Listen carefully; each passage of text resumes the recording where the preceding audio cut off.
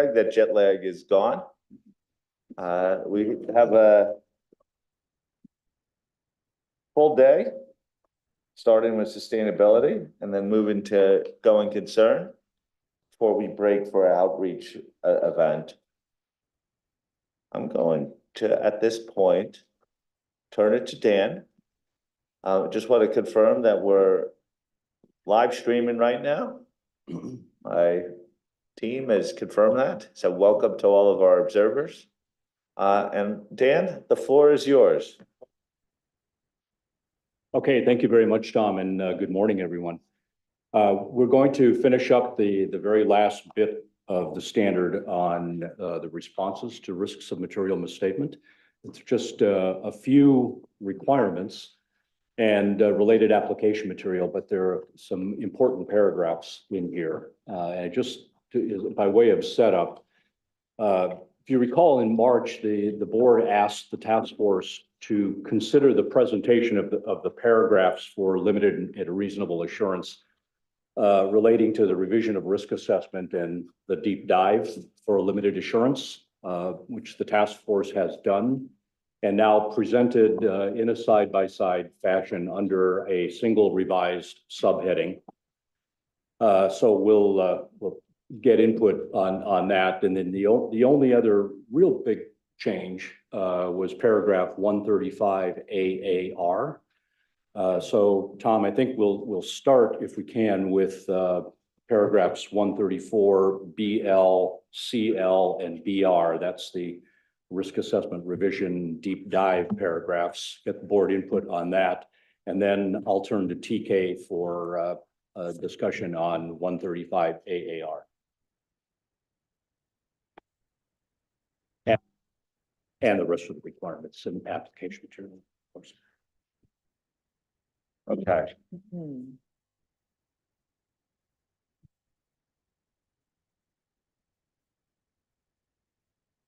Okay. Robert? Yeah, thank you, Tom, and good morning, everyone. I'm looking at the three paragraphs, 134 BL, CL, and BR, 134 BR.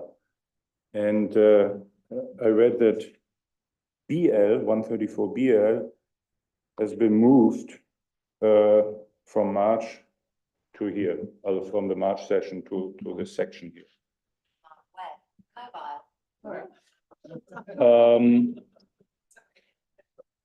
From my perspective, well, I had difficulty understanding as BL, 134 BL, requires a revision of the risk assessment, but does not explain what the practitioner does with that revision. There is no implication what he's supposed to do. There are implications in the CL paragraph and in the BR paragraph. So this is some kind of little odd for me. And for me, it seems that the requirement in BL is redundant for limited assurance, given the deep dive in paragraph 134 CL. And I also would like to point out that BL, or the paragraph or the texting, was not included in the greenhouse gas emission assurance standard 3410. And from my perspective, it could be deleted, the BL paragraph, just the BL.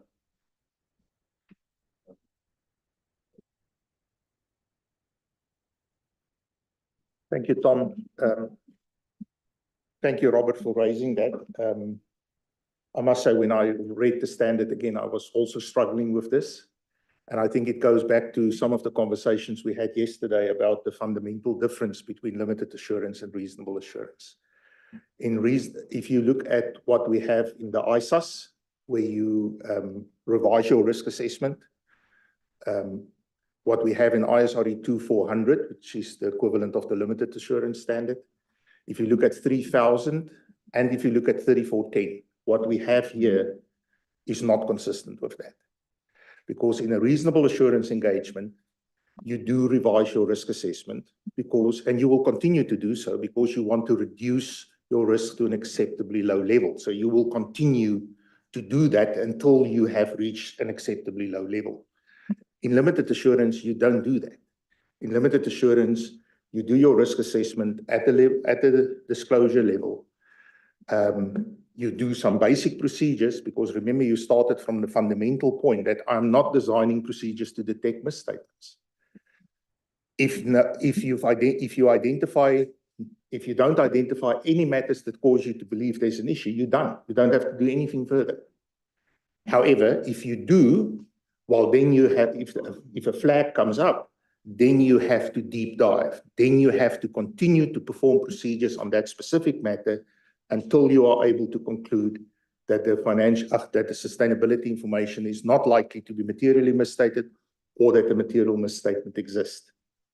I think probably, and we look back at the initial drafts and so on, I think what's causing the confusion, and it's the way it's presented in 3000 and 3410 as well, is remember we presented these two options, a CL and BR originally side by side, which may have inadvertently created the impression that they're equivalent. They're not equivalent. They're not intended to be equivalent. It's two different concepts. So maybe a solution would be to just keep BR separately as a requirement for reasonable assurance engagements and keep CL separately as a requirement for limited assurance engagements. And you don't need BL because you don't revise your risk assessment. Thank you, Tom. Okay, so building off of Robert's point, really your suggestion is to separate 134 BR and 134 CL and delete 134 BL. So in the way that the standard could be written, the numbering could be, it'll be different numbers as we renumber the paragraphs. One could be 185R and one will be 186L, whatever the numbers are, but I'm doing it to that they would be different numbered things as standalone requirements because they're different concepts related to the form of assurance being provided. Okay, I get that right? Yeah. Yes. Any reaction from the board or the members of the task force also? Ada?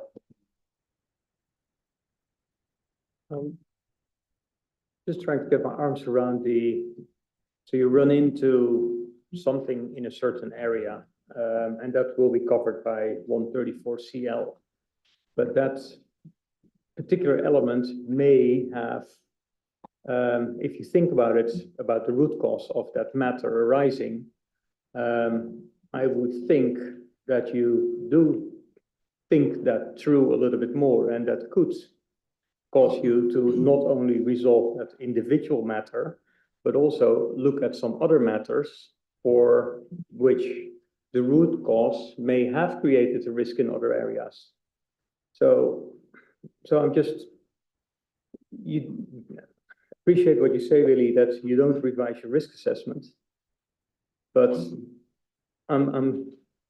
and then if that's what we all agree, that's fine. We'll just, oh, here's a matter. Okay, we'll follow it up. We'll dig this one out, and then sort of don't look beyond or over the fence because there could be more trouble looming. I'm not sure whether that's where you want to go, but. And would that be, though, even within the construct of 134 CL, a sub-bullet that would follow that could possibly resolve that issue in your mind?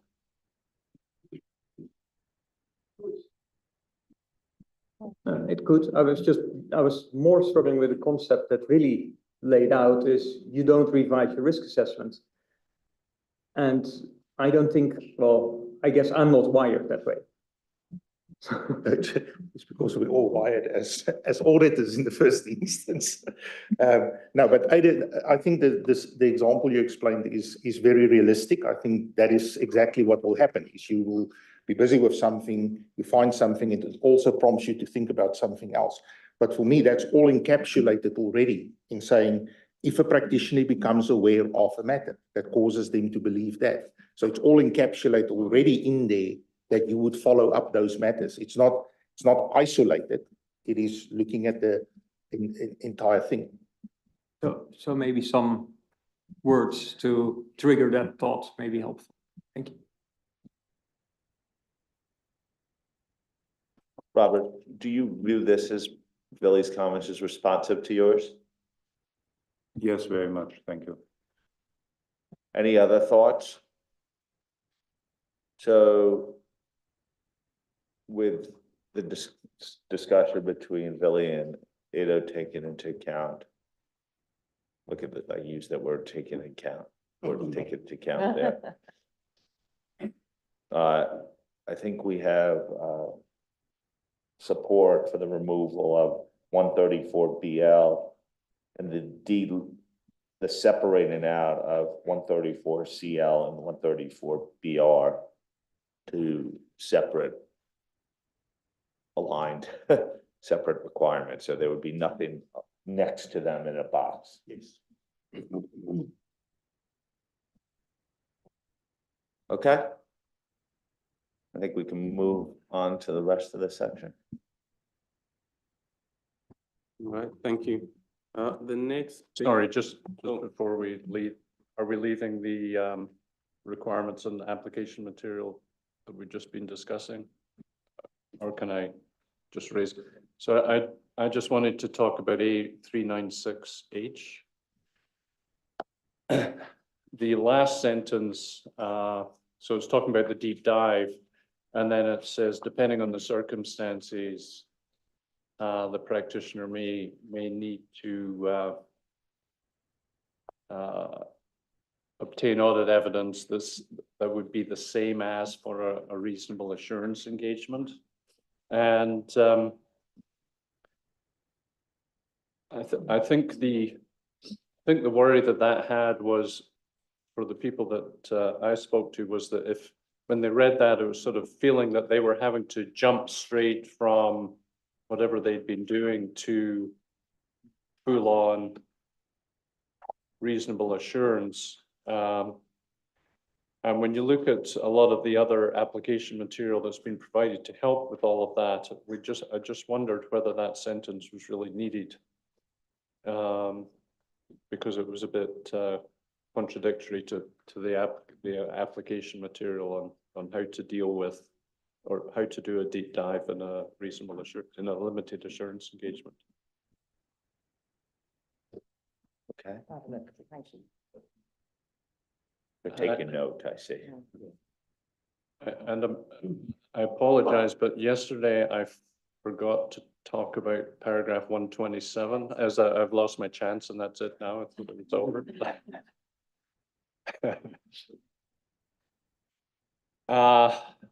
So 127 is the requirement to, it's sort of equivalent to 330.18. And it indicates that the practitioner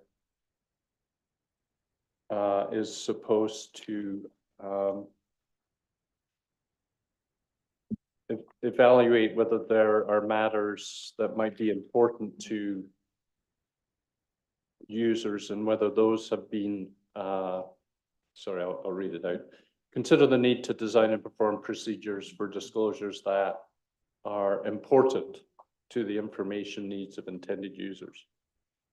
And when I was discussing that with our stakeholders, they were sort of saying to me that, well, aren't all the disclosures important for the information needs of intended users? Does that mean you have to look at everything? Or if not, how do you make the judgments of what to look at? And it's easier in the financial statement audit because you've got it's sort of material, but here it's just a judgment call about important information needs of intended users. So I don't have a suggestion off the top of my head, but I think that was something that came up in the outreach that I would ask you to consider.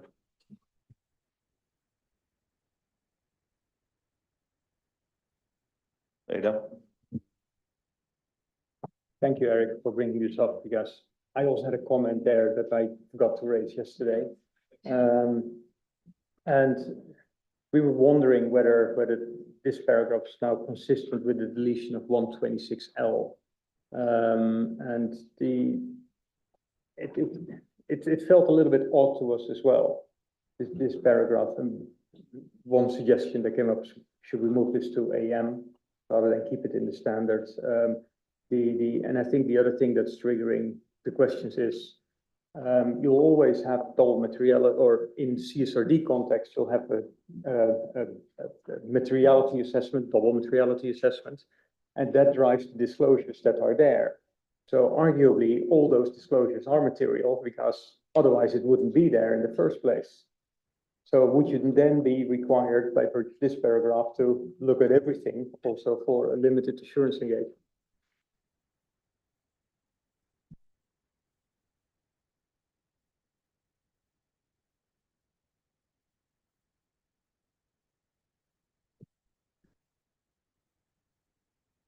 So we're on 127, and we've deleted the reference to R. So now it is referenced in a limited assurance engagement as well as a reasonable assurance engagement. And so I think Eric and Ado's fundamental question here is, should we really be extending it to a limited assurance engagement? Okay, so the requirement is a shall consider. So you have to consider whether it's relevant in the circumstances of the engagement. So it's not a 330/18 where you have to do it in all cases. I know a shall is a requirement. I'm trying to say it as but you're considering whether you actually have to undertake this requirement in the first place. So it's a judgment call there. There's no requirement to perform a certain type of procedure. So as with 2400, which is a limited assurance engagement, a review engagement where this requirement is required, you can perform inquiry, you can perform analytical review. So you choose what type of procedures you can perform in this circumstance. And so from that perspective, you are still also, Ado, making a judgment call as a practitioner on materiality for your purposes. It's not the preparer's decision about what to put in their statement, their sustainability statement. You have your own materiality judgment. Of course, you're not looking at every single item in the sustainability statement that they're producing, unless, of course, you're actually limited to maybe just one or two things. So it's now a judgment call of the board. Do we think it's appropriate, given, as I say, in 2400 this is required, and there's no consideration you have to actually do it. You have to think about it. So it's your call at this judgment. So at this point, sorry. So really need the board overall view on whether we should retain this as a reasonable assurance engagement only requirement, or whether you want to extend it. But, yes, go ahead, David. So does 2400 ask for substantive procedures? Does this one ask for substantive procedures?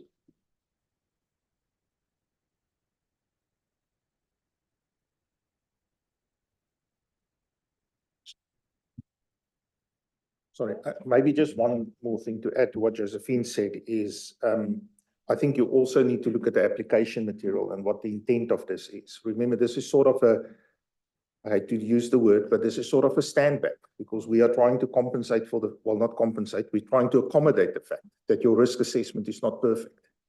So it gives you just that opportunity to say, is there anything else that I think I do need to do something on?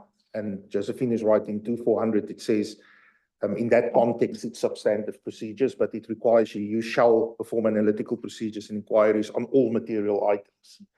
And then obviously in the ISAs, we have 330 paragraph 18. So so I think 375 tells us the intent of what we want to achieve. And we just need to Josephine's point, firstly, do we think we need it at all? And then is there better words that we can use to reflect that intent? Warren? Yeah. So thanks, Billy. Exactly to Billy's point. If memory serves me correctly, this paragraph originated because when we were exploring where is that lower bound of assurance in a limited assurance engagement, what is the bare minimum work that you could do? There was a concern that we discussed sometime last year where we said in a limited assurance engagement, imagine a situation where the practitioner says, well, I've looked at all of these disclosures. In fact, I don't think any of them have got any particular risk attached to them. I'm actually going to do nothing and come to the conclusion that nothing came to my attention.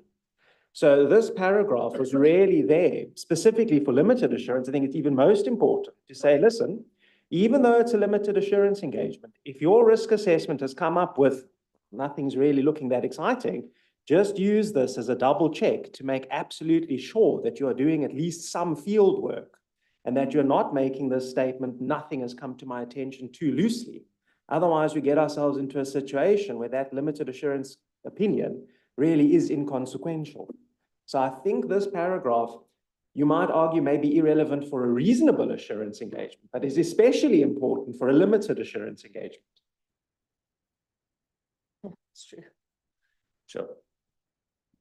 So Billy, your clarification was very helpful, and I think the suggestion maybe to work on some of the wording and how it plays out would be very helpful. We had quite a long discussion in some of the preparation around the interplay between the loss of 126L and the inclusion in limited of 127, and questions were around the fact of does that then mean that substantive procedures are required or aren't, and you know what you just said, Billy, about maybe inquiry and analytics being adequate, and then with that kind of sweep up of a consideration as to whether anything else is required, didn't clearly come through the wording. I mean, I was going to send something through as an offline comment, but I think, since we're discussing it, I think it's something where we could clarify, maybe in the application material, just what the expectation is likely to be. Okay, so a move towards supporting the existing position with clarification. Greg? Thanks, Tom. Yeah, I'm happy with this from a limited assurance perspective. I've just got a slightly different point in terms of if you read it with a reasonable assurance lens and then compare it with 330. This one, as Josephine was emphasizing, is shall consider the need to. In the ISA world, 330, paragraph 18, it's shall do work, basically.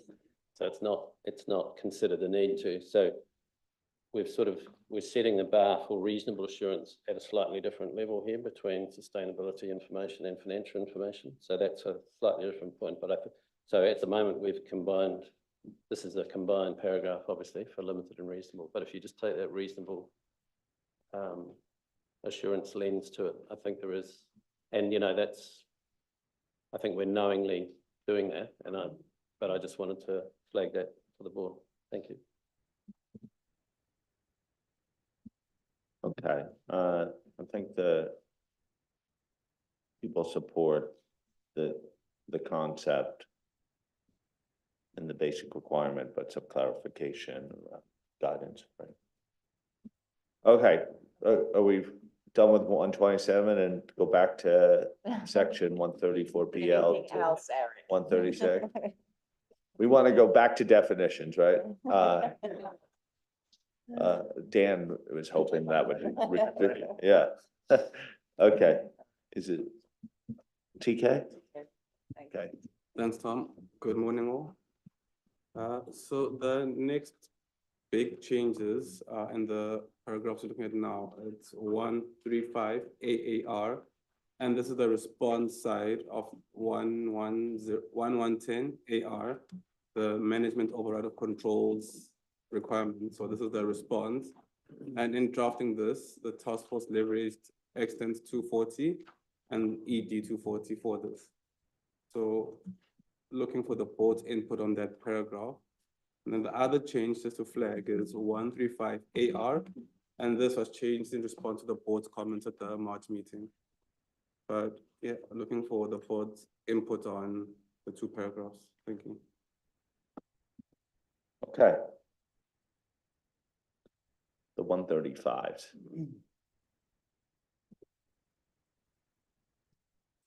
Guy? It's more of a general point. I also, yesterday, we referred to that we've taken some concepts from 230, 240 ED. And this standard is going ahead of the 240 revisions, and we're incorporating changes. So just making sure that we go back and look, what did we hear on the exposure on 240, so that we're not taking concepts in from ED 240 that will change. It's hard to know the future, but just making sure that we go back and check that.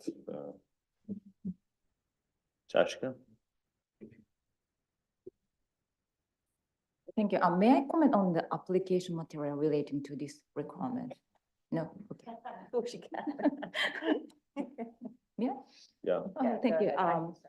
I have a comment on A397 BKR, which is a EM to that requirement.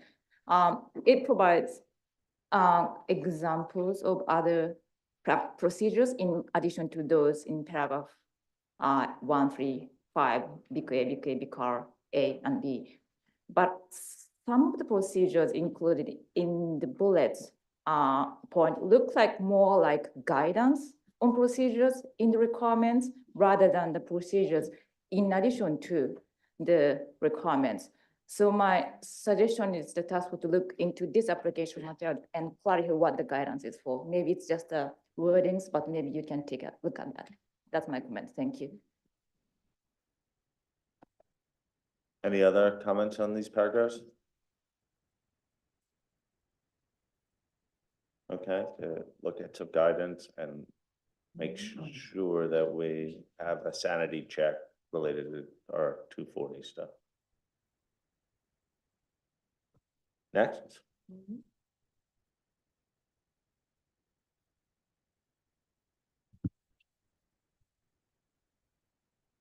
Next slide. This is, we're just going to cover off accumulation and consideration of identified misstatements evaluating the description of applicable criteria.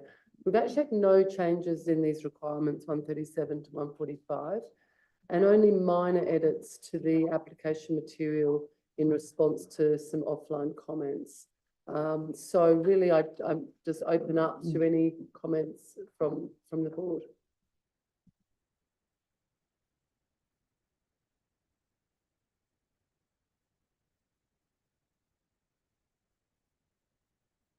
If not, we can move on to the next slide. Thanks, TK. So we're now looking at paragraphs 146 to 153 on a number of matters, subsequent events, written representations. And again, we've made no changes to the requirements in this section. We do have some under evaluating the description of applicable criteria. We talked about reporting policies yesterday, and in A426, we have woven in reference to entities reporting policies. In it, the other change that I would just flag is that we just amended the AMA 429L on subsequent events to remove material that was already inherent in the requirements. So really just opening up to any comments on those two changes in the AM or any other matters in those paragraphs.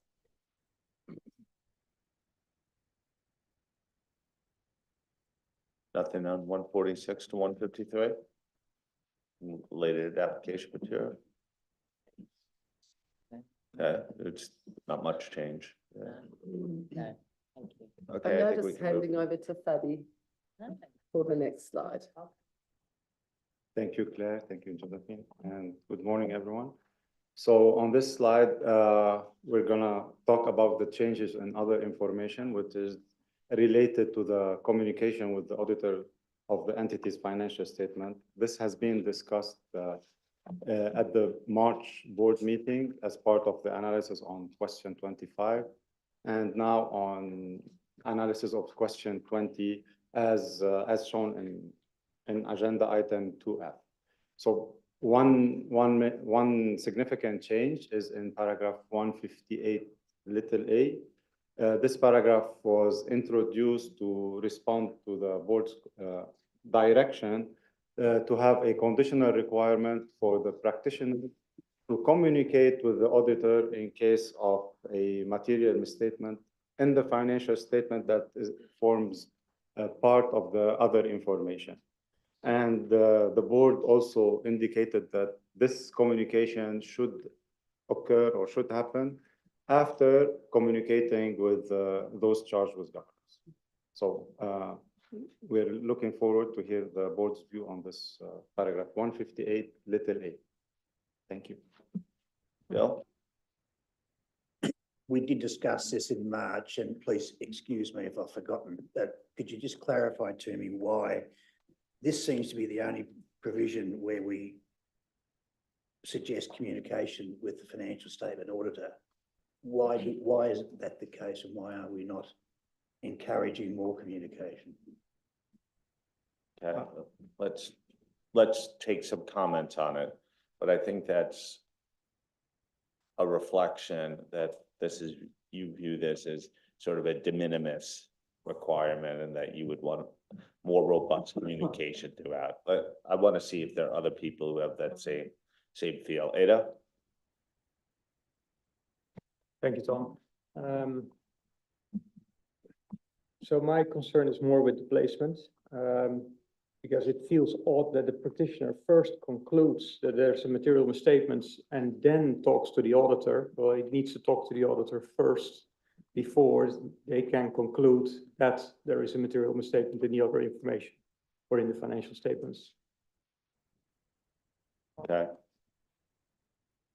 So? I'm supportive of the requirement, but I did struggle with the drafting, and I had to read several times to try and work out what the position we were in. And I think I got to the stage where the sustainability information and the financial information are being published together, and they're part of the same document. But the construct of that there I felt was complicated if you sort of read through it, and then talking about, you know, if the matter relates to the financial statements, what does that mean? So I just felt working on the drafting to try and make it clearer, maybe splitting it out from the rest of that paragraph would help. And actually, I do agree with the point Ada's just made around the timing and placement, that it feels like it's a bit late in the process. So it might be able to be clearer if it was just separated out and we just refer to the fact that if it's being published in the same document as the financial statements, then there's an action in relation to communicating with the financial statement auditor. Okay, Eric? Thanks, Tom. Supportive of the conditional requirement in 158A. And I acknowledge the discussion we had back in March about the communication with the financial statement auditor and sort of the debate around how much that should be. Nevertheless, where stakeholders were really asking themselves if there are matters that would be of interest to both the financial statement auditor or the sustainability assurance provider, would it not be good for the two to communicate or have potential communication? And one of the things they referred to is in 710, where it talks about when the auditor communicates with management, management might inform the other auditor about those matters. And so I realized that in A137, where we talk about, there's a good list of items for the practitioner to discussed with management, such as identified or suspected fraud or deficiencies in internal control. And I was wondering whether it would be worth adding to that application material that in these kind of instances, would it be worth suggesting that management might want to communicate with the financial statement auditor about these matters, so that at least both practitioners are aware of those kind of communications that have taken place?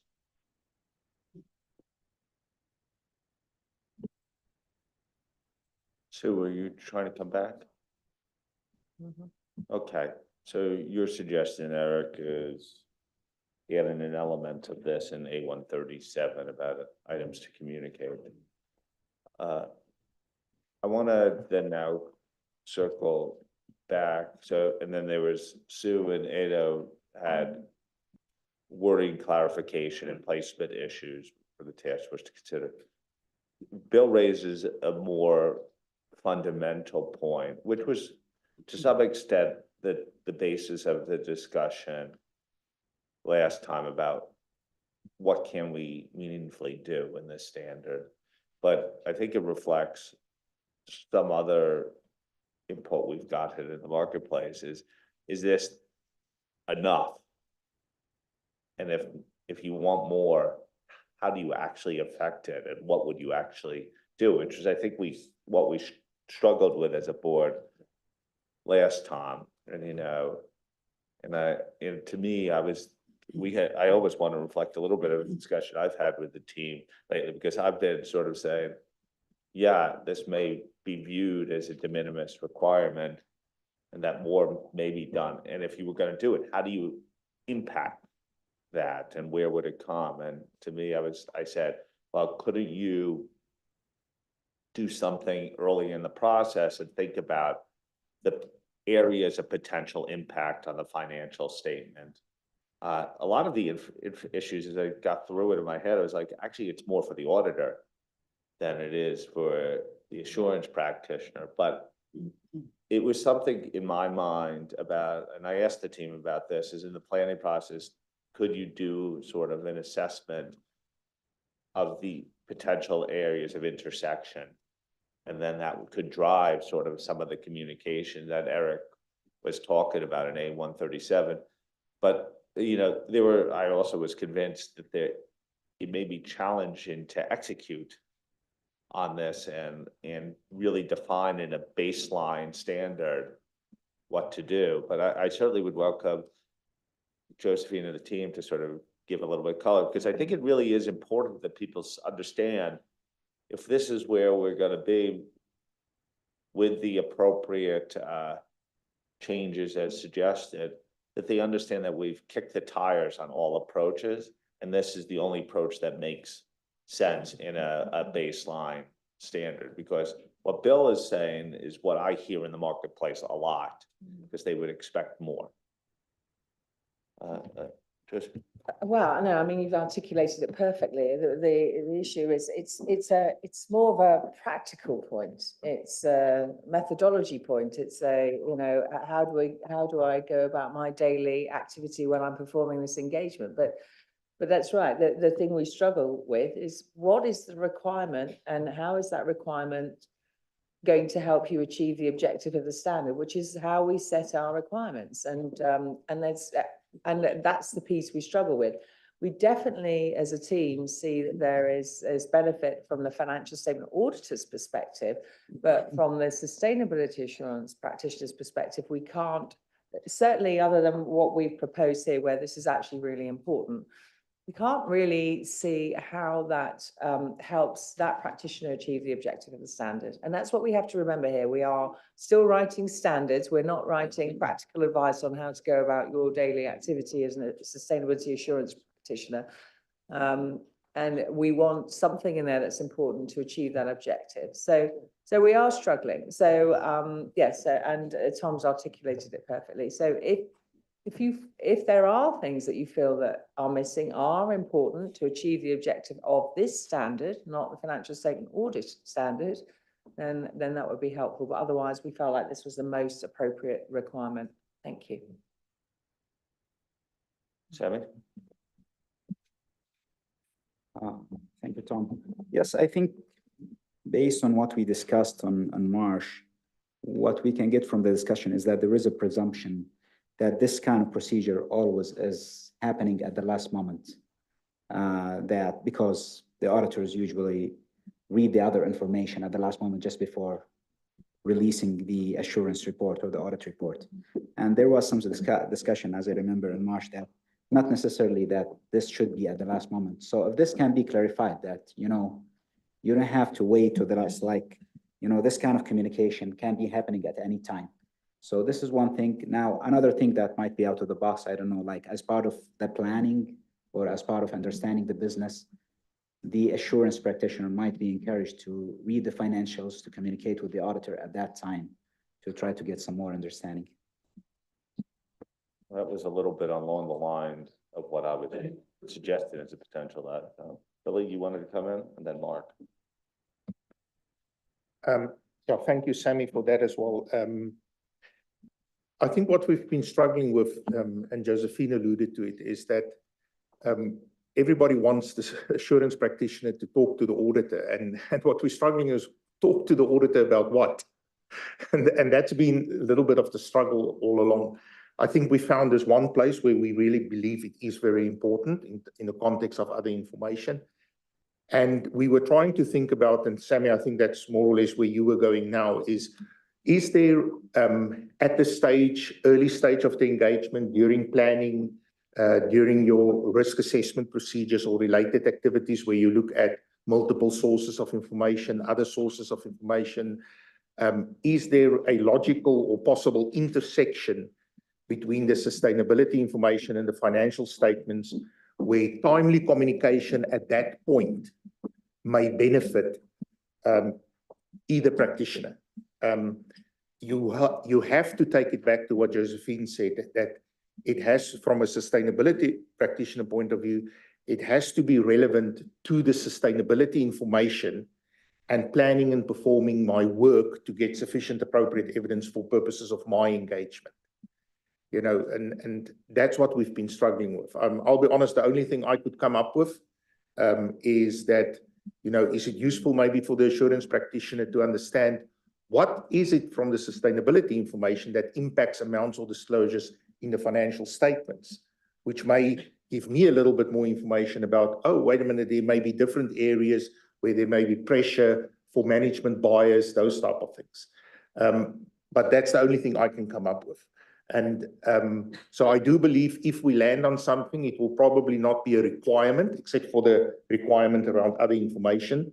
But could there be some type of encouragement in application material to think about these things in terms of, is there any intersection where there could be benefit to understand what's going on that side?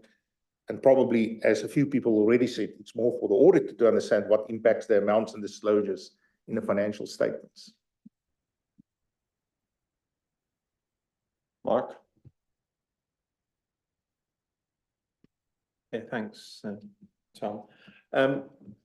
Certainly at the PIOB, we do have concerns about communication, and it's also our thought that communication just of material misstatements in the sustainability information is probably too late in the day, and that communication should be encouraged really right from the start of the engagement in the planning phase, as has been mentioned here. And that also it should be a two-way communication. And I hear really exactly what you say about in this standard, where we're looking at how the sustainability practitioner performs his engagement. In many jurisdictions, the sustainability information is going to be included in an annual report with financial statements. And it just occurs to me that one of the requirements, certainly in the UK, for a financial statements auditor is not to audit the front end information, but to ensure that it is consistent with the information contained in the financial statements. And I wonder if we could encourage this sort of concept of two-way communication by putting something in a financial statements auditing standard that specifically encourages where information is published with financial statements, that the financial statements auditor will reach the other way and communicate with the sustainability assurance practitioner. Just an idea, but as I said, we certainly have some concerns that at the moment, this is all, it's too one way, and it's potentially all left rather late in the day. Remember, of course, that the time pressures on all of this are going to be huge, because you're going to have, you know, companies having to publish their annual reports, including both sets of information, you know, typically by the end of February for a December year end. So those are our thoughts. Now, I guess one of the things that Josephine has made clear from listening to her discussion is what we could do meaningful, what we should be doing meaningfully in our assurance standard versus what would be an audit requirement, and what would be, can we meaningfully open up our audit standards in the context of getting 5,000 out right now. So to some extent, maybe some of it should take place with a considered judgment within the audit side, but I don't believe that would be a mere conforming amendment either. And so this is something we need to think about in addressing those points. Bill? Yeah, I think what Mark said, it is the ongoing two-way communication is where I was coming from. And it's from the answer Josephine and Billy gave, you seem to be implying that sustainability information is totally a distinct world of information from financial statement information. And my logic is that there are overlaps in judgments and estimates and evidence to obtain in certain ways that somewhat it's almost about, you know, why are we communicating? It's to find out what we don't know rather than what we do know. It's that piece of making sure that both practitioners are aware of each other, and should they come across anything which is relevant to the other practitioner, there is a communication channel open. So that's where I was coming from. Neil? Thanks, Tom. So, I mean, a couple of things that I think come to mind when I think through this. First of all, it's so that it's not one directional. So we're dealing with 5,000, and the responsibility shouldn't all fall to the sustainability practitioner to talk to the auditor.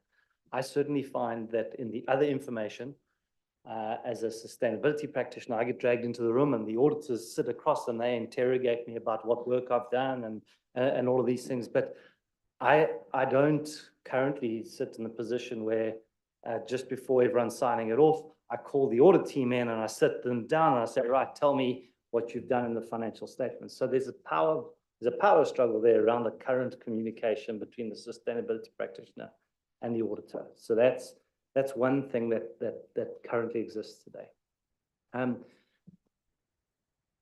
To fix that, you would need similar requirements in the auditing standards. And as we stand today, I think you make the point, to get it out, we probably need to use an avenue of engaging with management.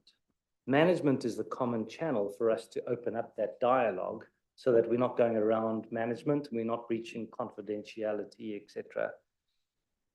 This issue is more of a challenge when the auditor and the sustainability practitioner are different organizations, and one is is not a chartered accountant as such. If it's in the same firm, we've got requirements sitting in planning that says use the knowledge from other engagements whilst planning this. So we have it covered off if you are in the same firm or the same team, but we don't have it to deal with other practitioners outside of the audit firms. And so that's, yeah, so one, to open the communication, get management, it shouldn't be one directional. There's currently a mismanagement of power in this communication. everyone wants more communication, but I think there's a confidentiality concern that exists here for us to try and manage. Let me pause there.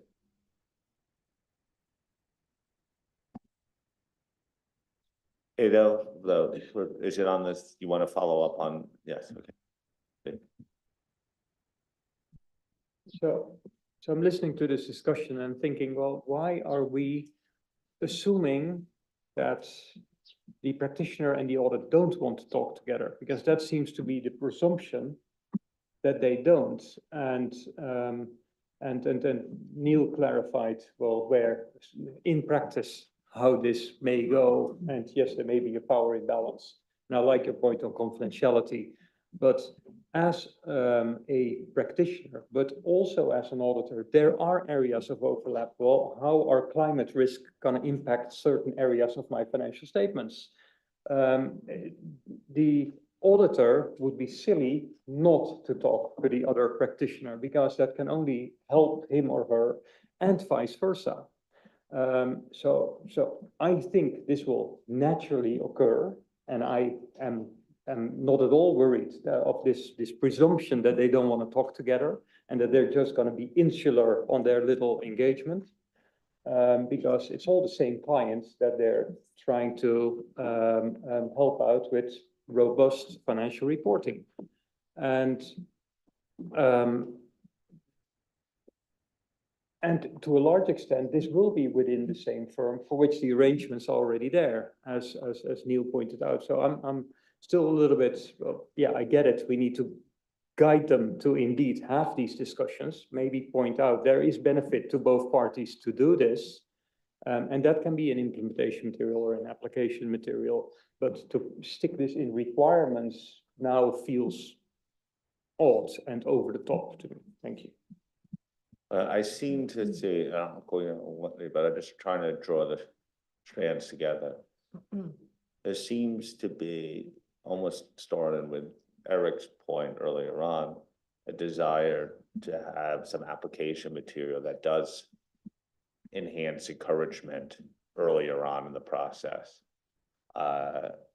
Which I think is a little bit, it wouldn't violate what you're saying, and you basically would say, maybe it codifies in some extent what ordinarily happens and you would expect, but having it in our standard would reinforce this behavior. And then maybe you have to deal with a situation explicitly where the audit firm and the sustainability assurance practitioner are different, and then you sort of explain what you would do in that instance. But there seems to be a little bit of a push for earlier communication, and how we execute on that then it's another thing, which is almost a strengthening of what Eric, you were saying, was he had a bullet point to A137, but because that's where the communications with management have, that was Neil's point, that's the really common thread. So it's sort of in that area, if I'm getting it right so far. Yeah. That being said, some of the two-way communication stuff, the only way to impact the auditor behavior is in the audit standards. Yeah. And I think we have to take that away. I don't think we could really easily open up an audit standard in getting 5,000 out, but it sort of puts on the list of, do we need to at some point? Wendy. So I think I'm going all the way back to what Billy said and what Josephine said, which is, we have the auditing standards and we have this standard that we're trying to do, and we need to stay in the focus of this particular standard and what the assurance professional has to do. We did have a lot of discussion about this paragraph, all the things that we said here today. And we were okay with it in the requirement. It was kind of like, it's conditional, it's not that important. You know, it's a de minimis requirement. It's fine if that's what the majority was looking for, but I am more than content to move it into application material only. I think the auditing standards stand on their own as they are. Other information, you have a problem with it, you go to management, you say, we have a problem, there's something that doesn't go together here, fix it. If it's convenient, I could go to my co-practitioner in my same firm, but I wouldn't go outside the firm without the permission of the client, so that's the confidentiality issues. I, I think, I think it needs to be conditional, meaning it's first management's responsibility, you tell them, or those charged with governance, and I am more than happy to move it into the application material only, which just seems like the direction we're going in. So Wendy, just to clarify, I think the issue is not necessarily around 158 little a, notwithstanding that Sue and Ado made a point that actually probably you need to think about this earlier in the process. So that requirement, I think, is sticking, but it was if we were to introduce, the conversation was if we were going to introduce another requirement, what would that be? But I think that the board generally is of the view that actually that sits in guidance. And that's where that should be, because, and at some point in the future, we need to think whether our auditing standards might need to reflect on those conversations that the auditor would have with the sustainability assurance practitioner. No. I am content. So, no, it just was, we're just clarifying the language, like move it to, we're not moving, we're keeping a requirement as the baseline, but it's an application material about encouraging earlier communication, et cetera. Just fine. As an enhancement. But not a requirement. That would not be a requirement. It would be part of communication. Yeah. Bill? This is not a solution, it's just a statement of a different issue. If we felt there was a requirement needed in auditing standards, I don't think that should stop us firstly from putting something in this particular standard. And I think we do need a process by which, when we come across matters like this, we can make a simple change or a conforming amendment to an auditing standard. We're not talking a lot of words here. We're talking a very simple principle that I don't think requires opening up an entire standard in any huge way. So that's a slightly different point about process. Yeah, Bill, my point on that is, this is just, it would not be just a conforming amendment to 720. This would be, we'd actually have to open a project up on 720. We may decide that it's worthwhile, but I don't think would it require just like, we can't just put this out as a minor change at 720. I believe we probably need a process. It could be a small and targeted project, but it won't be done simultaneously with the issuance of 5,000. Okay, but that's my comment, is that I think we need more agility in circumstances like this. I would not want it to be a project that takes 18 months to reflect. Okay. So as we are right now, let me recap where I think we are. No one is changing, suggested the removal of the requirement as we have in the standard. However, the task force will consider the issue of placement and amendment modifications of wording related to that. As it relates to the guidance, some guidance earlier on about communication and management, about the intersection of financial statements and the sustainability report. I think we could leave it with the task force on that. Bill makes a valid point, and which I think we all know, is if we believe at some point that there's a stronger intersection on the audit side, and in fact, my discussions sort of brings it to mind, is that we may have to consider changes in 720 at some point. I think that gets brought to the planning committee along with other priorities that we have. And we certainly have a lot of other priorities here. And we'll have to consider whether this is something we want to take up as a board. But I do think we need to be clear about where the appropriate action lies in our standard setting. And some of this is on the audit side as well. And that is not possible before we get 5,000 out in September. Neil, was I summarizing what you wanted to say? So your 10 point, I was so convincing? Yeah, I mean, I think the summary is great. We focused here at the moment when the sustainability engagement is very much an annual engagement connected to the financial statements. We must also just remember that many of these engagements will be unrelated to the financial statements, very narrow scope, single items at a different cycle. And so anything that we put in needs to be conditional that this is when the sustainability engagement and the financial engagement is attached or closely related, etc. So that's why we got requirements versus guidance, etc. And it needs to be a little conditional.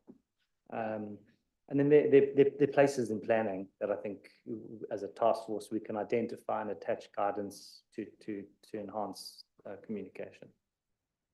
Okay, so that's very useful too, making that connection.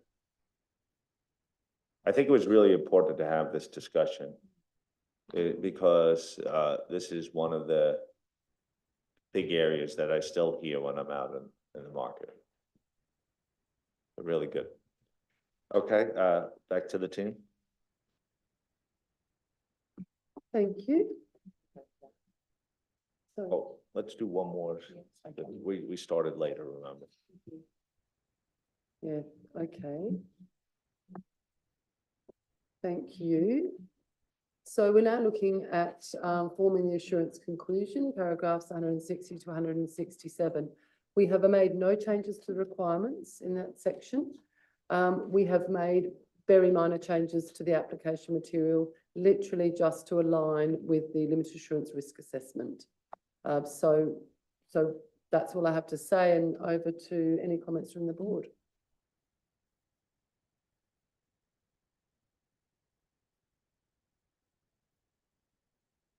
Okay. Morning, T-Beck. Paragraphs 160 to 167. We'll pause for a moment. Going, going, gone.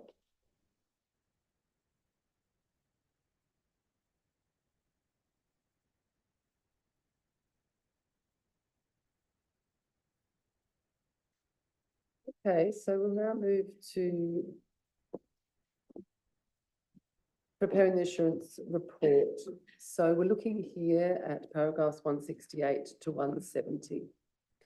And also noting that there is particularly a related agenda item 2G on reporting where we analysed questions 21, 22 and 23 from the explanatory memorandum, and we've responded to the comments raised in these amendments. So I'll just give a little summary of what's been changed, and it's primarily or entirely in paragraph 170, and that's the paragraph that sets out exactly what is required to be included in the assurance report. So the changes are, firstly, in 170A, to allow for combined limited and reasonable assurance engagement reports. C4, we added subject to the assurance engagement. We know that throughout the standard, we do not do that, but in the acceptance and continuance and in reporting, sometimes we need to be extra clear what we're talking about. And that's just to define the scope of what the engagement is.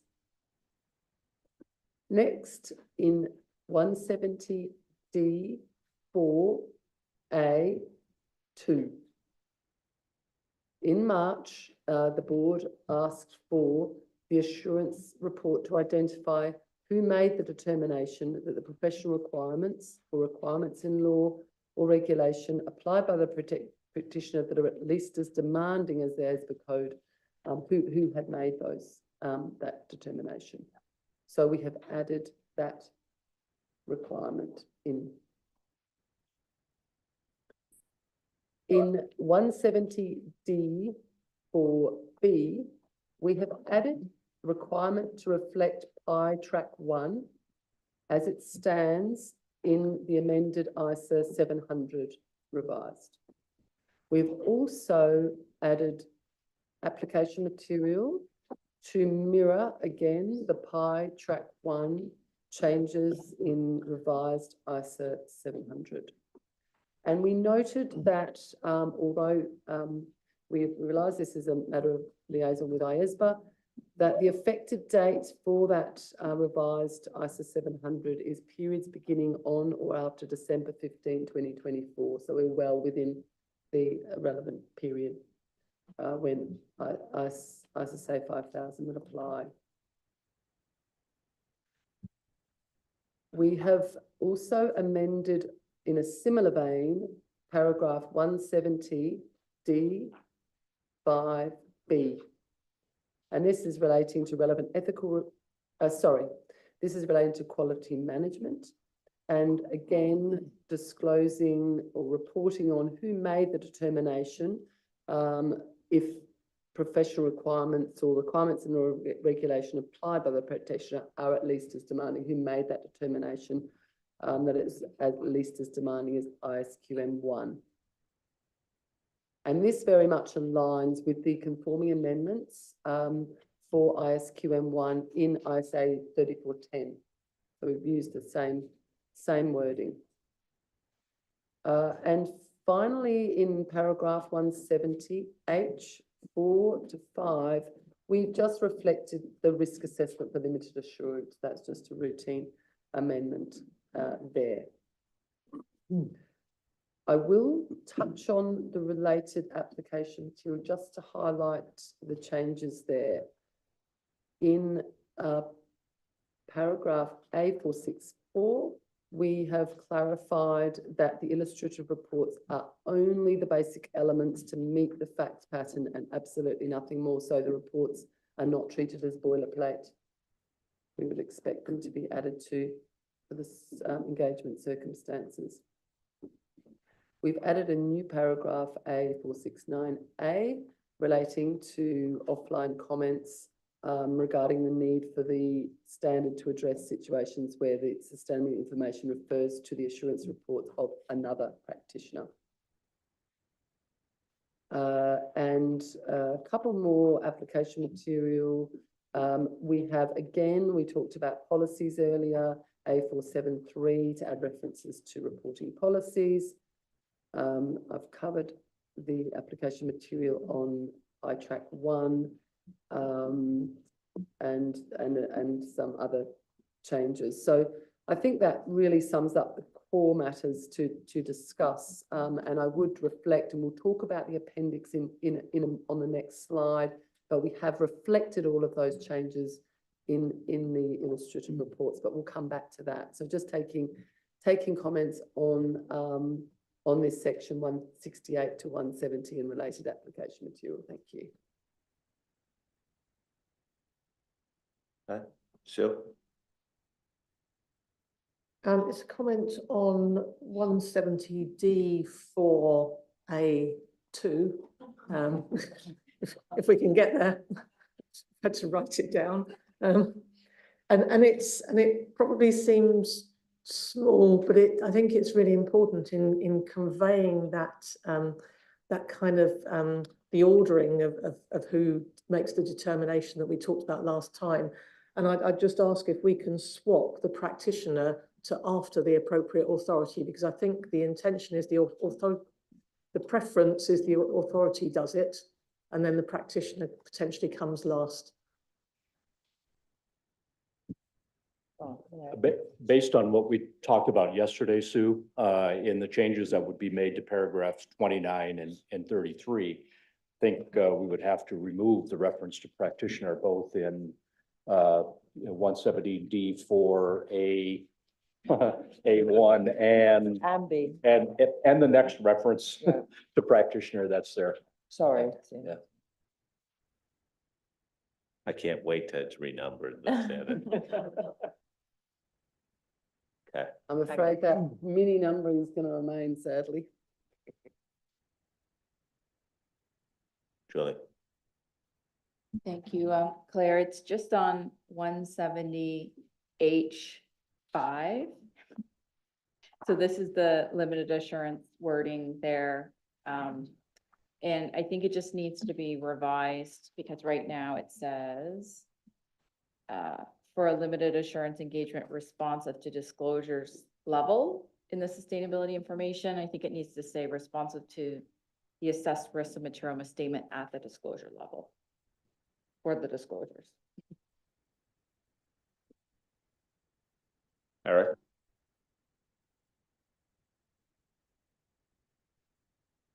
I've got 2 points. I'll start with the, maybe the less controversial one, or not as controversial.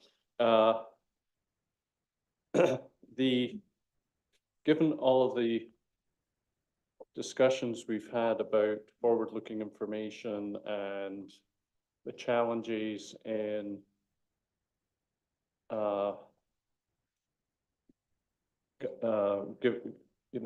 forming audit assurance procedures on that information.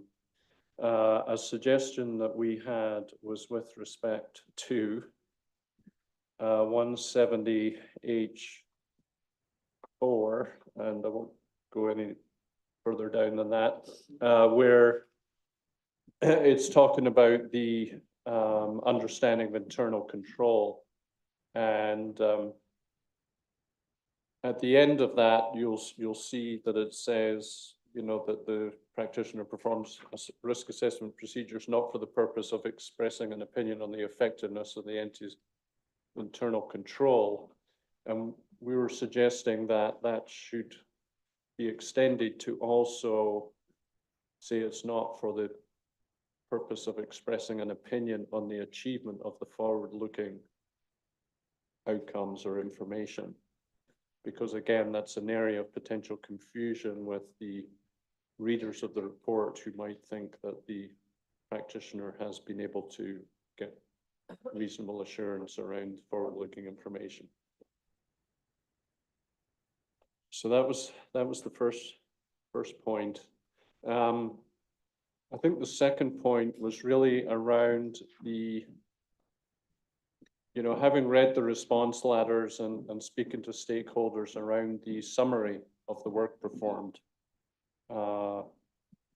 and the distinction between the summary for limited assurance versus reasonable assurance.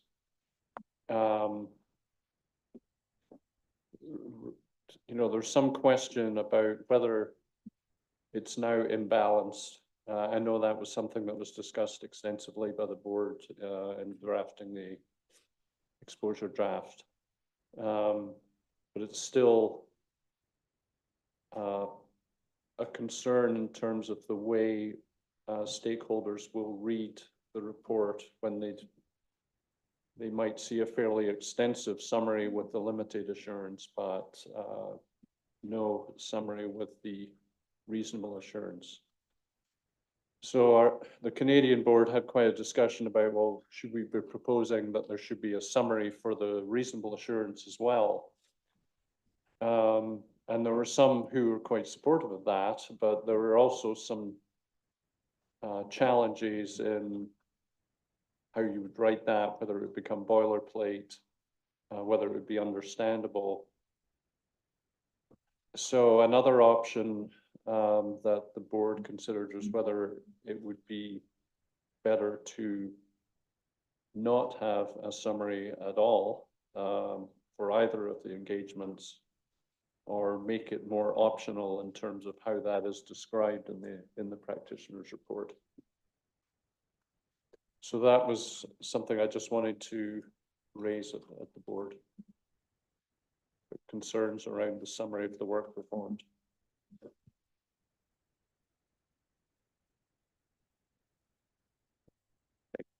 Hi.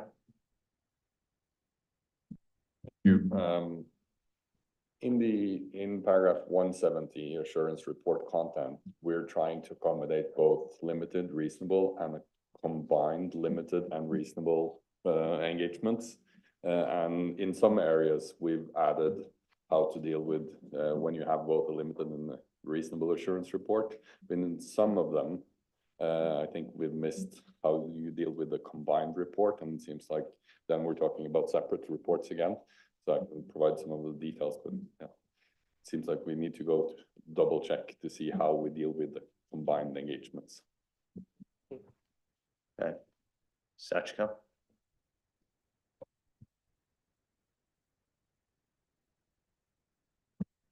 Thank you. we will touch on the illustrative report later, right? Okay. I have two comments, and one is on A469 big A. Reading. Did you find it? This paragraph seems to be explaining the situation where certain sustainability information that is outside the scope of the sustainability assurance engagement of the practitioner is subject to assurance of the other assurance provider. And if this is the case, I think the application material should refrain from using the term another practitioner, because by definition, another practitioner is used when the practitioner intends to use their work. So I see other places the term another assurance practitioner is used. So I suggest the task force replace the term. And my next comment is actually about the one matter that has not been addressed in the draft standard. And my comment relates to the matter so-called dual reporting. Recently, I heard many questions about whether the practitioner can express two conclusions for two applicable criteria when the sustainability information represents that they are prepared in accordance with both criteria. For example, both IAASB standards and the sustainability disclosure standard in Japan, or both IAASB standards and ESRS. And I think this situation is often called as dual reporting. And although the draft addressed the situation when one applicable criteria encompass more than one framework, but I don't think it explicitly addressed the situation when the sustainability information asserts compliance with two applicable criteria. And I think this question is in the public interest because it relates to the interoperability issue, which is of strong interest from our stakeholders. So I'd like to suggest adding a paragraph in application material to acknowledge this situation. And I think we can leverage the extant materials in either 700 that address the situation when the financial report, financial statement represent that they are prepared in accordance with two financial reporting frameworks, such as National Framework and IFRS. And I think we can explain that when sustainability information represent that they are prepared in accordance with two applicable criteria, they need to comply with both criteria simultaneously for the practitioner to express unmodified conclusions for both criteria. That's my suggestion. Thank you. Thank you, Sashika. It's very helpful. Do you want me to respond? No, I think Let me get one more to Greg. Greg? Thanks, Tom. I just want to reflect on the calls to us for inclusion in the assurance report about caveats to do with the forward-looking information, and I think that was captured in agenda item 3D and it was just within that paper it said this will be dealt with under 3G. So there was, but then it's a little bit, I found it a bit hard to see how the task force had thought about the caveat issue in the 3G paper. There is an additional application paragraph that has been included, which Claire, I don't think you mentioned in your intro, but A481A, which I think is helpful. It sort of goes into that space in a general sense, but it's a may, the practitioner may consider adding something, but there were calls, I think, to the board to consider whether consistent with the likes of 3410, there should be explicit caveats around, this is forward-looking information, the outcome might be different sort of statements.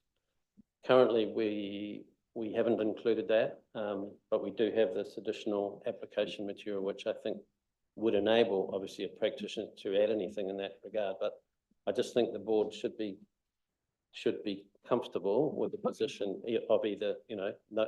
So there's either sort of nothing at all. There's the 481 position, which is you may do this in the context of inherent limitations, or a more extreme position would be to require, put in all the templates, etc., some wording around explicit caveats to do with forward-looking information. So so I guess we've chosen what looks to be the middle ground, but it was a little unclear from 3G, the rationale of the task force, but you may want to comment on that. Robert. Thank you. I want to reflect about 170G, which is inherent limitations, and the application material, which is A481A. It's a new paragraph or new application guidance introduced. Yesterday, when I elaborated about value chain information and some difficulties, we also already got into the notion of inherent limitation. Inherent limitation of audits of financial information are commonly understood, I think, by users of financial statements and of audit reports. In the sustainability hemisphere, the group of users is much broader. We're talking about NGOs, we're talking about governments, authorities, and so forth. And sometimes I have the feeling, also through public hearing, that these user groups assume that the quality of evidence obtained from the value chain is the same than obtained from within an entity or the group. It's just an expectation, a perception from my point. And I support the addition of this paragraph A481A, but believing that user expectations of these user groups are much higher, I think this is not enough. In particular, without getting into the words, I think there needs to be an additional paragraph for potentially including in the assurance report, when relevant, a description of the fact that ordinarily the quality of the information obtained by the entity from value chain entities is less than that obtained from within the entity or group, and that therefore the quality of the evidence obtained by the practitioner from value chain entities and other practitioners is also ordinarily less. This can be described as an inherent limitation in the measurement or evaluation by management that also applies to the practitioner. And I also believe that without getting into the wording, another paragraph should or can be added for inclusion in the assurance report when relevant, when management, in accordance with the requirements of the framework criteria, makes estimates, and I briefly touched upon this yesterday, when management makes estimates about value chain information, clearly value chain information, not information within the group, value chain information, and it was unable to obtain value chain information directly after having engaged in reasonable efforts to do so. And clarity should be provided that the practitioner then evaluates whether management has prepared these estimates in accordance with the criteria, and that practitioner is not responsible for seeking further value chain information beyond the responsibility of management. Yeah. Thank you. Okay. Shall I respond? So I think there's a couple of issues raised that we can clearly address. In relation to SUS, we're obviously going to be dealing with that to align with what was agreed earlier. And the limited assurance at the disclosure level, clearly, Julie, we can sort that one out quite easily. So I wouldn't mind getting that wording off you, Eric, around what you were suggesting, following on from the internal control, not for the purpose of expressing opinion on the effectiveness of internal control, relating to, I believe it was the forward-looking information. I didn't quite get down the wording that you had there, although we'll have a wording. Or I can just get that off you. I'll just get that off you, Eric. So just, we certainly can look at that and whether that can fit there, and we can talk to the task force about that. Now, clearly, we have an existing, very strong existing approach to the summary of work performed for limited assurance, which is, yes, distinct from reasonable assurance. And it's not really going to be the place of this standard to change that. It'll affect a lot of standards, obviously all of the review engagement standards. So I think the intent, and I'm sure Josephine or Tom can weigh in if necessary, of this standard is to reflect, you know, the existing approach.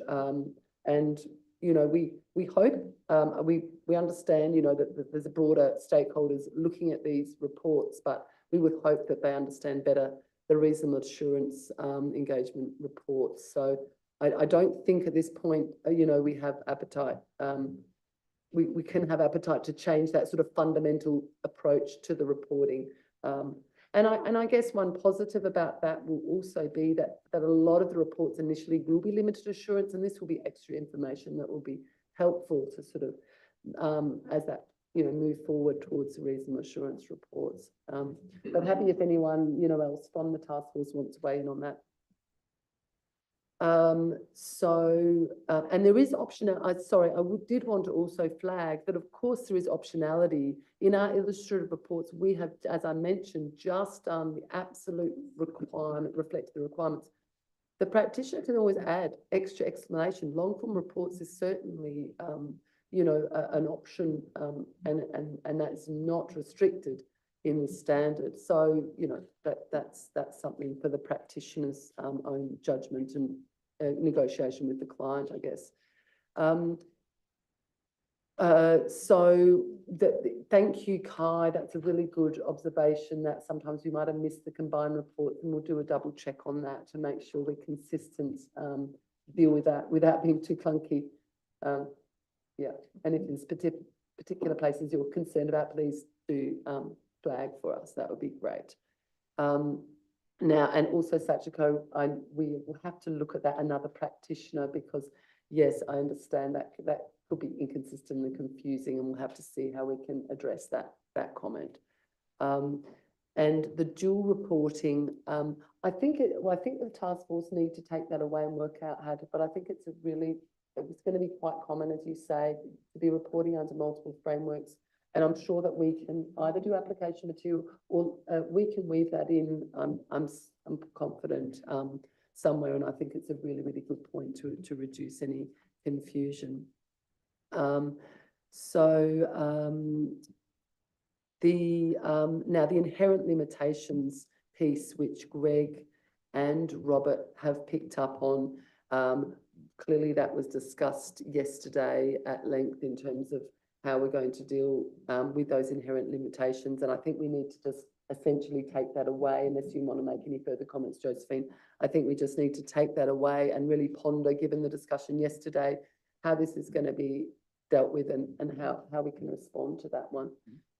Yeah, so I think that wraps it up, Tom, unless anyone's got anything further. Okay, Josephine?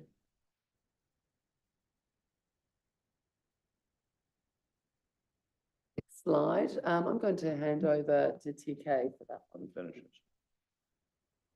All right, thank you, Chair. So for this slide, we are looking at the paragraphs on screen, but this is also the opportunity for the board to give us comments on the report in Appendix 2. Like Claire said, the changes were made to reflect the changes in the requirements. But this is your chance to give us your comments, and then the questions from agenda item 2G for the board is, does the board agree with the task force's summary of the respondents' comments? And if there's any other significant matter or issue raised by the respondents that should be discussed, this will be the time to bring this up as well. Thank you.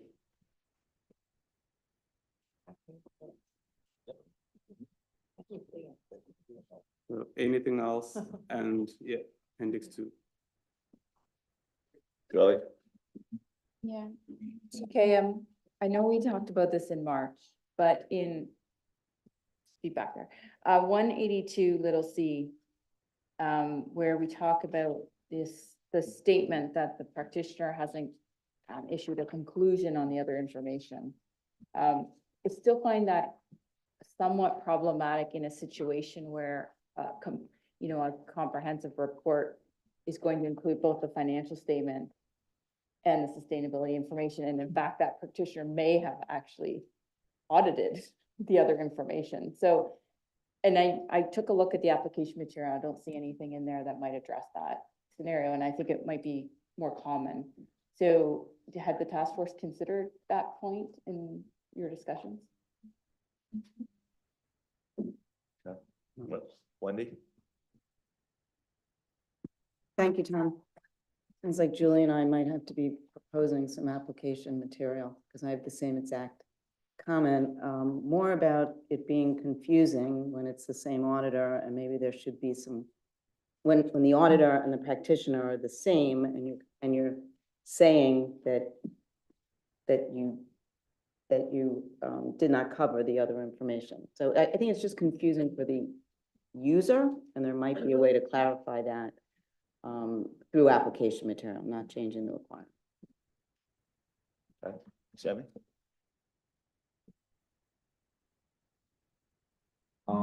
Well, again, it's with regard to paragraph 172 about the referral to the work of the other experts. I still can't see the reason behind the difference and the way we are treating the referral to other expert under ISSA 5000 and other ISA standards, where it is not allowed to refer to the work of the other experts. Still, it's not clear to me why the reason that we are treating those two differently.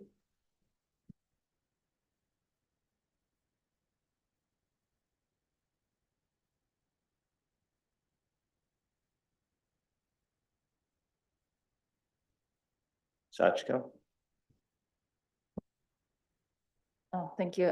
My comment relates to illustrative report, illustration report 1 to 4. As Claire explained, I think these illustrations have been updated to in accordance with paragraph 170 small d, small 4, small a.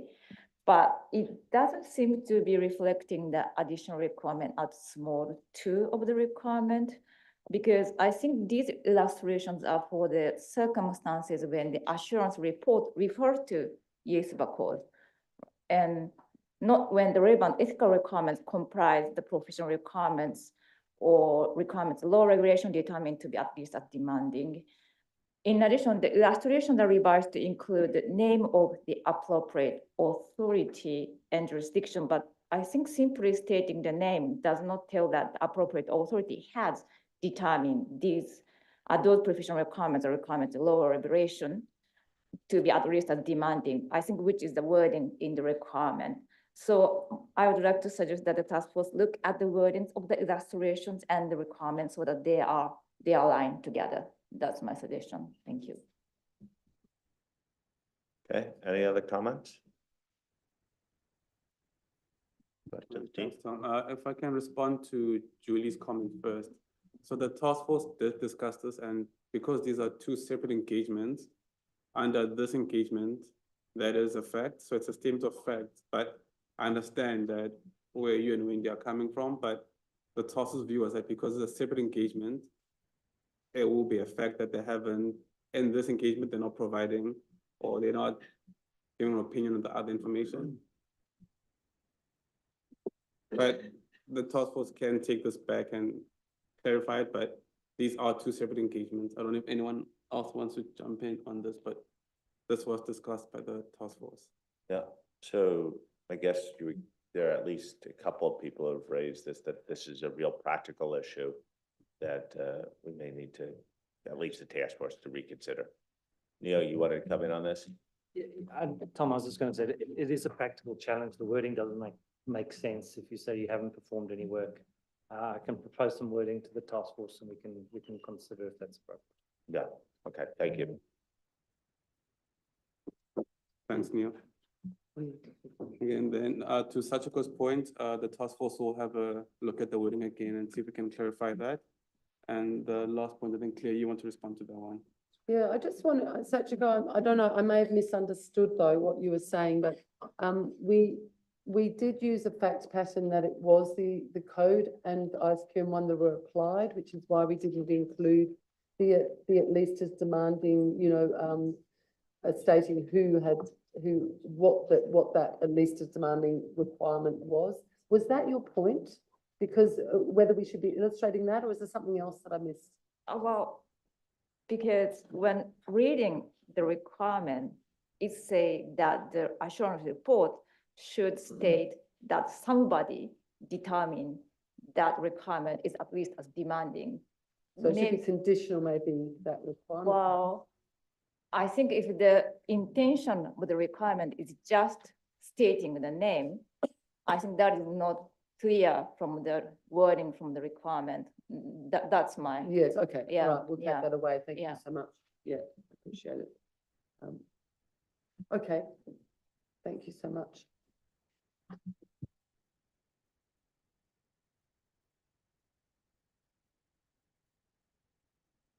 So Sammy, I might need to just clarify the point unless you've got that on top of that one too. No, I mean, Sammy, to be honest, I have to be completely honest with you. I can't remember why we went in the direction we went in, but it's essentially not moved for so long now. So we'll go back and have another look at it and just make sure that we are aligned. Ultimately, when we put these paragraphs together, all these requirements together, we were drawing from other standards. And we weren't necessarily always drawing from the ISAs, we'd be drawing from the assurance standards of the foundation. And so that's probably the starting point there. So apologies, I can't absolutely remember where this one come from. So we'll have another look at that.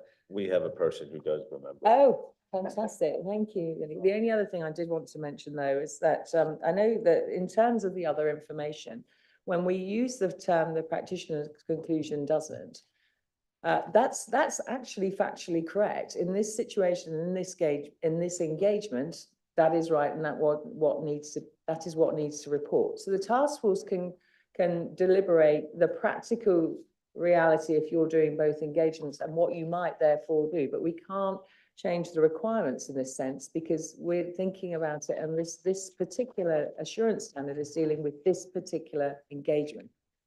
And if that person is also magically also doing the financial statement audit or doing something else, then that's just a practical situation. But in terms of the report, that's right, because their conclusion is not about the other information. They're not auditing or assuring the other information. So I just wanted to make sure that the board understand that the wording here is not about an actual conclusion. It's about the practitioner's work and what they're concluding on when they're drawing their opinion together. And so, yes, it might be something we could do from a practical perspective. It might not even, it may be better in the educational guidance, but we'll have a look at it. But it is got to remember that we're dealing with this particular engagement and this particular standard and what the requirements are in relation to this engagement. Thank you. Lily, you were going to, thank you. Yeah, maybe just to Sammy's point, I think, Sammy, you're quite correct. In ISA 620, we are much more explicit that the auditor shall not refer to the work of auditor's expert. But I think we did indicate in March as well that on the ISAE side, those standards are more permissive on this because of the type of subject matter you're dealing with and the reality that there will probably be more experts involved and that it may help in certain instances to refer to that work. However, we've been very clear in the requirement, and that's what the requirement is saying, is be careful. You cannot imply that it affects your responsibility, and there is application material to that as well. So as Josephine said, we can go and have a look again, but in that application material, we'll also again emphasize the practitioner has sole responsibility. In the case of a long form report, you've got much more flexibility to provide the context. We also say in a short form report, there's a higher risk that such a reference could be misinterpreted, and therefore you may need to add wording to sort of just make sure that people understand you still take sole responsibility for this. But we do have this situation where our ISAE standards, our assurance standards are more permissive in this area than in the case of audits of financial statements. I'm just worried that, there will be inconsistency between the principles or the main thoughts over which we are basing the final conclusions within the standards. Because even if we look at 620 and the audit of financial statements, there are some areas that are very, very complicated. And the auditor has also to use the experts heavily, the work of the experts very heavily, like in actuarial reviews, like in the valuation of some newly developed intangible assets these days. But still, it's not allowed to refer to the work of the experts. So it's just to make sure that at the end of the day, we want the whole package to be consistent with each other. What, and I think that goes back to Josephine's point, the task force will take into account those comments. Okay, I think we've finished this section. Yeah.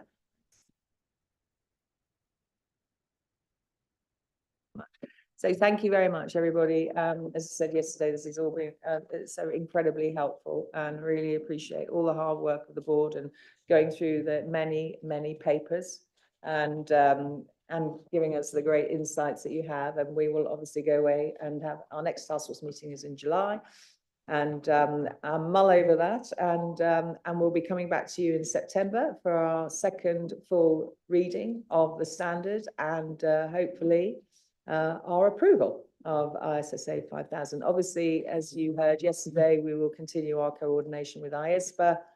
We may have to draw on you for that July meeting that's in your diary, so please don't delete that because we might have to have a couple of touch points on those matters. And then in the October to December period, we'll be finalising our implementation guidance, because as I have promised and on many outreach occasions have promised, that guidance will go out with the standard after PIOB approval, which would hopefully be at the very latest December this year. So that concludes the sustainability assurance discussion today. Again, just can't thank you enough, everybody. Thank you. No, thank you, Josephine. Sue. There's just a question, Josephine, about the first time implementation guidance and things. I just wonder what the process is for that, and whether the board will get a chance to see it, and whether we'll have an opportunity to, maybe support that. Because I'm very conscious you've got an enormous list, but there are, people that we can maybe draw on to at least do a, read through and things that might help with that. Yeah, thank you, Sue. So we have a process in place in terms of, and some of the work has already started. We think it will pick up quite significantly now after Q2. In terms, because this goes under first time implementation guidance in terms of the framework for activities. So it's not something the board has to approve. It is something we can run as at the staff level with the task force. And then, but there's nothing preventing us from circulating it to the board to get input, that type of thing. We just need to remember that that can add to the timeline. But I think if we're all diligent, we can get it done. Because I do take your point. This is such an important and significant piece of work that we will have to give that some consideration. But it's not something that will come to the board for approval as such.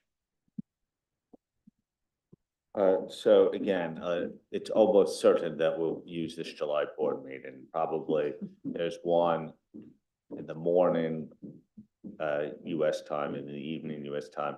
It's most likely we will use the morning one. So the first of the two. Okay.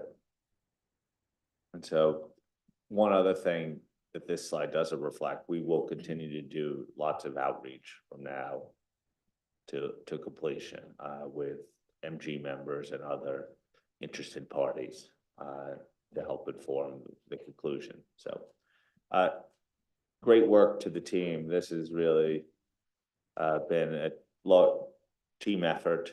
I know we said this yesterday in private session, using the baseball analogy, getting the final 3 outs are the hardest outs in the game. And so it must feel like we're so close to the finish line, but there's a lot of work to do. And a lot of effort still to go, and we have to make sure that we get the final details very right. So, thank you. Before we close the session, I wanted to turn to Mark if you have any reflections from the PIOB perspective. Yes, thanks, Tom. I mean, when I saw the papers for this particular section, I have to say it's pretty daunting. But I think I can safely say that I've been very impressed with the work that's been done to take into account not only the comments that were received from stakeholders, but also the public interest issues. And I think the board and the staff and the task force have to be congratulated for their efforts so far. And as Tom said, you're nearly there, but and hopefully will be in September. I mean, in terms of the specific issues of that have been exercising the PIOB on sustainability. Firstly, the issue around the firm level determination of at least as demanding as ISQM1 or the IAASB code. That has clearly been addressed, and as I said yesterday, you know, we can certainly take that back to the board, but I think it's a very positive development, the solution that you've come up with. In terms of the involvement of other practitioners in the sort of group domain, we'll be interested to see you know, the detailed proposal as to how you intend to get around that particular issue. But I think it's still a little bit of a concern to us from a public interest perspective. And then on communication, you know, well, the views on that expressed this morning. I hear exactly what you say about there isn't really time to, you know, make amendments to other auditing standards, but I take on board the fact that you will certainly consider that.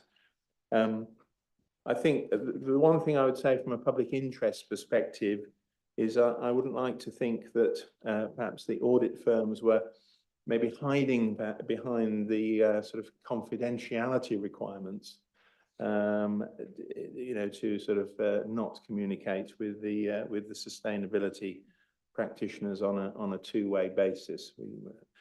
I think that given that essentially an audit firm and a sustainability practitioner will have the same client, I would hope that ways could be found to overcome any sort of confidentiality issues in this particular area. So that's really it from a public interest perspective. And I am slated to attend as an observer your September meeting, so I look forward to seeing the deliberations of the task force. Thank you. Great. Thank you very much, Mark, for those observations. So we also look forward to the September meetings where we will not only finish deliberations, see the deliberations of the task force, but we will be approving this standard in final form to submit. So what we're going to do now is take a break. We're going to reconvene at 11:45 a.m. and then we're going to run with going concern for an hour, 15 minutes. We'll have lunch at 1, so moving lunch back a half hour. Finish that at 2, and then we'll go for an hour and a half more on going concern today and see how far we go. And I think that's a decent plan for today. And thank you for everyone for the great participation this morning. So time to break for a half hour.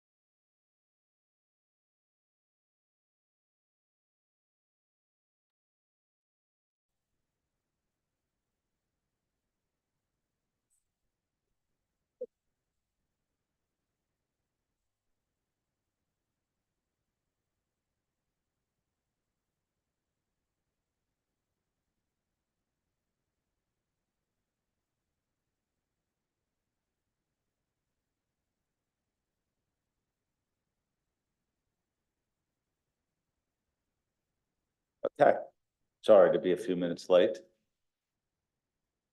We're gonna turn to going concern right now. Ada, the floor is yours.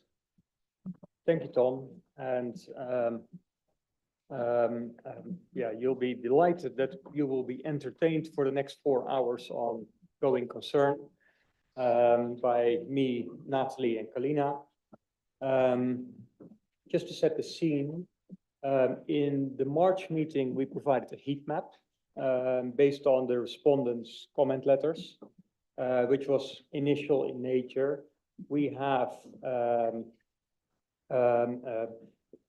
provided in the issues paper the summarization of the various comment letters on 11 of the 15 topics, 15 questions, themes, however you want to call it. You've been provided with I guess about 1,000 pages of comment letters and vivo analysis, the standard of 60 pages, as well as a issues paper of 80 pages. So I appreciate all your preparation for it, and we look forward to discussing it with you.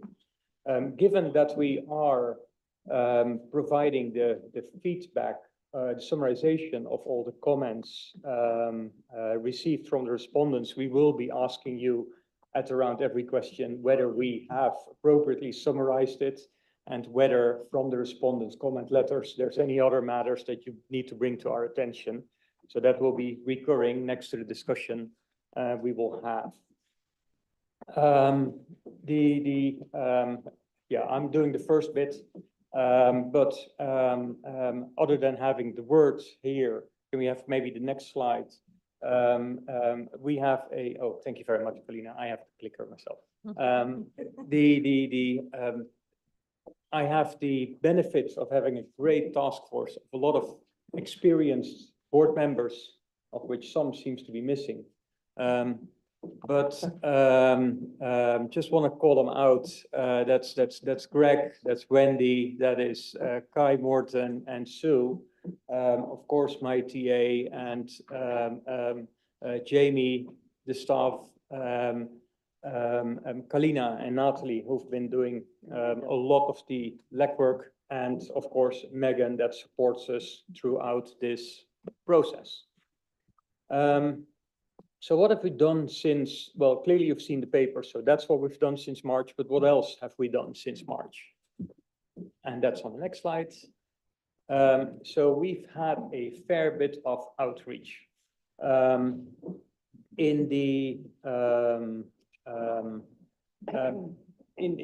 In March, I explained that there was quite a bit of noise around the ecosystem solution that needs to be pursued in respect of closing the expectation gap. And one of the large comments we had was in respect of the ongoing coordination with the IAASB. So we have discussed with the IAASB specific topics. We've also written a letter to the IAASB where we've articulated some of the key areas where respondents have raised concerns over this. And those are the definition of material uncertainty, the timeline, and the proposals for enhancing transparency about going concerns. So not only in the auditor's report, but also in the financial statements in their basis of presentation. The other bits, and I'll cover the stakeholder outreach on the next two slides in a little bit, but we also have engaged in, well, we continuously monitor the jurisdictional developments and any research that comes out in respect of going concern. So in that sense, is it a week ago, last week, the week before? Not entirely sure, but we had a good session with the ASB and a professor that had done some research in it. So that all provides us input in our thinking in how we can make the standard even better. Right, so if we then go to the stakeholder outreach, I said that was going to be on the other two slides, so if we can go to the next slide, please. So we had, or when I say we, Natalie and Kalina had a discussion with the SAC, where they discussed the timeline, the explicit statements, and extending the requirements for listed entity. The feedback is here on the slide, so it's general support for particularly the thinking of why we're doing this project and what we're trying to achieve. There were some concerns that we're stepping out of our standard setting remit and that we are infringing on financial reporting framework remit. We discussed in respect of the explicit statements that well, we've heard in respect of the explicit statements that some supported it. Others were concerned, is this going to be misunderstood? Does the auditor have a greater responsibility than management? Some mixed views of extending the requirements, but if I look at the discussion and I've listened in and watched it, the feedback was very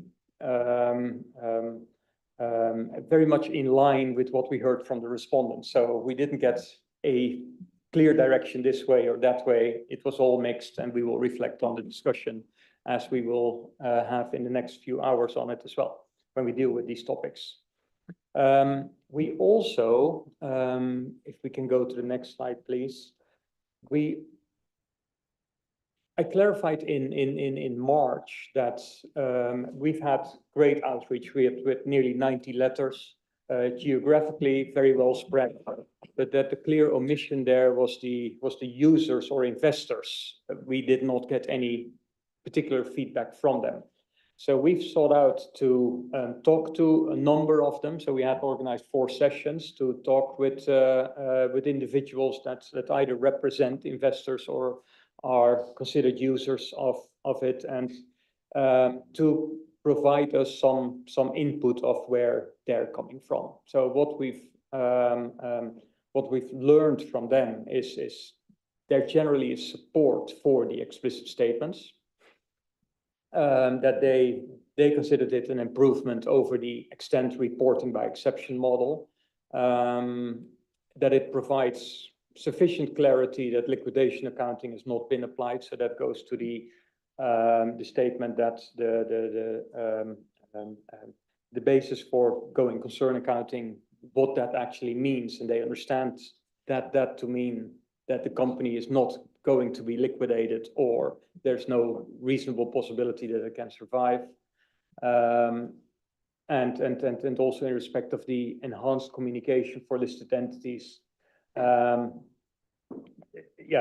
there was some mixed views. Well, the threshold was being questioned, but and yeah, whether extending the applicability to other than listed entities is something that we discussed also with the SAC, and I think that is one where we, as a task force for now, are waiting very much for the discussion that Sue will have with us later in the week, to see how we can leverage that, if so. On the timeline, there were confused with the investors or users. So maybe to remind you of the heat map that we presented in March. These were the key themes from the feedback received that I presented in March. In this meeting, we're going to deal with all the topics, questions, themes that are checked here. So as you can see, we're chipping away at quite a few of those. Some of them are, on some of them, I am expecting a fair bit of feedback, which allows us then the sufficient time to redeliberate, come back in September, and if need to come back again in December. So that's what we'll be doing. I will be covering the first 2 themes. Those are green, so that is more on my plate. Well, the difficult bits is for the ladies to address. So why don't we go there now? And the first two themes, those are the public interest issues and the enhanced auditor's judgments and work related to going concern. So what we generally heard is there's broad support for the public interest, the enhancements for the performance. That's not something that we were thinking of getting a lot of pushback on. Alongside these questions that we had in our exposure draft for comment, the continued engagement liaison with IAASB was hot on or was a hot topic. And again, the ecosystem efforts were also emphasized. Well, I've explained that we are engaging actively with the IAASB. Also we're actually, when we are as a task force together in London in July, we're going over to the IAASB and meet with them at their offices to have another session. It is, and I must also give credit to the IAASB, they're very willing to engage with us. They're interested in what we learn. And I can only hope that this will have some input on their agenda consultation for the next time around. But the discussions are constructive and they're listening very well and they understand the issue as well. So I'm hopeful that we can make some progress there.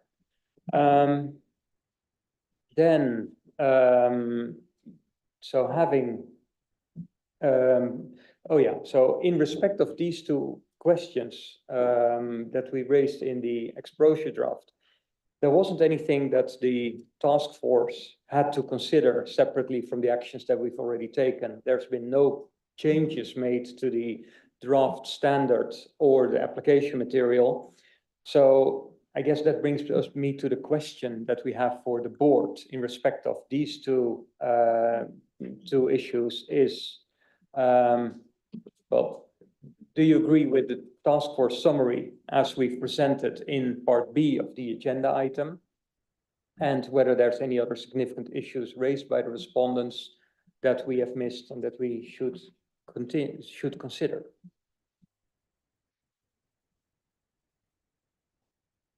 Anyone? Eric? I guess the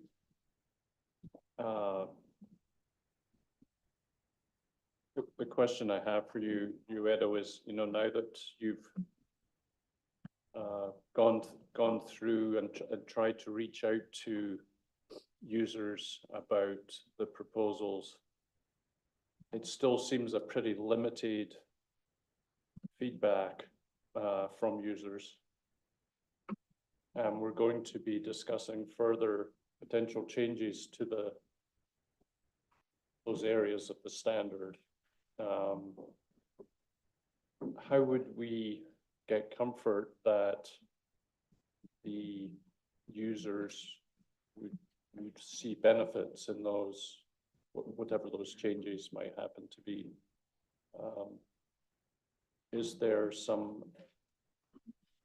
Are there going to be some efforts to continue to engage with users going forward as the proposals evolve over the next few months? Because they are the ones who've been asking for a greater transparency.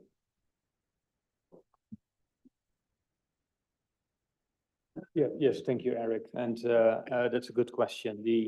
I think the honest answer is I don't know.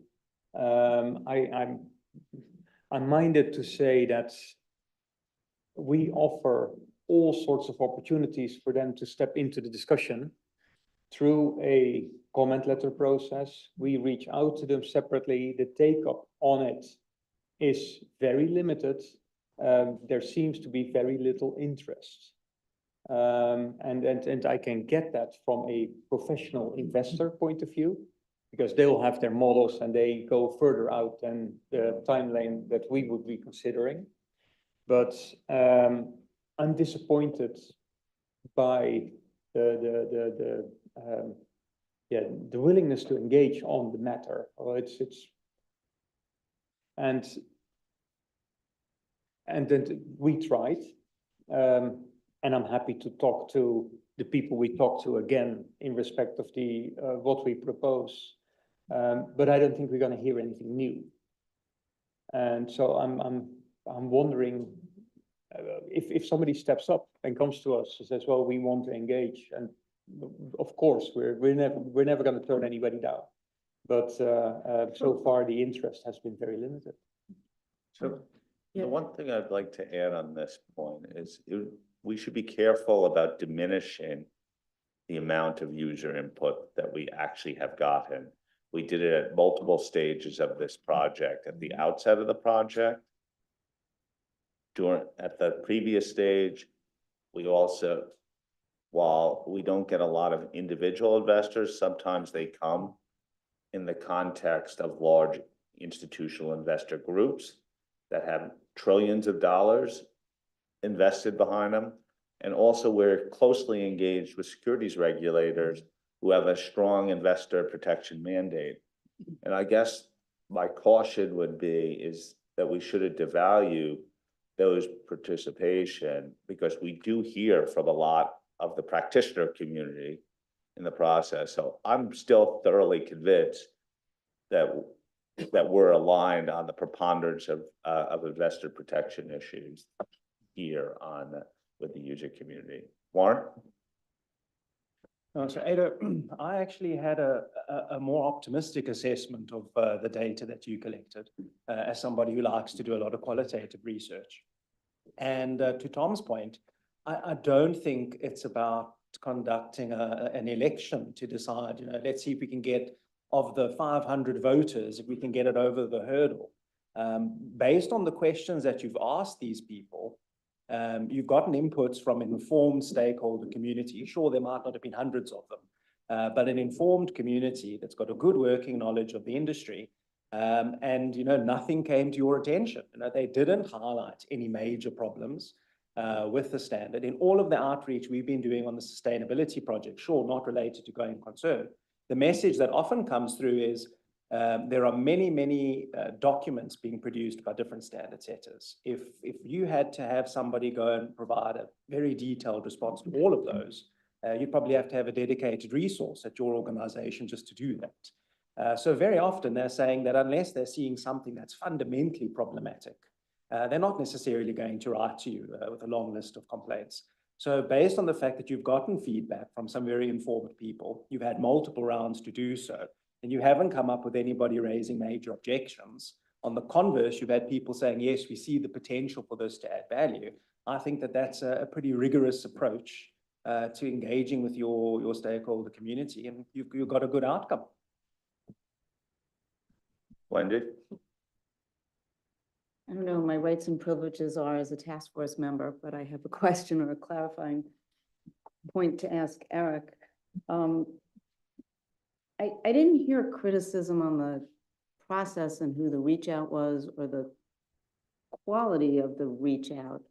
I thought I heard, have we heard from all the different types of potential users? And those are not the words that you used, but I wasn't, that was maybe the question, because when we say users, it's a very broad group. And so Tom, you mentioned we've heard feedback along the way, but I don't actually have in my head the different, at those different points or who those people were. So I just wanted to see if Eric wanted to clarify or what, the point might have been.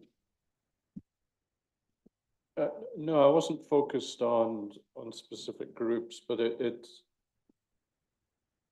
there have been respondents who talk about the expectation gap and narrowing the expectation gap, and informed regulators and so forth may give positive feedback that sort of, yes, this is fine. We think it's helpful. My question is whether that is sufficient as a proxy for the user community as a whole. So, Bill? I'll probably step across previous discussions on due process, but the point I want to make is to support what Warren said. I think I look optimistically at this, and I think about even the issue around the IAASB and how many times we've been to them for them and responded said it's outside the auditor's mandate. I think we should put public interest over and above everything and say that it's in the public interest to produce this standard, and we've done everything along the way to do appropriate due process. And the other point that I remember the monitoring group talked about was a timely response to particular needs. So I want to paint the optimistic picture here that and support what Warren said.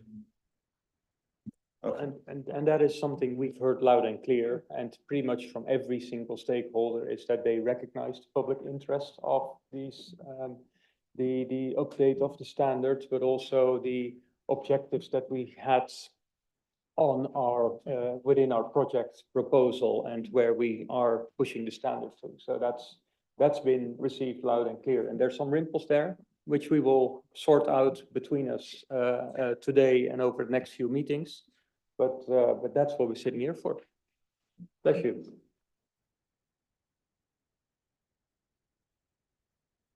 Robert? Just a simple question. Stakeholder groups and outreach, is it suitable to include preparers groups in the outreach? Or have you done this at all? Not specifically, but the outreach is, so we haven't done specific outreach to preparer groups. But clearly the comment letter process is open for preparer or preparer groups, of which we have not received, or there must be some, isn't it? Yes, I just wanted to say that, no, it's very correct what Edo explained, but we did receive, Robert, from the responses, very detailed elaborations from the respondents who have undertaken their own outreach with preparers, particularly with respect to the timeline, and have given us a very rich feedback what they have done, including views. Thank you. Thank you, Polina. Sorry, I can maybe also just add to that.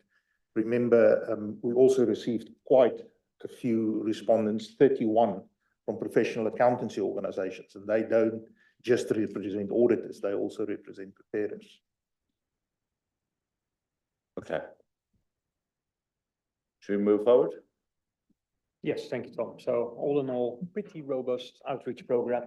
Thank you for that, for the comments. And why don't we get into the meat of things? And I think I'm handing over to Natalie for a discussion on how we dealt with professional skepticism. So just before Natalie comes in, I just want to say that following this meeting, we'll distribute the IAASB letter that Edo spoke about, so you'll have an opportunity to see it.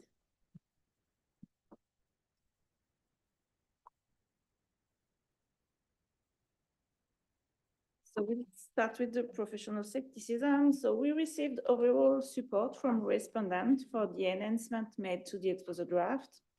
The respondents made some suggestions to incorporate further references and examples addressing the auditor's application of professional skepticism in relation to going concern. So in response to the feedback received, the task force proposed refinements to certain application material paragraphs by adding some examples from the respondent suggestion. But however, we did not pursue some suggestion for adding more reference to professional skepticism in the standard, as it may be repetitive with other standards like ISA 200, which set out the overarching requirement to perform an audit with professional skepticism, or with ISA 220 that provides guidance about unconscious auditor's bias. We also didn't follow one suggestion to remove the guidance in paragraph A32, explaining that an auditor is not required to perform an exhaustive search to identify all possible sources of evidence, as we remain in the view that this guidance is appropriate and consistent with similar wording in ISA 315 and ISA 540. So that's a summary of professional skepticism. And here we go with the question to the board. Whether you agree with our summary, whether you think there's also other significant issue to discuss. and your view on our recommendation and adjustment made to the standard. So this is for everyone, paragraphs 18, 29, and the related application material. Josephine, you're anxious.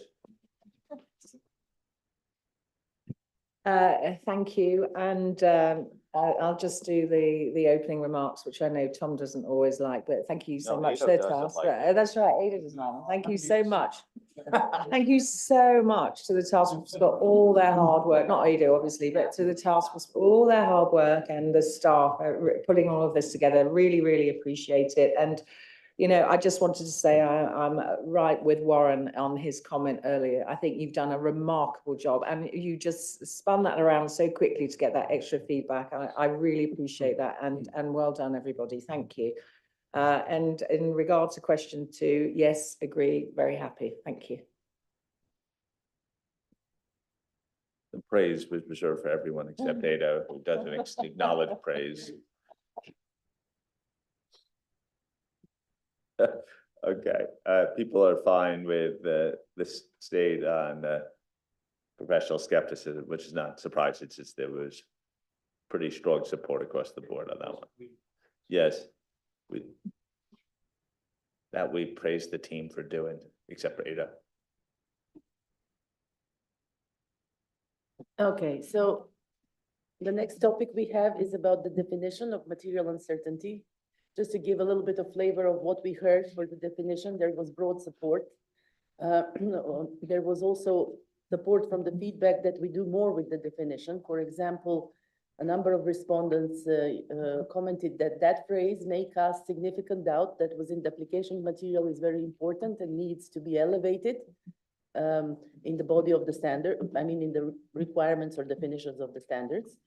There was also a lot of support that the definition supports understanding of what a material uncertainty is, and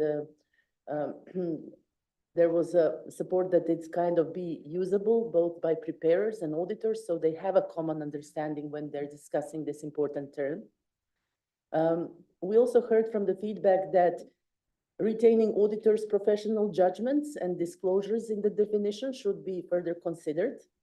And obviously, we've also heard that the definition is pretty long, a very long sentence, and simplifying it, phrasing it was also suggested. In terms of the phrase may cast significant doubt, we also heard that the thresholds of both thresholds of likelihood and magnitude should be addressed. To mention that this is one of those topics where we regularly engage with the IAASB in our discussions and our checkpoints with them. So they had similar observations and also comments when we spoke to them. And it was also suggested that we find a way to enhance the linkages to the management plans for further actions, given that they are very important when we are considering whether a material uncertainty exists.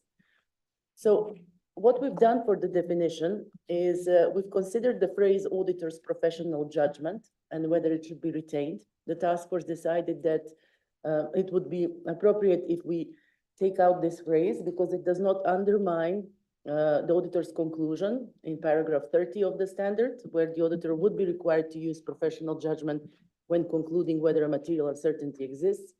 And also because of the, this would also allow for the definition to be usable by preparers and the auditors when they're discussing this concept and having a common understanding for this term. Another big change that we did was relegating the disclosures to the application material. The task force looked at this. The comments were basically saying that disclosures are important, but they're not a driver of a material uncertainty rather than a consequence of a material uncertainty existing. So that that piece from the definition was moved to the application material to the definition. And a very important change that we did do is elevating the phrase may cast significant doubt into the definition itself. This made it possible that we also make a clearer link to the management plans when we are talking about the definition. Those are the key changes that we've made since the ED. Just to mention also that the task force will also deliberate going forward on suggestions that respondents have had in relation to putting more explicit recognition either in application material or in the definition about the time period to which the material uncertainty relates. This is a topic we'll discuss further because we wanted to first consult with the board on the timeline. So this is what we had for the definition. And moving on to the question for the board. Again, we have a general question, due process question on the feedback, and then the board's views on the changes. Okay, does anyone have, let's deal with question one from a due process perspective. Anyone have any comments on question one from a due process perspective? Okay, now question three.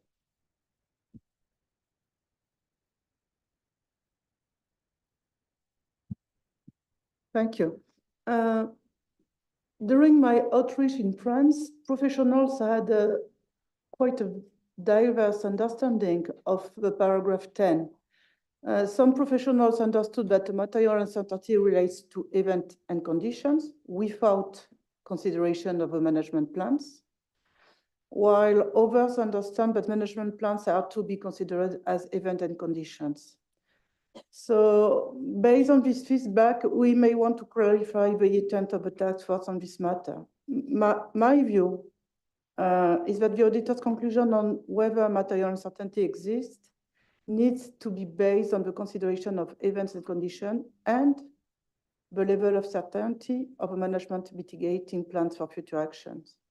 This is aligned with IFRS accounting standards and interpretation that considers that in situations where there is significant doubt about going concern, management mitigating plans that are feasible and effective can be considered to conclude that no material uncertainty exists. So I recommend strongly clarifying this definition. Thank you. Thank you. Sachka? Thank you. My comment relates to the deletion of the disclosure. I think the definition now become unclear because it seems that the revised definition does not say anything about what is material, because the previous definition say the potential impact and likelihood of the occurrence is such that appropriate disclosure of the uncertainty is necessary, and that explains what kind of uncertainty is material, but that part is removed from the revised definition and relocated to the application materials. I think hearing Crystal's comment, maybe because we had the disclosure part in the requirement, I think the Crystal interpretation was implicitly addressed in that part, but now because deleted the disclosure part in the application material, there are many different interpretations about what this definition means. So I think there are some connection with Crystal comment. I think that's my comment. Thank you. Josephine? Thank you. So on the whole, I'm comfortable with what you've done. Obviously, that when we developed the guidance on may cast significant doubt, we obviously went to the IAASB papers back in November 2013. So it's really their wording, and from that we drew this, and so it makes perfect sense. The only thing we didn't include at the time was the element of timing. So if you remember, there were that 3-step, and so it was likelihood and as well as timing and impact, of course.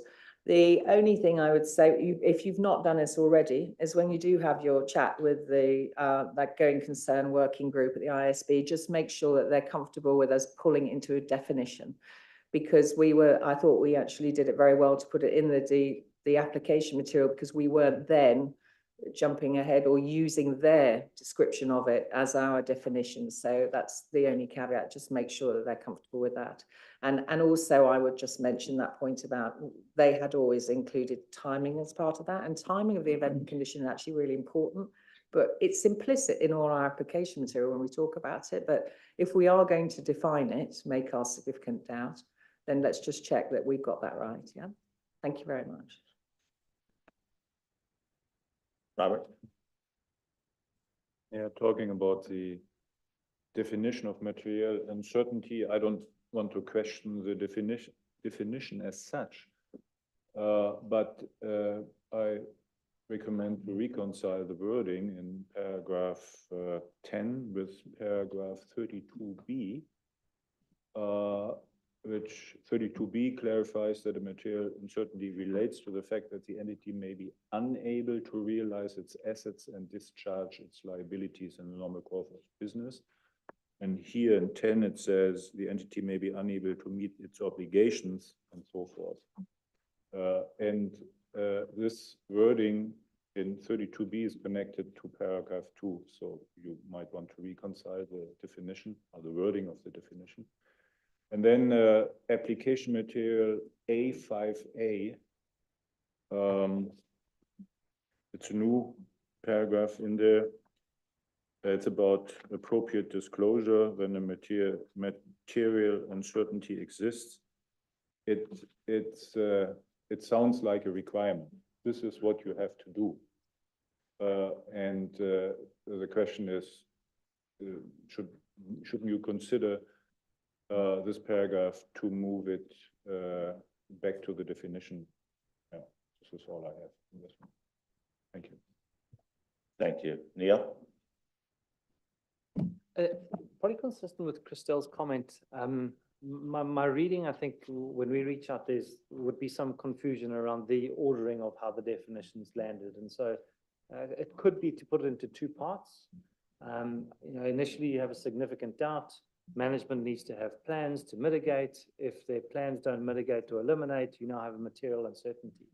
Starting off with the material uncertainty first and then leading into the significant doubt, I think creates that confusion as to what came first and what remains. So my suggestion would be to take a look at that, see if we can consider splitting it out and putting the significant doubt first and then followed leading into the material uncertainty. Okay. So maybe some more suggestions on drafting and clarifications. Yes, and thank you for the questions. I take all the points being presented to us. It's quite rich, and on disclosure, I understand the link that you're making to material. I haven't thought of that one yet. Given that material uncertainty is always, well, material is already in the definition. We will all give this a bit of a think on the ordering, and yeah, we're sitting with the IAASB in July, so we'll happily have a chat with them about this. And Robert, thank you for pointing out this potential inconsistency and opportunity for further alignment. Any other reactions that you wanted to provide, Kalina? No, just to mention that when we were developing this, the definition, we did look at several options how it could look. So some of those are maybe more aligning with what we've heard from the board.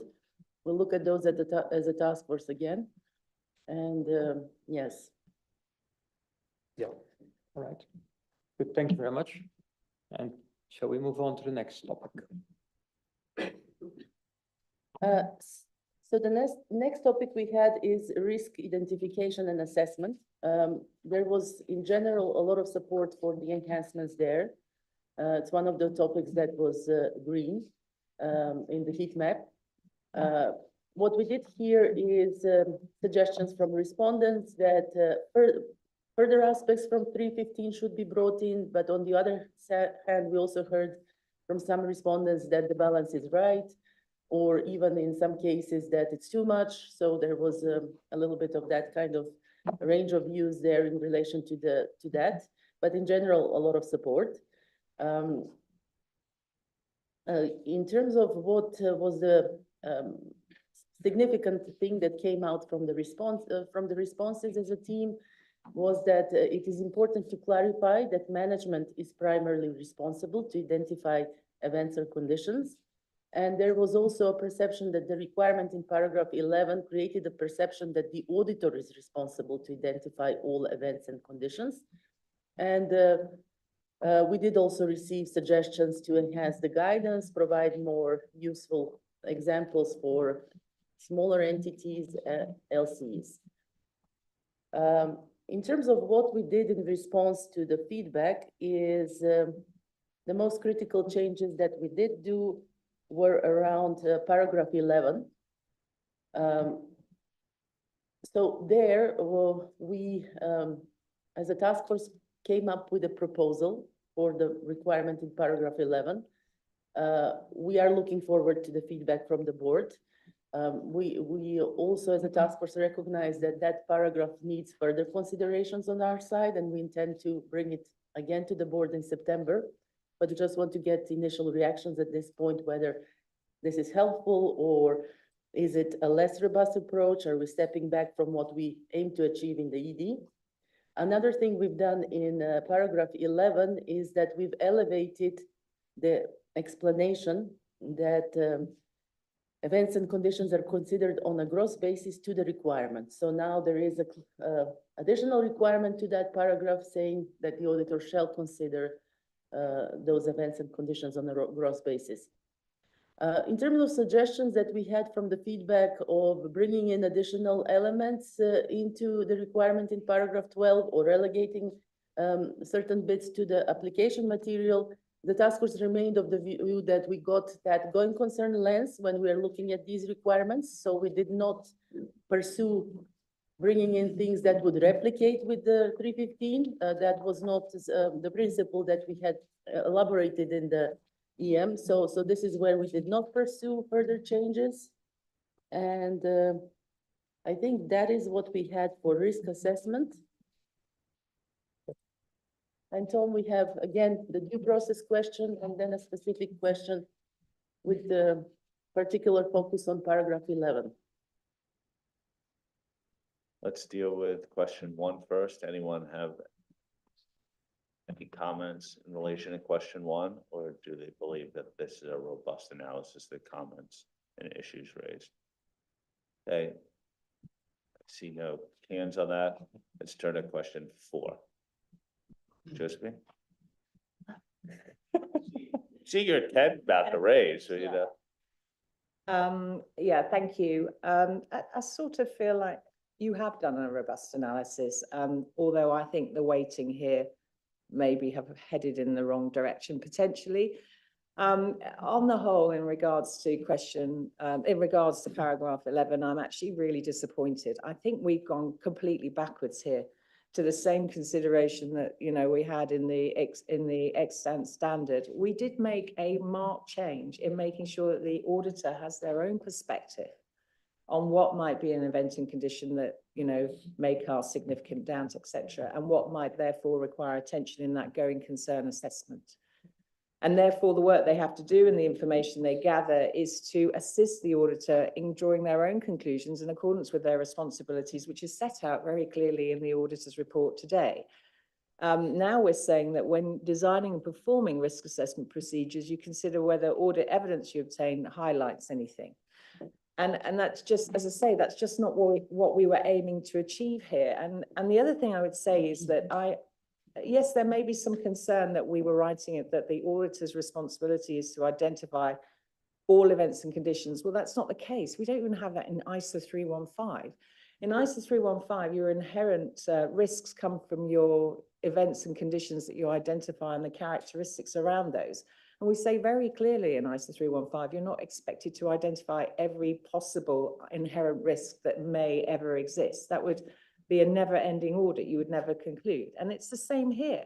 You're not expected as an auditor to do that. There is a threshold around everything that you're understanding through ISO 315 when you're also identifying events and conditions, and there's additional pinpoints that you have in paragraph 12 that get those events and conditions into your funnel, and then you stand back as an auditor, make a decision, okay, this is what I've got, combined with what management has already told me. Does this stack up? Does that look right? Or have I missed something along the way? And that was what we set out to achieve. And that, you know, the monitoring group, for example, made it very clear that as well, that they really appreciated that we had actually made sure that the auditor does make that effort. And they're also standing back from what management does and come to that conclusion themselves.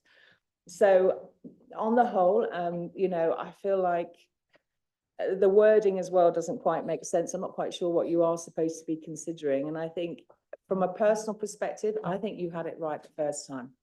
And I think it's really, really important that we don't step back from this, because we were, as I say, when I started out, we were making a remarked change here, that the auditor should take on that role and make sure they have their own perspective. And let's not forget as well that not all financial reporting frameworks require management to do a going concern assessment. So what happens in that scenario? Now the auditor has nothing to look at. So my advice to the task force would be to revert back to what we had and maintain that really robust position that we started with in the exposure draft. Thank you, Ada. Julie? Ada, I actually liked what you've done here. Josephine, just respectfully, I think what you've done is put in the going concern lens, particularly on paragraph 12, and then highlighting in paragraph 11, that in addition to what you've done in 315 and what you've done in paragraph 12, which I think does put the going concern lens on those additional procedures, is what the auditor's responsibilities would be. So I was quite pleased with the adjustment, because I think what we had there before wasn't clear, and I think it was requiring more than what was expected, or even what we state in our auditor's responsibilities paragraph as to what we're doing. And so I'm not opposed to potential, you know, changing of words, but I think the spirit of what you did was what I was expecting to see based on the comments. I'd like to invite other views on this topic.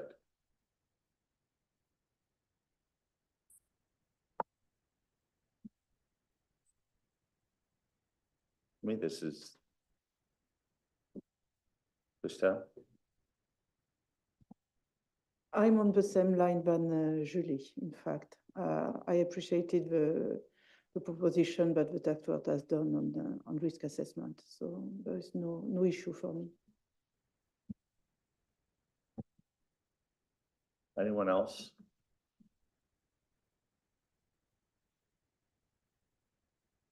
Is anyone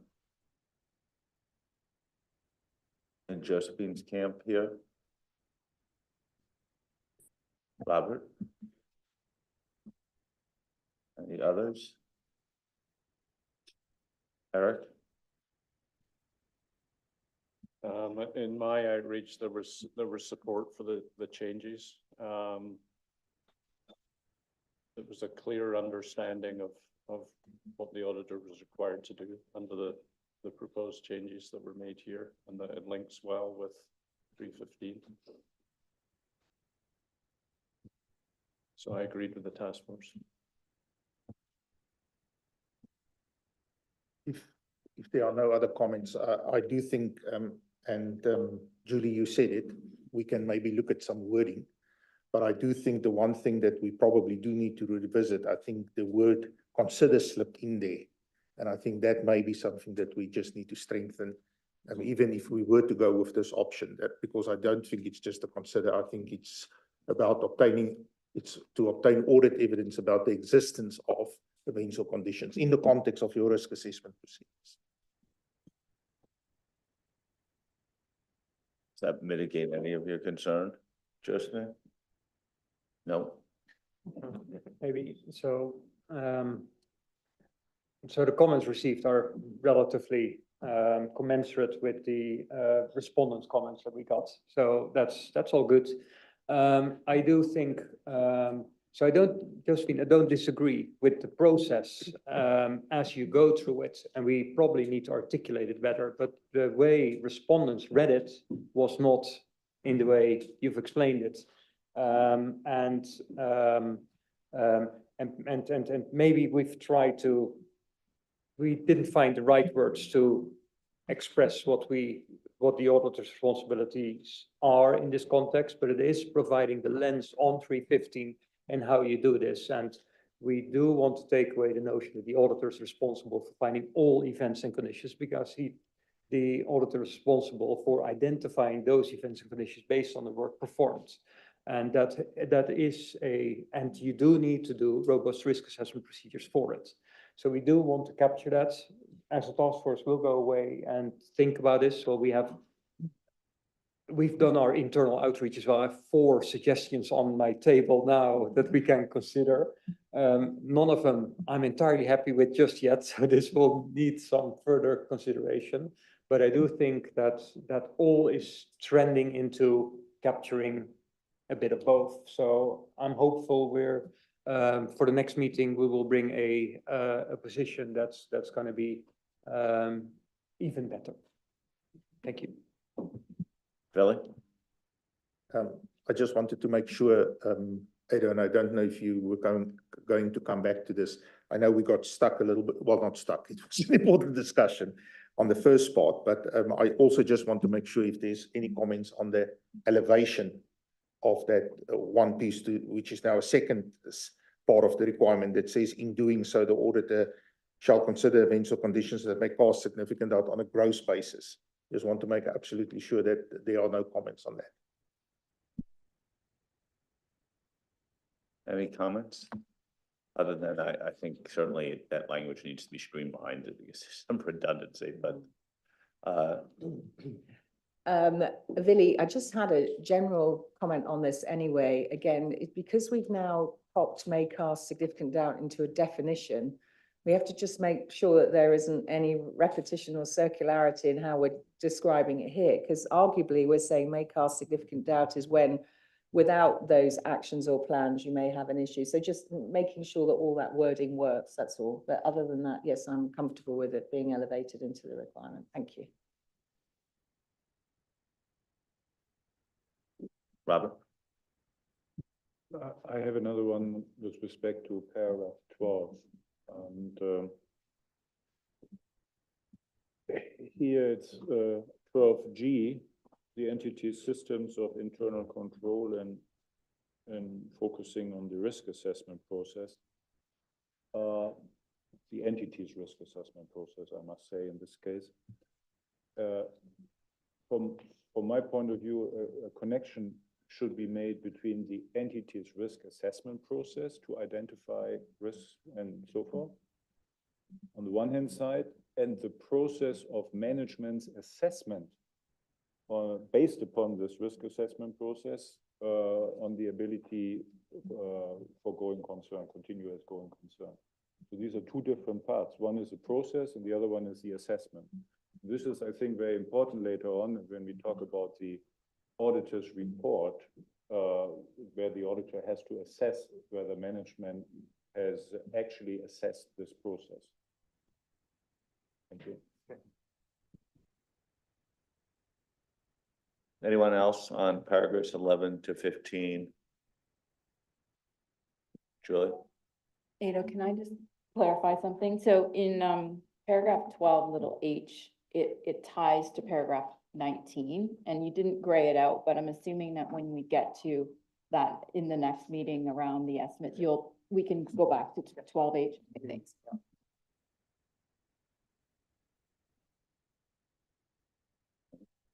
Anyone else?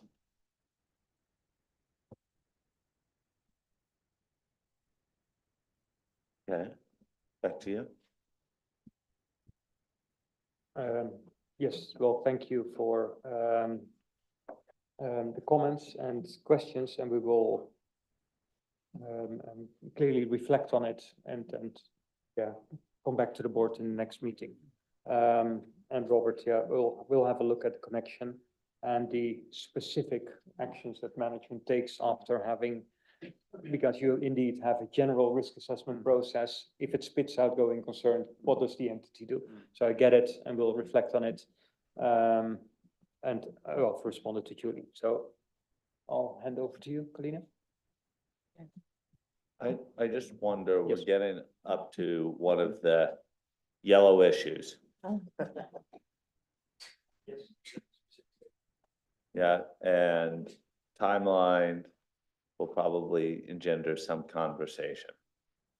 I just worry about truncating that conversation right now. Maybe it's the moment to break for lunch right now and then return at 12:45, I mean, 1:45 for timelines. I don't want to rush the conversation or start it and then could have to continue it over lunch. Does that make sense?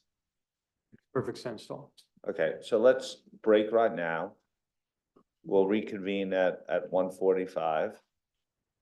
And have a good lunch, a good start to the conversation already.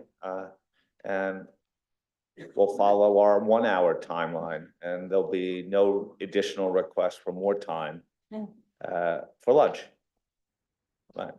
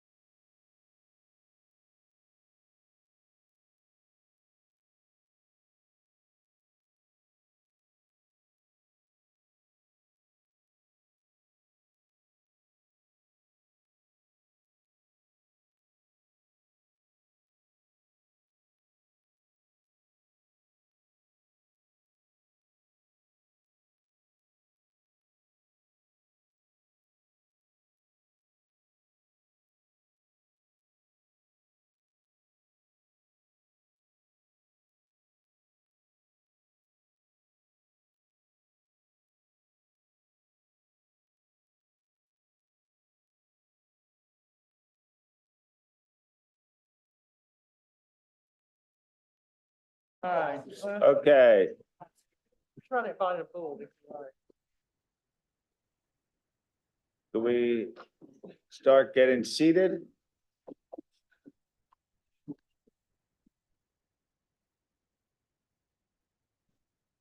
We need a task force chair, of course.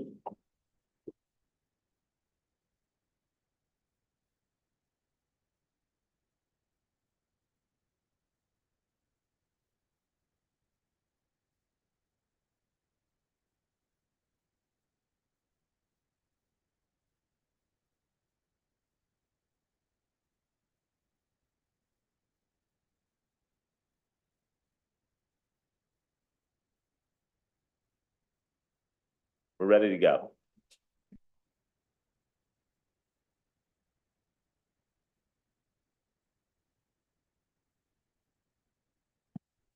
So we're just trying to get the sheet off for the next topic, which is going to be the timeline Okay, matter. I'll hand over to Colina for it. thank you, Adam. So the timeline was one of those topics where we did receive a range of views, and it's also one of those topics that we've continued our discussion with the SAC, with the IAASB, and with the investors.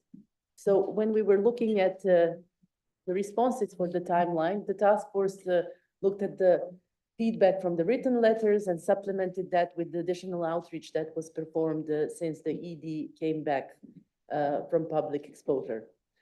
So what we heard about the timeline was a lot of support and understanding and I would say support for where the board went with this proposal, recognition that, you know, it's there because it supports the public interest and it's trying to move the needle in terms of giving users more relevant current information, decision useful information, and all the reasons that we outlined in the explanatory memorandum.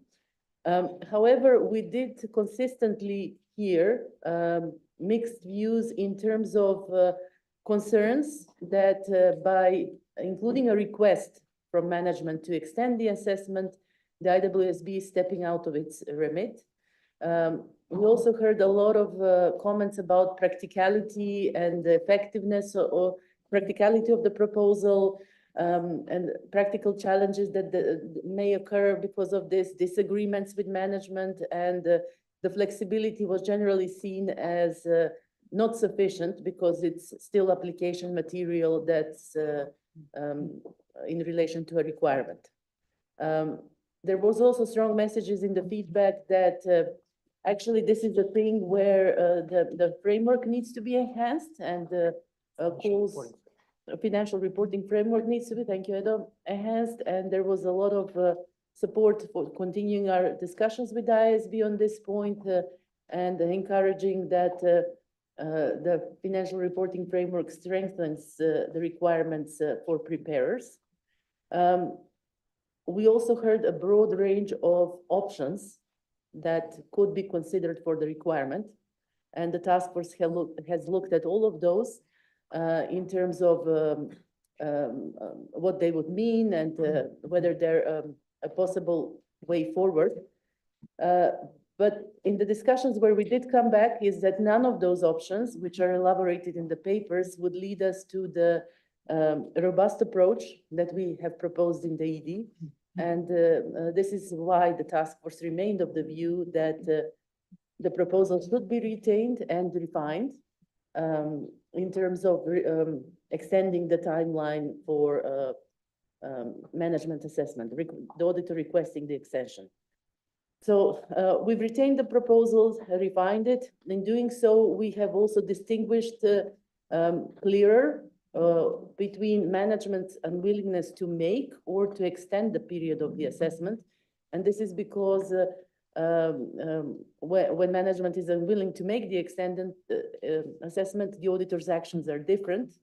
When it's about an extension, then the application material provides the flexibility there, and we don't want to imply that there is flexibility when management has not prepared an assessment.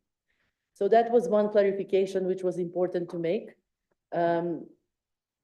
we have also clarified the requirements for the flexibility, lifted some of the application material to the requirement to make it clearer that the auditor first discusses with management and then based on that discussion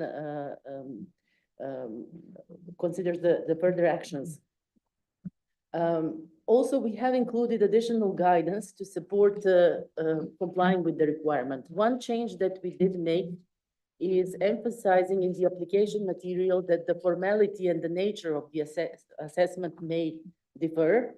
And that was in view of some respondents' comments who were making the point that it may be difficult for management who has an annual process to give. So the auditor is aware that the expectation of the information that they receive from management may vary based on the circumstances, the entity, and other considerations there. And also what we did do is we provided some helpful guidance in terms of early discussing this matter with management. So we've considered application material, and also we are considering a conforming and consequential amendment to ISA 210, stating that the auditor discusses puts in the engagement letter the expectation that management would prepare an extended assessment.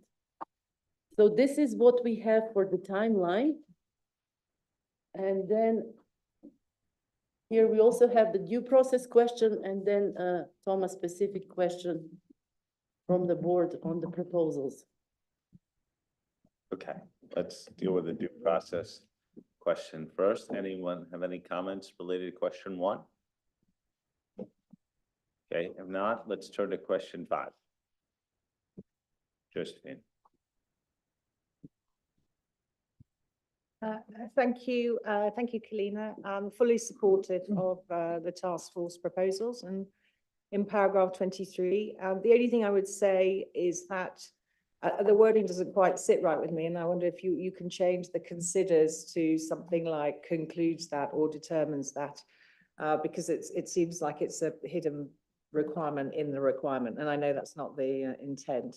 The only other thing I would say in terms of the making and extending, I did get a little bit confused, and perhaps I've missed it and I apologize, but I felt like A43 is still relevant if they determine or they're unwilling to make an assessment of that, A43 and A44, in fact, and A45. So I wonder if you could just have another look at that and make sure that we've not somehow restricted the support, the application material to just the one situation when it's relevant to more than one situation. Thank you. But yes, fully supportive. Thank you.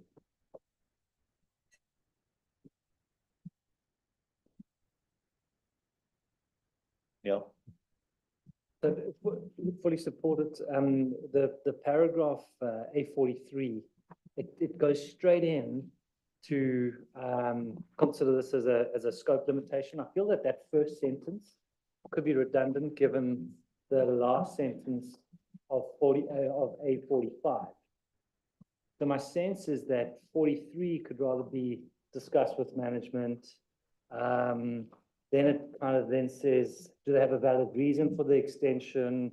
In 44A, consider the level of detail. 45 is then, hey, what's the impact on your report? So simple suggestion, delete sentence 1 of A43. It's already covered.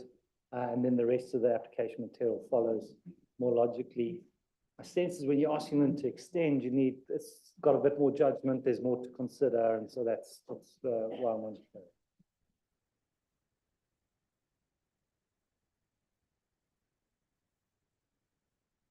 Well.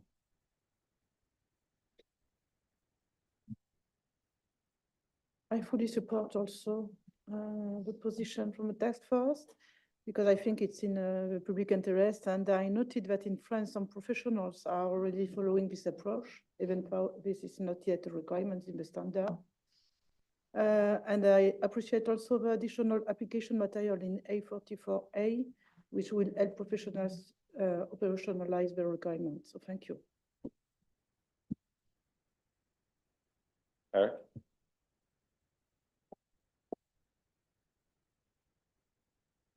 Thank you. Yeah, I had heard mixed feedback on the timeline. Appreciated the flexibility that's been added, but still concerned about the onus being placed on the auditor to assess whether management's refusal to extend their timeline is a cause for concern, and what the implications might be and how much work the practitioner has to do to document whether management's decision is appropriate or not. Certainly appreciate the additional application material in terms of the extent of work. I think that does help a bit. And also in agreement with Josephine that when management fails to do an assessment, I think some of these paragraphs could still be helpful to the auditor in dealing with that. Because now it sort of says, determine the implications for the audit, and I think it asks for some guidance around that. So those are my comments. Thank you. Any others, Sammy?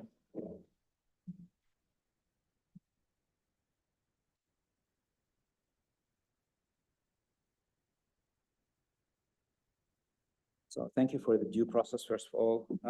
My question is with regard to paragraph A28A. And the idea in there is that when the management is unwilling to make the assessment, then the auditor has to consider the implication of that on the audit, and then the conclusion or the immediate movement in there is movement toward disclaimer as per the paragraph. I was wondering if there are situations where it can be somewhere before a disclaimer, like it can be a qualification at some point, and maybe in some other cases that at which the impact is pervasive, then it can be a disclaimer.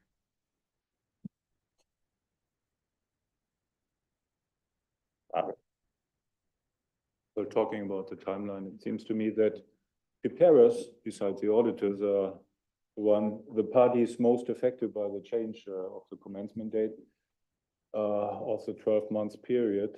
And this is just a general comment, we've made this before, you highlighted this in the March meeting. I still continue to believe that the commencement date for the period of the going concern assessment by management is a financial reporting standard issue and a management issue, not an auditing standard issue, an auditor issue in the first instance.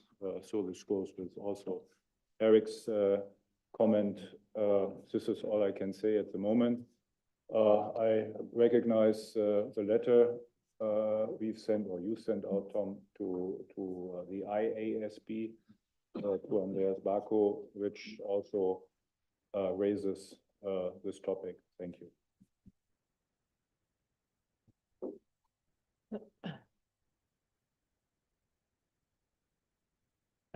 Thank you very much for all your comments. This is something that we've pondered over quite a bit. There were mixed views, and they were somewhat divisive, but we also set out on a course to move the needle in this respect. That was the public interest issue that we went for, and we appreciated that that would not necessarily be a very easy road to go down. We have this expression in the Netherlands, I hope it translates a little bit, where without abrasion, it will never shine. And I see this a little bit in that respect. I fully appreciate that there may be the impression that we're pushing the IAASB forward a little bit. But I am also fairly confident that this is a direction that is irreversible. There are a number of jurisdictions that already do this, practice in a number of territories, and thank you, Christelle, for highlighting the practice in France. I know of certain other territories where pretty much this is the going rate. So I'm glad with the support, general support from the board around the matter. In respect of a couple of questions, we had some comments on not moving immediately into the consequences. Yes, we can think about the ordering and think about the steps that we can sort of clarify the steps that you would take. I do, and Sami, also your point is there. We've been quite careful with the language where we say, well, if it is pervasive, it is so, but I struggle to find circumstances where it's not pervasive. When it's going concern not pervasive to the financial statements. And that's, so that's the example that we've put in, but we are staying very close to 705 in that respect. But we'll have another think and yes. And just because I recall that the task force discussed this specifically. And so since we're in the going concern standard and we want to provide that going concern lens, as Edo explained, when you have a matter that is material and pervasive, we've therefore selected to put the reference of 705, what the consequences are. Obviously, the auditor uses 705 when there are modifications, so there may be other circumstances covered there. But since we are doing that going concern lens, this is why we specifically chose to make that reference. And there's another reason why we went there, and that is that a number of respondents alerted us to potential difficulties between the auditor and management. Our management would say, well, we're not required to do this. So what tools can we provide the auditor? So this is hinting at that tool. It says, this is the report you're going to get if you don't. And yes, it may not ease the tension in the discussion, but it is a way out of the discussion. Mark? Yeah, I mean, clearly, I mean, you've already identified it, that timeline is a public interest issue. It's obviously a benefit to have a longer, more far-reaching horizon in these matters. But I just wonder here whether you're in danger of replacing one apparent bright line with another in just shifting 12 months from the sign-off date as opposed to 12 months from the reporting date. And I did have a little look at lunchtime just to refresh my memory on what IAS 1 actually says on going concern. In paragraph 10 of the draft, you use the term foreseeable future, which I don't think is then subsequently defined. The equivalent in IAS 1 is, and I'll read it, not a great long chunk. Management takes into account all available information about the future, which is at least, but not limited to, 12 months from the end of the reporting period. So I don't think there is a bright line in IAS 1. Everybody sort of says, well, it's 12 months and no more. But actually, if you read the standard, it says you need to take into account circumstances, and clearly it might be appropriate for you to look further than 12 months from the balance sheet date. I think perhaps another thing which does concern me is that auditing standards might be, diverging from accounting standards, perhaps moving ahead of the game, in terms of where accounting standards might get to in the near future. And I think that's dangerous territory to move into. I wonder if, rather than imposing a new bright line, you could perhaps base the going concern period more closely on the words that are currently in IAS 1 that I've just read out, and then encourage the IASB, as you're doing, to review IAS 1, which is on their radar screen anyway. And then, as and when they change IAS 1, you then reflect that change in your auditing standard.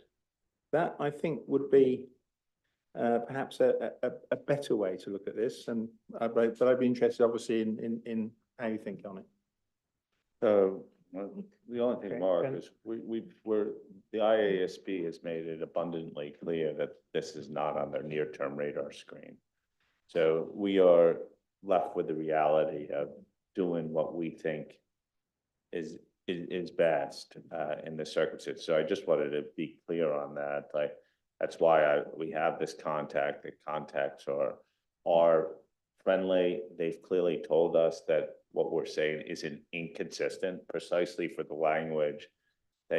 Stronger than that, they say it's entirely consistent with the spirit of what IAS 1 articulates in the paragraph that you've just read out part of. So, and they in our meeting said, no, we're very happy where you're going. This is consistent and in accordance with, or this is, well, they probably said it differently. They said it's not inconsistent with what we do, isn't it? Negative assurance, but they have asserted it. I'm with Tom on this. Well, we are trying to push the needle. There have been suggestions of other parties to wait with this standard until the IASB does something. That is, we've had a fairly strong suggestion for the IASB for their last agenda consultation to take this up. They didn't. We're, by virtue of this letter, amongst others, we're trying to persuade them to take this up for their next agenda consultation. But in the meantime, there's a public interest issue that the IAASB is doing its most for to move the needle. And also, also the public interest issues and the time period where the PIOB previously has said to us, 12 months, that's the way to go. So I'm not sure how to take your comment here and whether that's a change of position of the PIOB. But in light of the other territories already have moved there and practice moving there, I'm hesitant and probably reluctant to move back.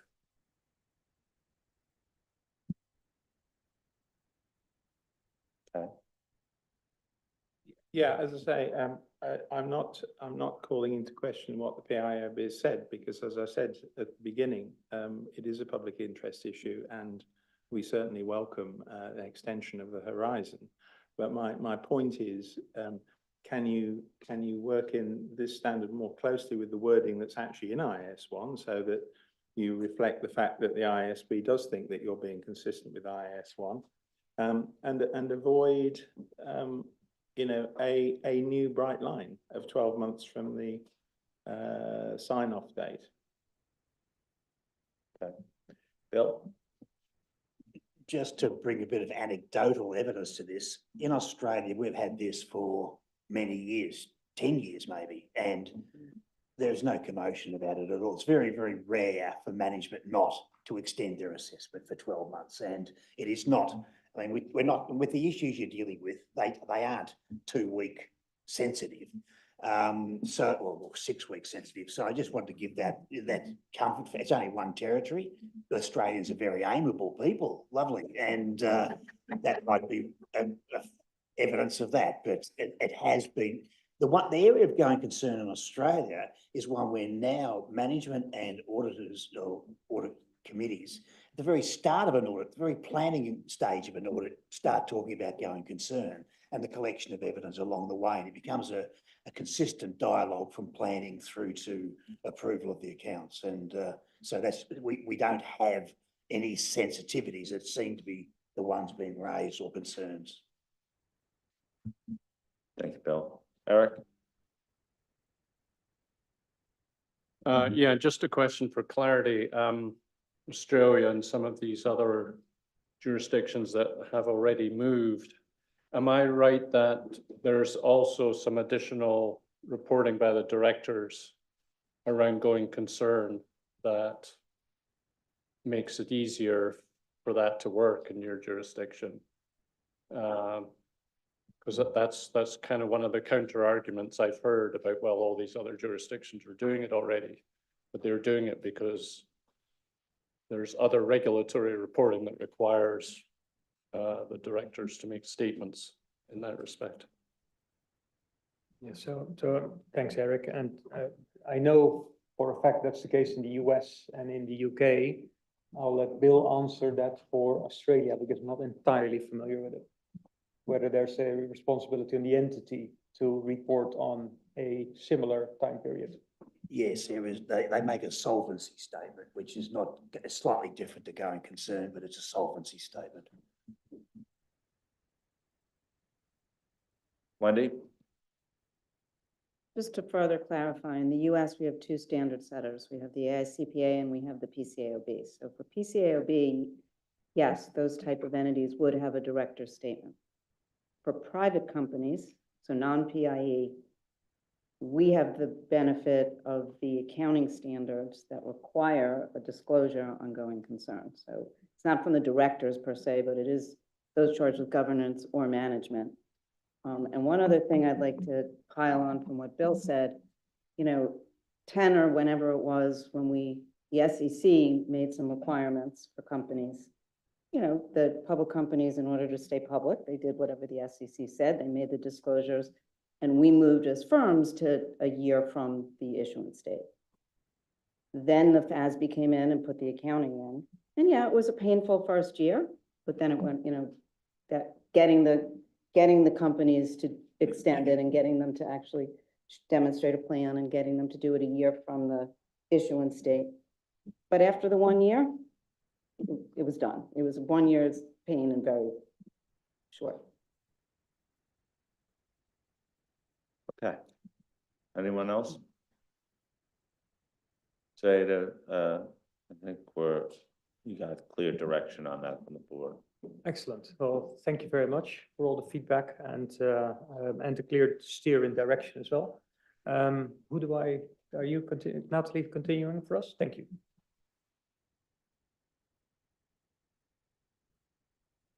The next topic is communication with those charged with governance. This is a green topic again. So we received broad support from respondents for the enhanced communication with those charged with governance. Respondents made some suggestions for more improvement in the requirements and in the application material. So the main suggestions received were to explicitly recognize in the requirement the timeliness and ongoing nature of the two-way communication with those charged with governance, to align more closely the wording of the requirement with the external communication in the auditor's report, and to provide further examples and guidance, for example, to illustrate robust communication throughout the audit and provide scalability examples. So in response to the scalability example, when all those charged with governance are involved in managing the entity. So in response to the feedback received, the task force proposed to recognize in the requirements the importance of the timeliness of the communication with those charged with governance. So we updated the paragraph 39 on that. And then emphasize that communication with those charged with governance includes matters relevant to the auditor's evaluation of management assessment of going concern. We also enhanced the examples in the application material to illustrate robust communication with those charged with governance. However, we did not pursue with the suggestion to align more closely the wording of the requirement in paragraph 39 with the wording of the requirement in paragraph 33, addressing the implication to the auditor's report. So the task force believed that the wording remained consistent and discussed that the communication with those charged with governance is to facilitate ongoing, timely, two-way communication and is of a different nature and purpose compared to the statement in the auditor's report. We also considered respondents' comment to provide guidance when all of those charged with governance are involved in managing the entity. But we believe that doing so would be duplicative of ISA 260 revised that provide guidance for such situation And there's a cross-reference to paragraph 13 of ISA 260 that remains sufficient to link the two standards. So this one again, we want to ask the question on the due process and then the specific question on the topic. Okay, thank you. So anyone with comments from a due process perspective, anything we're missing? We've expected to see. Nothing about that. Let's turn to question 6 on matters relevant to the communication with those charged with governance.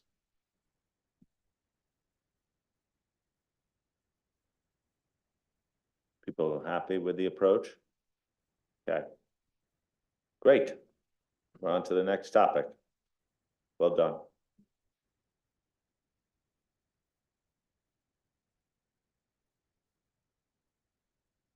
Next topic is on communication with appropriate external parties. So we received broad recognition for the public interest value when the auditor communicates significant going concern matters to appropriate authorities outside of the entity. Respondents also made some suggestions to strengthen the application material to promote early and timely communication when significant going concern issues are identified. Some respondents also have views that the requirement to report to appropriate authority should be strengthened to apply regardless of law and regulation. The task force deliberated those feedback and is of the view that it is not possible to develop a globally operable requirement that would be broadly applicable to all various jurisdictional situations. In reaching this view, the task force also considered the qualitative standard setting characteristic of the public interest frameworks and believes that pursuing a requirement to apply regardless of law, regulation, or ethical requirements would be inconsistent with the implementability and ability of being consistently applied and globally operable, as it may cause, for example, practical difficulties in its application and risk of being inconsistently applied both within and across jurisdiction, for example, when identifying the appropriate party to report to. It will also be inconsistent with the desire of coherence within the overall body of standards, as it will be inconsistent with similar requirements from paragraph 44 of ISA 240 and paragraph 29 of ISA 250. So, however, the task force discussed respondent suggestion to provide stronger message in application material and added enhancements to paragraph A90 to A92 to promote early communication when significant going concern issues are identified and encourage communication when no responsibility is established by law or regulation. So further outreach may also trigger some consideration regarding the right to communicate and may be clarified this in application material. So here again, we have the question 1 on due process and the specific question for the topic. Any comments on question 1? Let's turn to question 7. Christelle? Thank you. I understand that it is challenging for the IAASB to require communication of material uncertainties to external parties, given the differences between jurisdictions. As I'm sure you're aware, in France, we have a mandatory reporting mechanism for going concern issues to the authorities. And this mechanism, while tricky to implement, is essential to properly inform external parties and reduce the expectation gap. I'm personally convinced that if there is only one point to be communicated to external parties in the public interest, it should be going concern issues. This is part of the auditor's role and responsibilities, and I would encourage the task force to consider how this communication can be made possible as a requirement. Thank you. Sachika?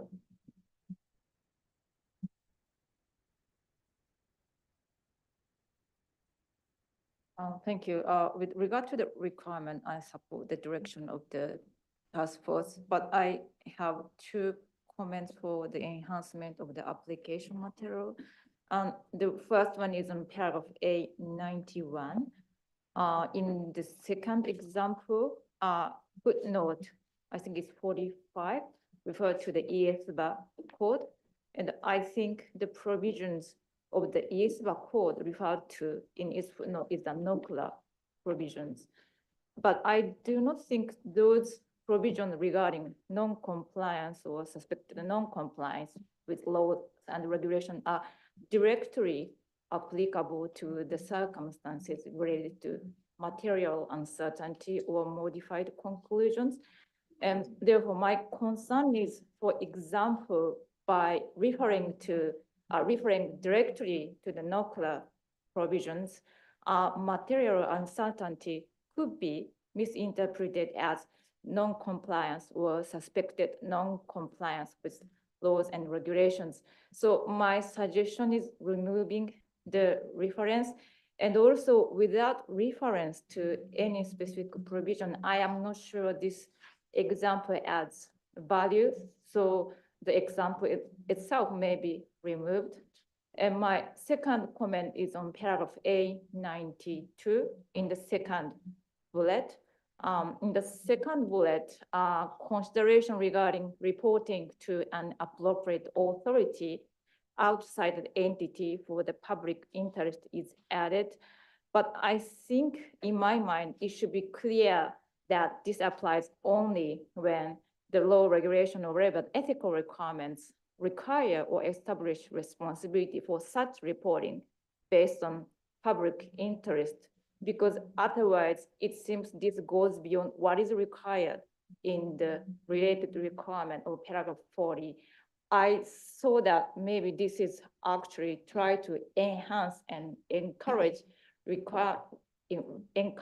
communication, but for me it's like, you know, hidden requirement. So that I'm concerning about it. Thank you. Julie?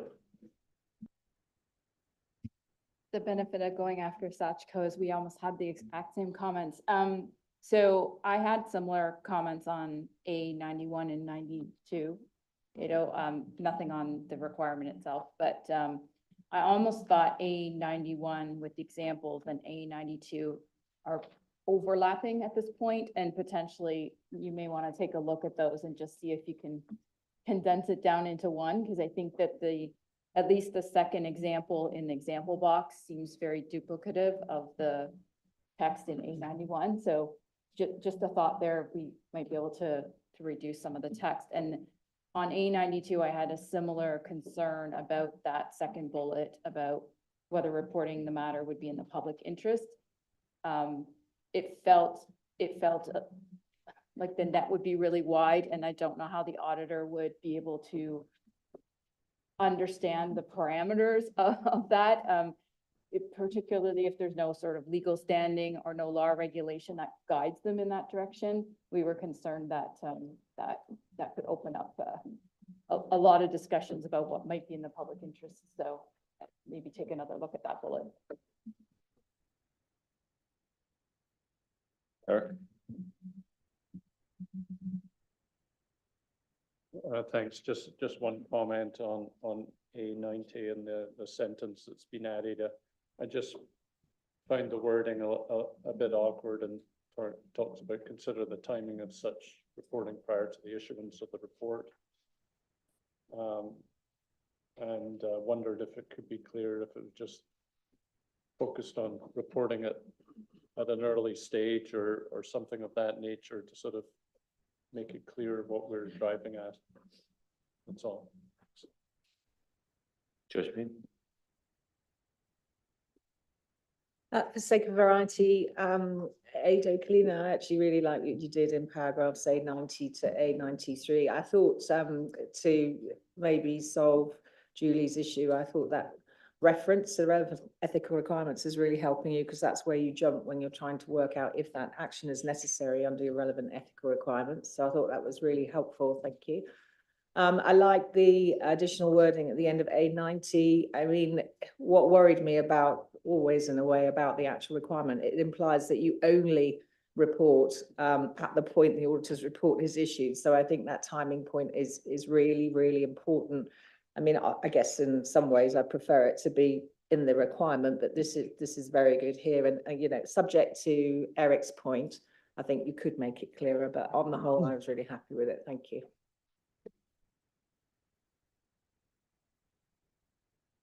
Michelle? My observation is on A92. So I agree with the observation made earlier on the second bullet.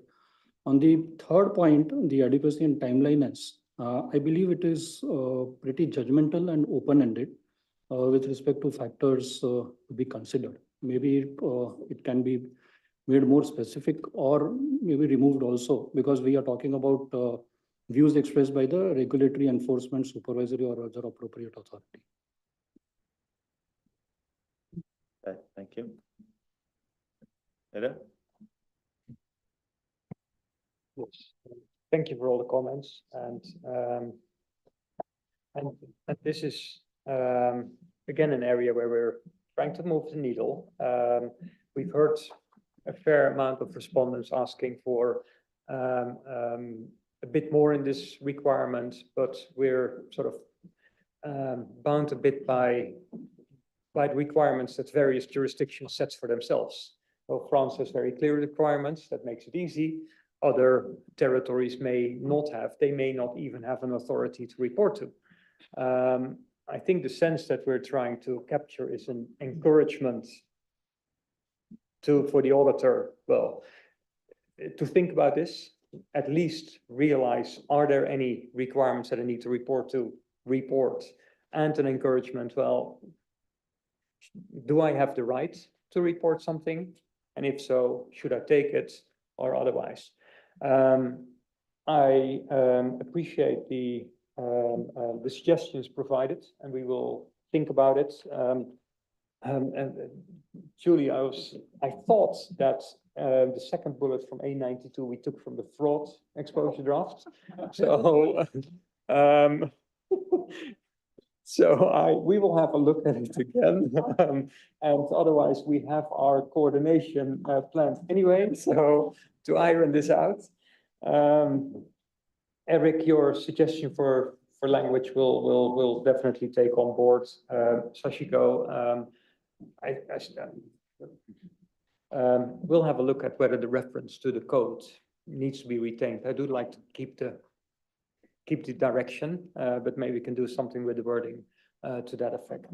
So this is so what I take from this is, okay, direction where we're heading is okay. Couple of things we need to smooth out and align. Thank you. Yeah, maybe just to add to Sashiko's point on the reference to the code. So we will coordinate with the IAASB obviously on this matter. So we'll have their views, you know, if it's appropriate to keep that reference and how we can enhance it to make it clearer. Yeah, thank you. Good addition. So that will then bring us to the next topic, and that's going to be an interesting one, one that was, and if we can find the right clicker, and that's going to be about the explicit statements about going concern. And I'll hand over to Kalina for this. Thank you, Edo. So the explicit statements about going concern was also one of the topics where we had a range of views. And it's again one of those topics that we brought in our additional outreach with the investors, and then with the SAC obviously, and enhancements that we're doing in the auditor's report and the related requirements for management. We are continuing with the IAASB. So broadly, what we did here, I would just like to highlight that despite that range of views that we had in the written comments, when we spoke to investors, there was a really consistent message about the utility of these statements, and having these statements really made a difference in terms of improving the overall transparency to the auditor's report, making it clear about the auditor's responsibilities and work.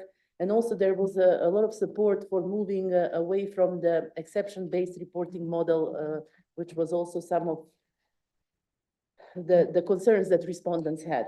So what the task force has decided on the basis of all this feedback, which it has considered together, is that the statements should be retained but refined in view of the feedback, so they continue to convey relevant information in a concise and understandable manner. So from one of the things that we did do with we did consider is the responsibilities of management and the auditors in relations to going concern, because there was feedback that we should look at consolidating all of the statements in the auditor's report where going concern is referenced. So the task force looked at this particular point and developed a solution. We did not go in terms of consolidating the statements because that would require reevaluating decisions that were made previously. And also, obviously, the auditor's responsibilities address other matters, not just going concern, for example, fraud. So we proposed a solution there in terms of how an auditor may wish to cross-reference to the responsibilities, and we have enhanced the examples in the illustrative reports to illustrate how this may be achieved. In terms of refinements to the statements, I guess we were responding to those who provided feedback that the way the statements were presented, they may give a perception that it's an opinion on a discrete matter in the audit. In response to that, we have clarified the statements and we have leveraged some language from 701 in doing so. The other clarification that we did provide is about the guarantee on the future viability of the entity, because that was also a comment that came through, because the statements do not address the period to which they relate. There was a need to clarify consistently with how we have in the responsibilities of the auditor, paragraph 39B of 700, and also in 200, that they are not a guarantee on the future viability of the entity. So we have added to the required statements that this should also be provided. We also spent some time discussing some views from the feedback that is it sufficiently clear what the basis of accounting means, but we have not pursued extending the statements to clarify what is already in paragraph 2. However, we will focus on this in providing sufficient guidance in the basis for conclusions and post-implementation materials to make sure that this comes through clearly when concluding on the project. So this is in general what we have done with the statements. And we have again the general statement for the general question for the due process, and then a specific question about comments on what we've done with the refining of the statements. Okay, thank you. Comments, any comments on question 1 on this topic? Okay, no comments on question 1. Let's start at question 8. Josephine. Thank you. Really happy with the direction. And I have Mr. Montgomery beside me, and he's going to remember this, and I say this, but on actual 33 little a little 3, I'm not supportive of the term guarantee here. It's taking you back to days of auditor reporting. If you call this out as not a guarantee, it automatically implies that the auditor is guaranteeing something else.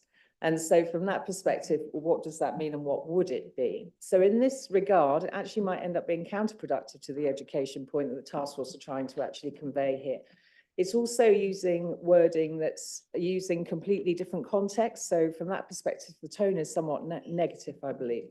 So in this case, whilst repetitive, if you are going to include this statement, then I would align the wording with what we actually have in the auditor responsibilities. And actually, that wording is more focused on the entity and the auditors and the entity's condition rather than the auditor and the auditor's conclusions. So that would be around the however future events or conditions may cause the company to cease to continue as a going concern. But my preference is at the end of the day not to have it at all.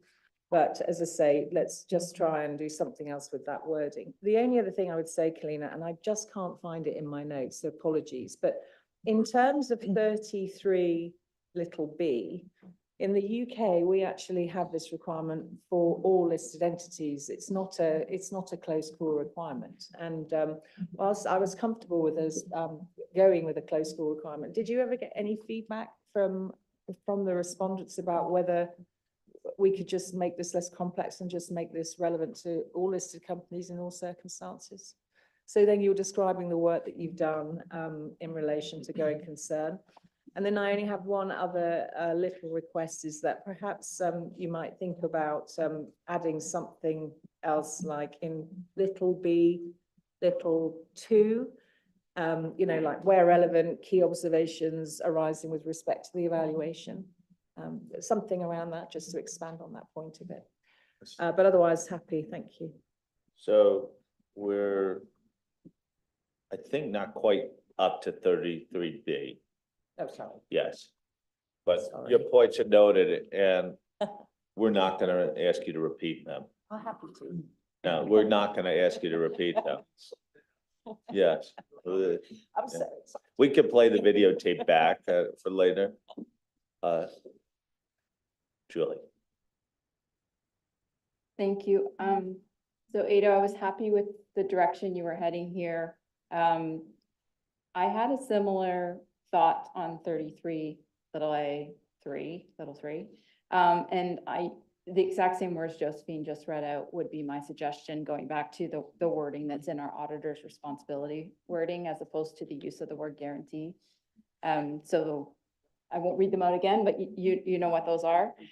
That also would then apply to 34 little f too, because it's there as well. On that language and how it then shows up in the illustrative reports. And it's particular to, I think, illustration 3 and 4, where you have a material uncertainty. When you read it in the requirements, it looks fine. But then when you look in the illustrative report, it looks odd. Because you've got a material uncertainty, and then you've got this added language at the end that almost seems to qualify or contradict a little bit the material uncertainty. So I guess 2 potential suggestions. One would be, if you're in a case of a material uncertainty, should you have those words at all? I guess is one question. Or is the placement of that phrase in the right place from an ordering perspective? And should it come earlier in the paragraph, right after the auditor, you know, what the auditor's done, and then it goes on to say our conclusions, and then you have what follows after it. And I think you could apply that suggestion actually to all the illustrative reports, but just a thought, because it does seem a little bit odd in those illustrations, the ordering of it. Eric?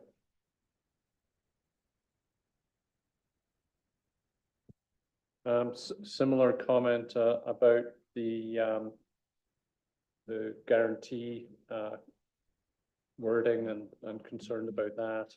And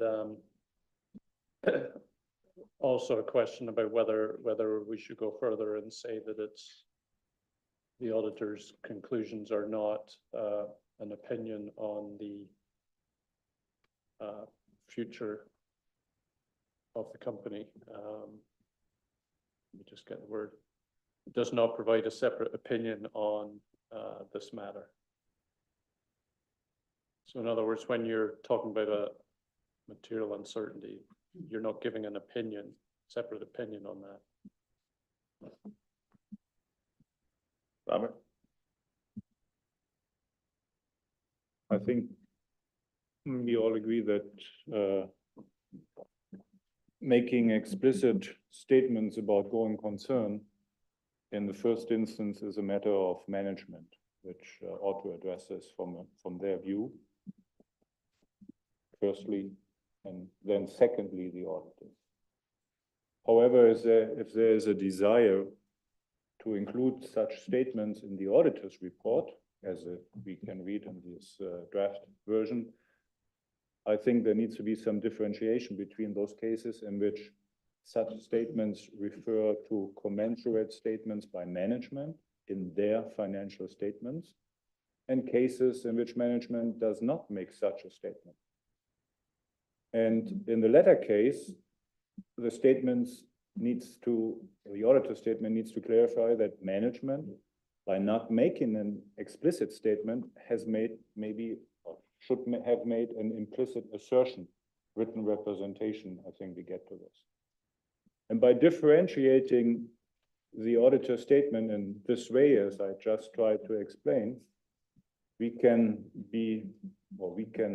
provide to management of an entity some encouragement to include such commensurate statements about going concern in their financial statement. So from a tactical perspective, it might be an encouragement for management if we go this way. Thank you.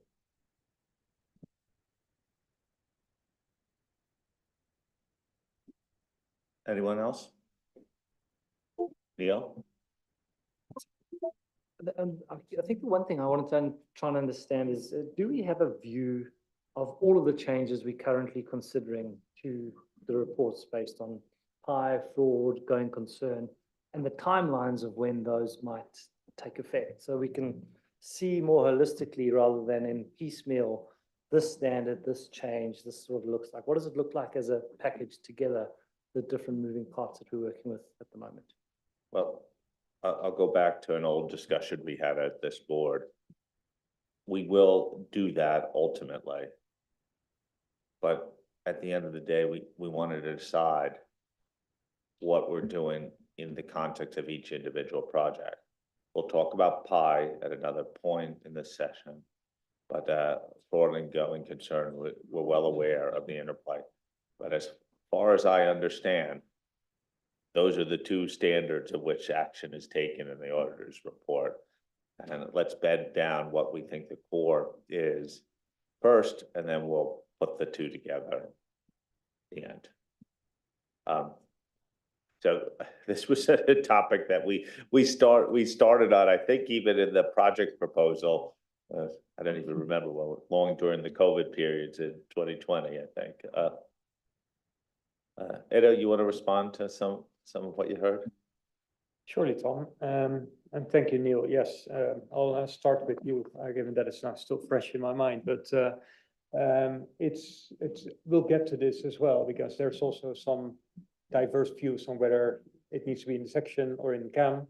And we're not taking a position on it now. We're only in a little bit asking the board whether we've articulated the pros and cons properly, such that we can weigh that also in our discussions with Julie and her task force that also impact the auditor's report. And clearly, we're all very interested in the PI discussion to understand the ramifications to, I think, both fraud and going concern.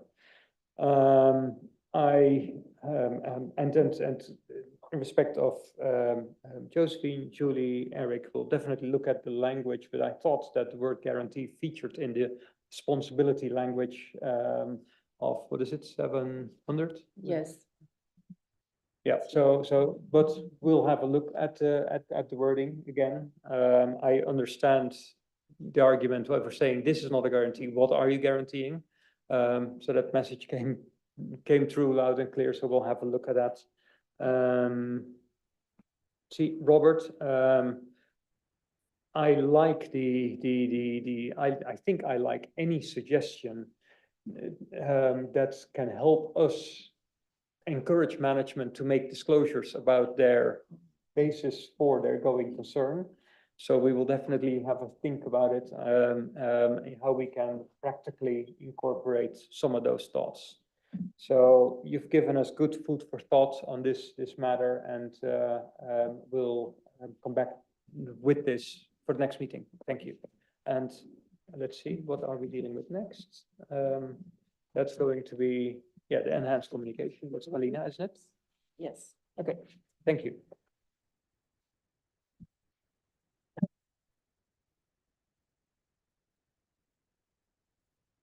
So we're still in the auditor's report. Now we're discussing about the enhanced communication for listed entities. So what we heard in terms of this piece is that there was a lot of support for the proposals to provide an explanation how management evaluated, how the auditor evaluated management assessment when it came to material uncertainty related to going concern paragraphs. So there was a lot of broad support there. For close call situations, we did hear that the threshold for those close calls is not as clear because it was linked to events and conditions. And there were different suggestions for that threshold. We also heard some encouragement from the feedback that the CAM mechanism or the CAM section may be an appropriate threshold or an appropriate place to continue to provide communication on close calls. And about the applicability, we heard mixed views about extending the requirements to apply to entities other than listed, but there was encouragement to consider an extension to PI in coordination with track 2 of the listed entity and PI project. So in response to the feedback, what we have done is we have retained the proposals, but we have aimed to clarify the threshold. So specifically there was different suggestions. So there was suggestions to extend the reporting for all listed entities and in all cases. The task force looked at these proposals, but believed that they would kind of amplify some of the concerns, which were about providing original information, about providing reporting how the auditor addressed it in all circumstances, which may not include the close calls, so it would risk becoming boilerplate. So we also looked at the CAM filter, but as a task force, we believe that the CAM mechanism is what we have today. And what we set out to achieve is to enhance transparency for close call situations, including the reporting requirements, which were not sufficiently clear, given that close calls may or may not be a CAM today. So having those considerations, we also looked at close call being a non-defined term for our standards or for the financial reporting framework. We did look at some of the guidance we've already embedded in the standards, such as paragraph A62, which describes a close call situation. So what we have done in the requirement, we have embedded significant management judgment as the threshold that would trigger the reporting. And in doing so, we think we are responsive to some of the concerns we heard about providing original information, the auditor providing more context than management, or management not having sufficient disclosures for those situations, and obviously clarifying that events and conditions that was seen as not clear. And maybe if I can just add to that. So the significant management judgments, and this is where we leverage the IFRIC educational material, is within the IFRIC educational material. If there is significant management judgment, they indicate that that needs to be part of the disclosures by management. So there's in all instances, there would be an expectation that this is disclosed in the financial statements already. And that's then the lever for latching on for the close call. Yes, so other matters that we have considered is obviously we've looked at the feedback and the support for the extension to PIs. However, the task force needs to engage in further coordination with the listed, with the PI Track 2 project to be able to move on that matter further. And another big topic that was considered was using the CAM section as placement. And this is because of the public interest behind making sure that, because a lot of the feedback was referencing to the fraud project and what the fraud project had done.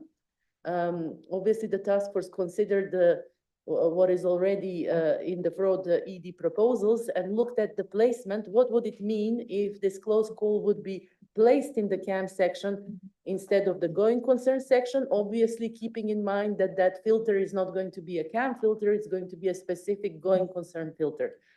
So the paper outlines some of the pros and cons, having that lens in mind, that we're just looking at this from a pure placement perspective. We have a specific question for the board later on, and we would be interested in whether there's anything other that we need to consider in that respect.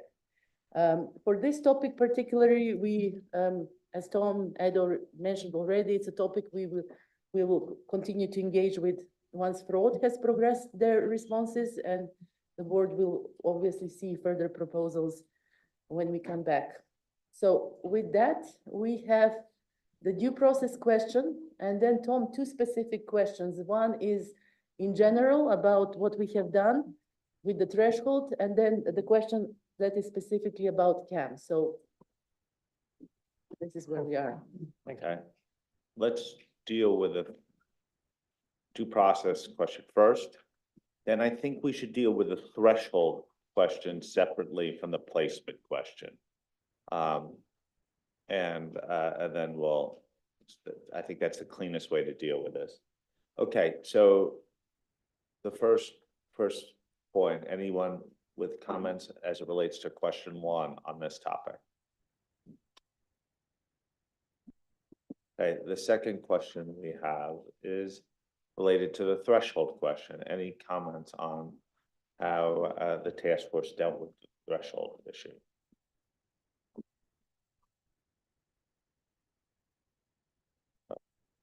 Just a quick comment. I agree with the recommendation as it is aligned or shall be aligned with IFRIC or IFRS.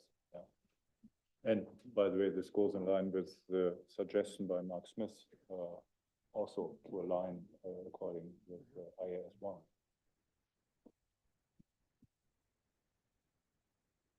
Okay. Now, Josephine, I was reminded that you made comments on 33B already. They're not forgotten. They enter the record, but you'd also be invited if you had any points on 34D and the related application material to come in too. In the meantime, Sachika. Thank you.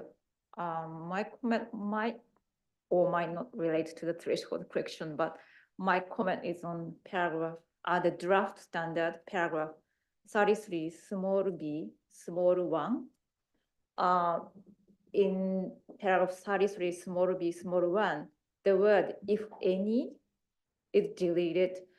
But I think this is necessary because similar to paragraph, I think 13 in ISA 701, the requirement needs to be considerate of circumstances where the related disclosure is not made in the financial statements, because depending on the financial reporting framework or jurisdictions, there may be cases in which going concern matters are not required to be disclosed in the financial statements, even when significant judgments are made by management in concluding no material uncertainty exists, or in close call situation. For example, in Japan, if there is no material uncertainty, going concern matters are not required to be disclosed in the financial statement, and instead are required to be disclosed in other part of the annual report.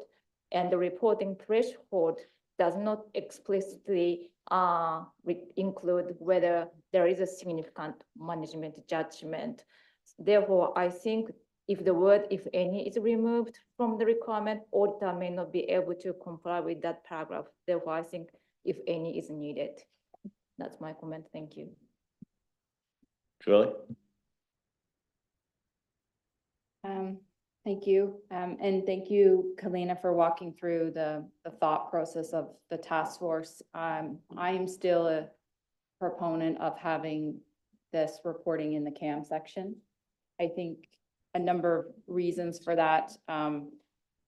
One is, I think from a reader's perspective, there could be some confusion between when an auditor reports in this section on a closed call versus what they're typically used to seeing in a material uncertainty circumstance. I think that could be confusing, and we would want to maintain the integrity of the material uncertainty signpost, because I think that's very important when that happens. CAMs are and still are the mechanism for auditors to deal and report on situations where there's significant let's- judgment. We're not, I just want to make sure we're done with the threshold issue Oh, I thought first, we were sorry. done with that. Sorry, sorry, Really needs a- sorry about that.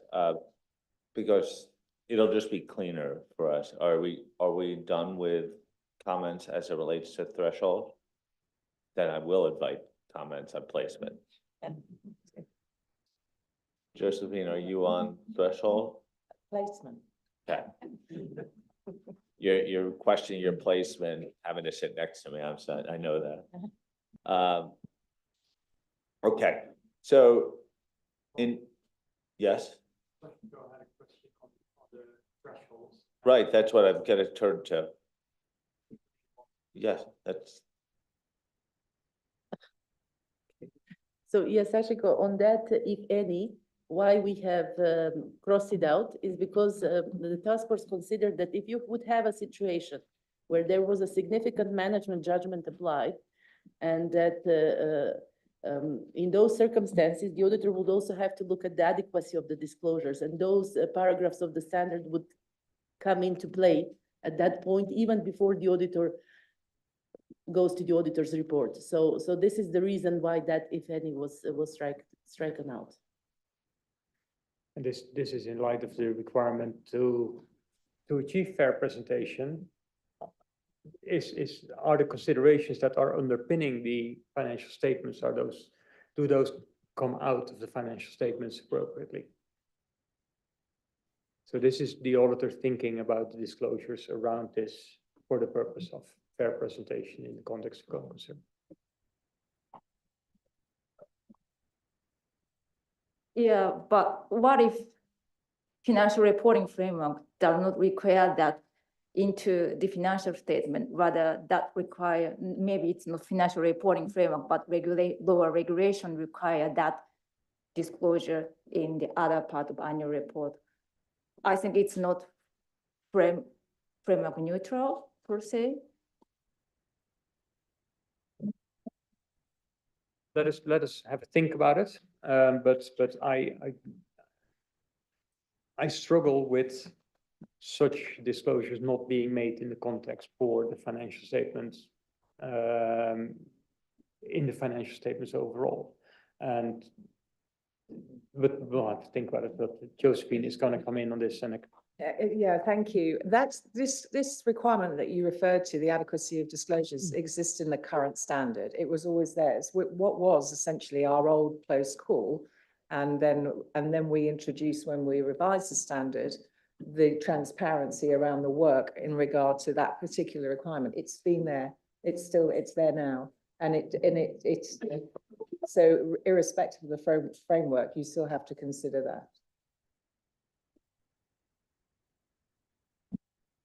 I do think there's probably something we need to look at here, because Josephine is quite right. It's always been there, but the wording says in view of the requirements of the financial reporting framework.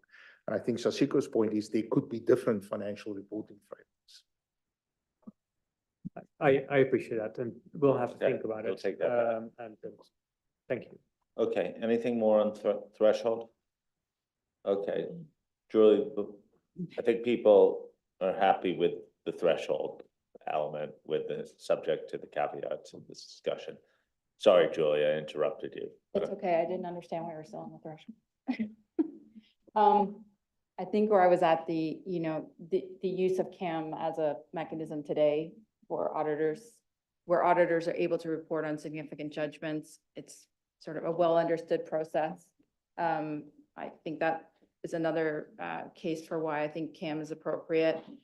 It's also consistent where the fraud proposal ended up. And we did think in that proposal in particular, the wording we had used, and I think you could use some similar wording to what we had used that could encourage and help change behavior for reporting CAMs on this topic. Maybe they're not done a lot today, but I think we could encourage it more with specific language. And then I guess my last point is what I believe is required to be reported in this separate section for a close call looks and feels like a lot similar to a CAM. And so I think having CAM-like reporting in a different area of the auditor's report it seems odd to me. I think we should have that type of reporting in one section in the auditor's report. Josephine? Thank you. I generally can't fault our previous position on this, to be honest. And the going concern conclusions to me are of a different nature and tone. And Kalina, you said it, they have their own filter, which we've built in. And I don't see any new arguments coming through that we hadn't already heard when we were going through this process with the board developing the exposure draft. Now, the other thing is, in terms of CAMs, I thought we had specifically disaggregated it because we wanted CAM for fraud because it, it sits with fraud and error, and it's a slightly different nature and slightly different filter. So from my perspective, I would really encourage us to stick to our guns here on this and retain it as a separate section in the auditor's report. Thank you. Eric?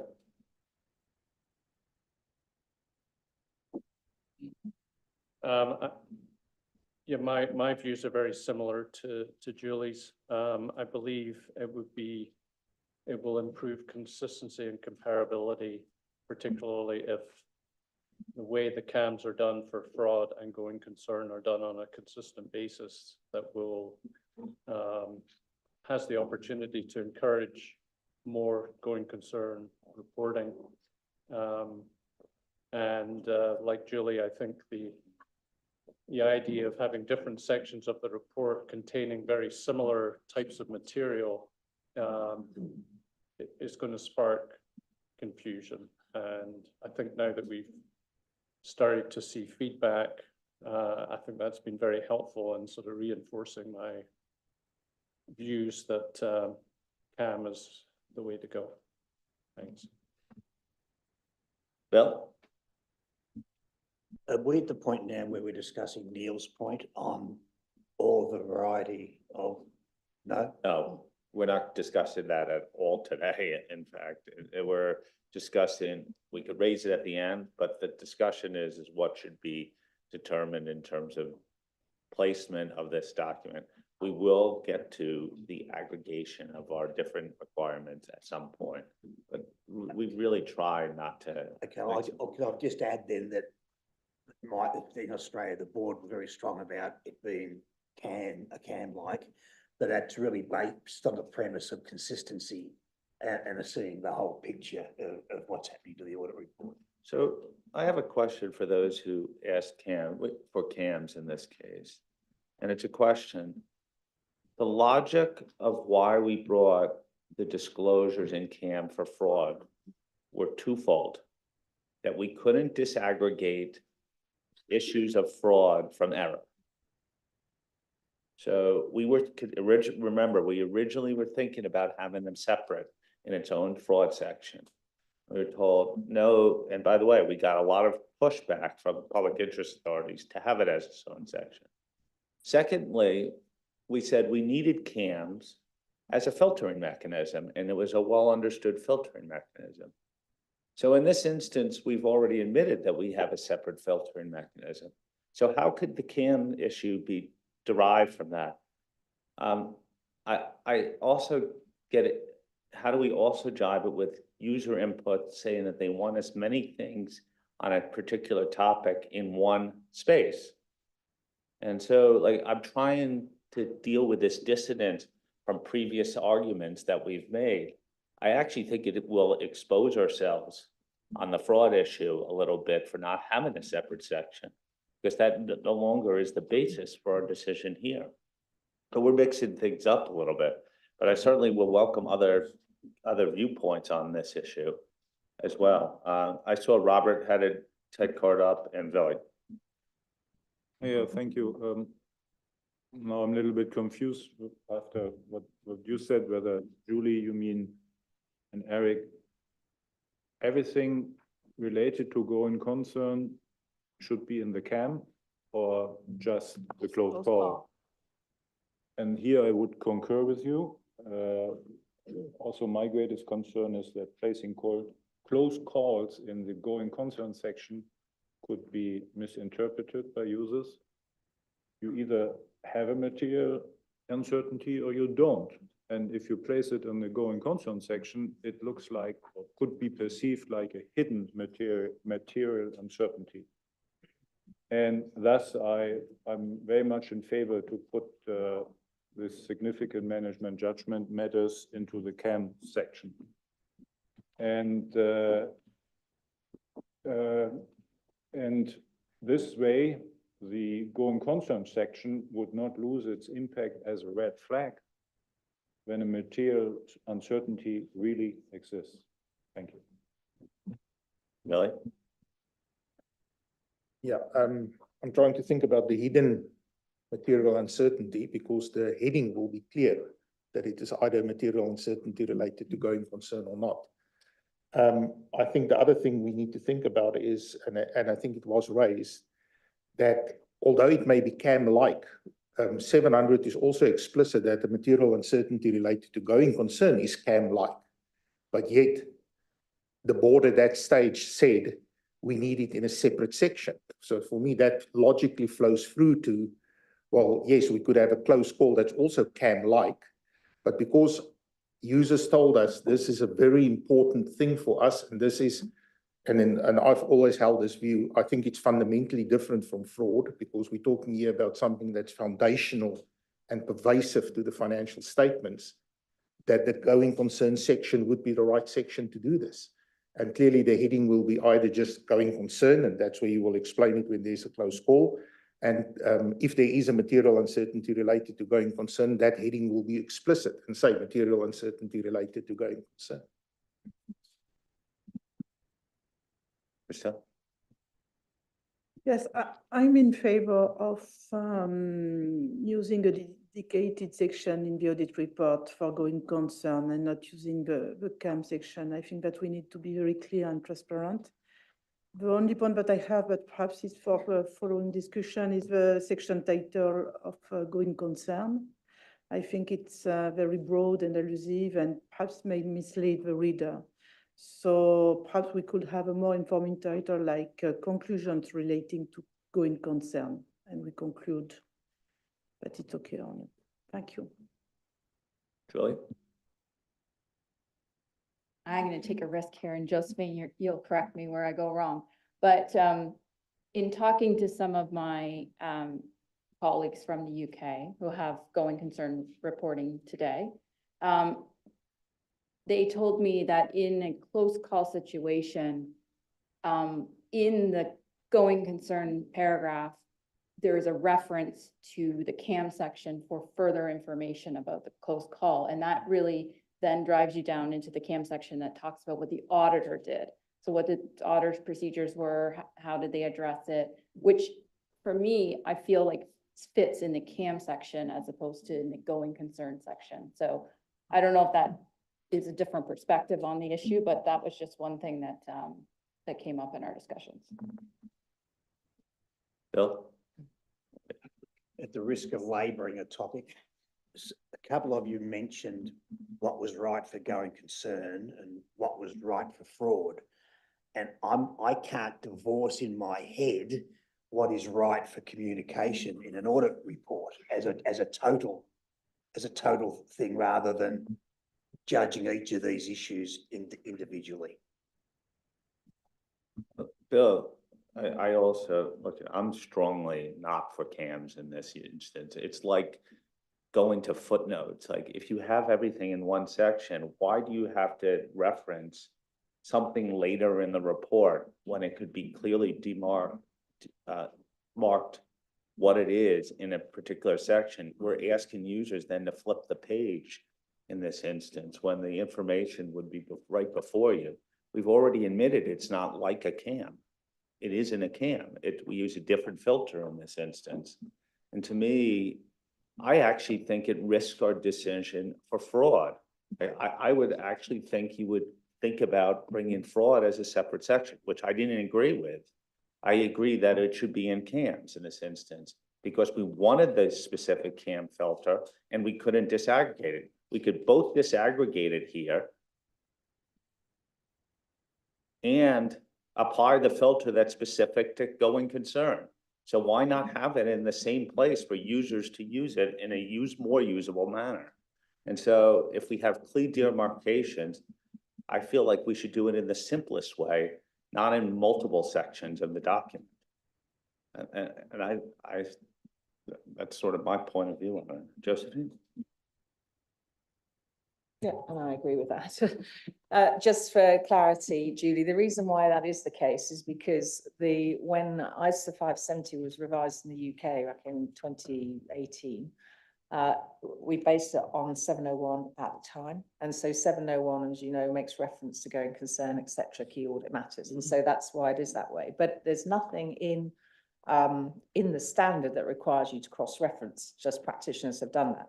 The position today is us in the FRC looking at this standard, we support the separate section. And so we would obviously take that into consideration when adopting the standard in the future.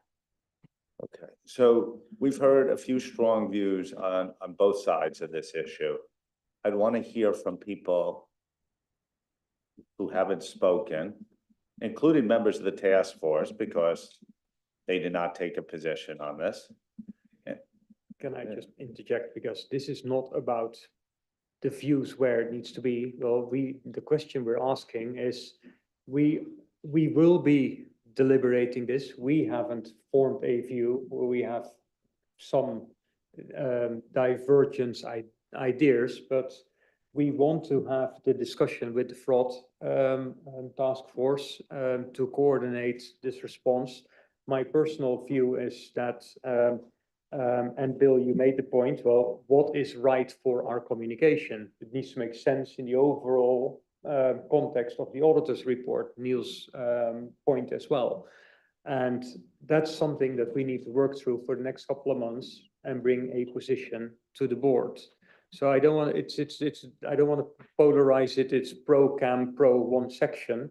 I'd rather have the arguments for why it's, what arguments did we miss? Because we need to weigh those and we need to work through a solution as a task force. And then input to that effect that is most useful at this point in time. Yeah, but there's a risk that we run the same conversation back in September or what, and so I'd rather at least get the information for the people who haven't spoken, who feel strongly, either have a strong opinion on it or not, because then you will have a better sense of this topic, or at least to hear if there's other views, points of view that haven't been surfaced yet. Otherwise, such. Yeah, I have no strong position, but hearing the discussion, my sense is that it's reasonable to put it in the going concern section, because number one, it's very important topic that going concern. So I think it's easy for the user to see everything entirely. And number two, if we go to the direction of using a different filter from key audit matters, I think putting everything in key audit matter, although even if the filter is different, I think it's a bit confusing. So that's my sense. So that you're raising the issue of, are we potentially confusing people about what the CAM filter is as well? Okay, Warren?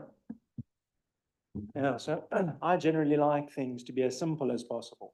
But one of the points that came out in the outreach we were doing is CAMs have got a particular understanding, a particular interpretation, and going concern, whether we like it or not, is currently being viewed as something separate to a CAM.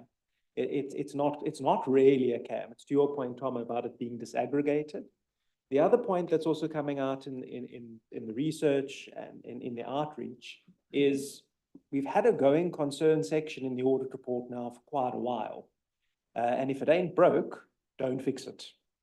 People are comfortable with this idea of there's a going concern section. So it seems natural for the task force to just continue building on that, rather than start muddying the water and doing some geography movements that could be misinterpreted as sending some type of peculiar signal, when in fact it really just comes down to a minor technical point.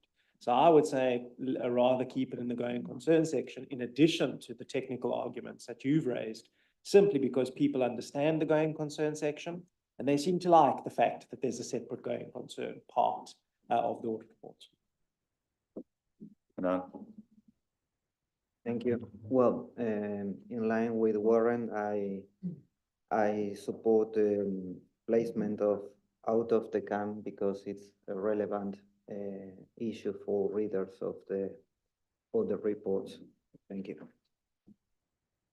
Okay, and what's really gonna be helpful, like, we're not voting here or anything, but you're surfacing arguments for the task force to consider. So. So as a true Libra, I can see both sides. I don't have a particularly strong view. My personal preference veers more towards the use of CAM because it's an established mechanism. People are used to using it, and I think it provides the opportunity to tell the story. As I say, I don't have a strong view. I can see that you can make both work. Yeah. Probably similar to Sue coming into the discussion, I would have been saying put it in CAM. I hear both sides.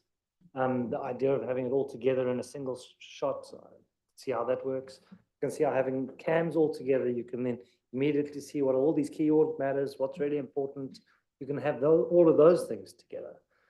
So I do see both sides. I'm not strongly in favor one way or the other necessarily. The close call feels like it's landing more in a CAM to me. That's, yeah. Jamie?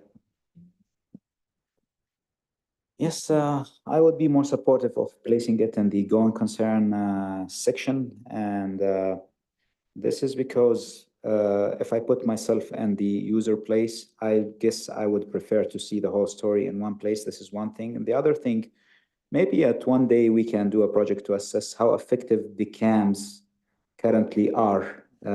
From some interaction with the users sometimes. Do they read the CAMs? Not really. Sometimes they are boilerplated. And sometimes when they are read, they are not really understood. So this is a very important matter that you want it to be clear for the user. So I would prefer having it separately rather than burying it among a number of other CAMs where it will not get the same level of prominence. Thanks, Sammy.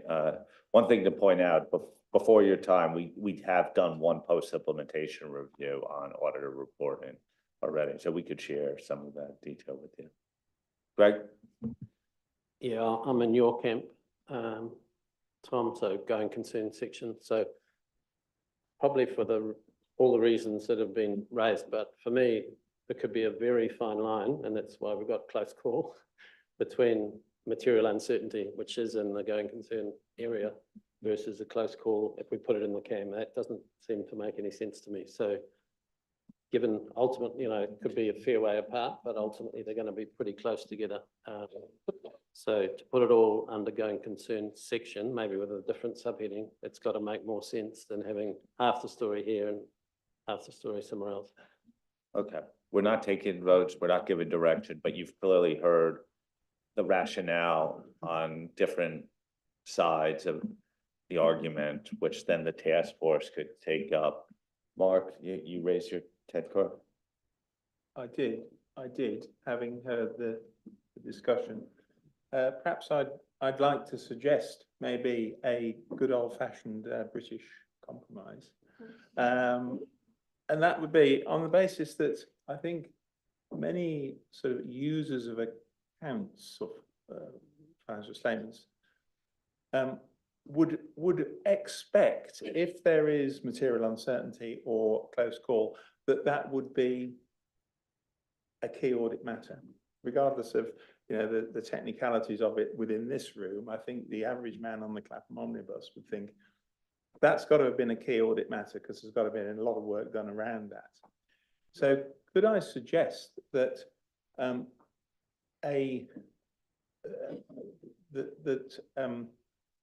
cross-reference is put in key audit matters to the going concern separate section.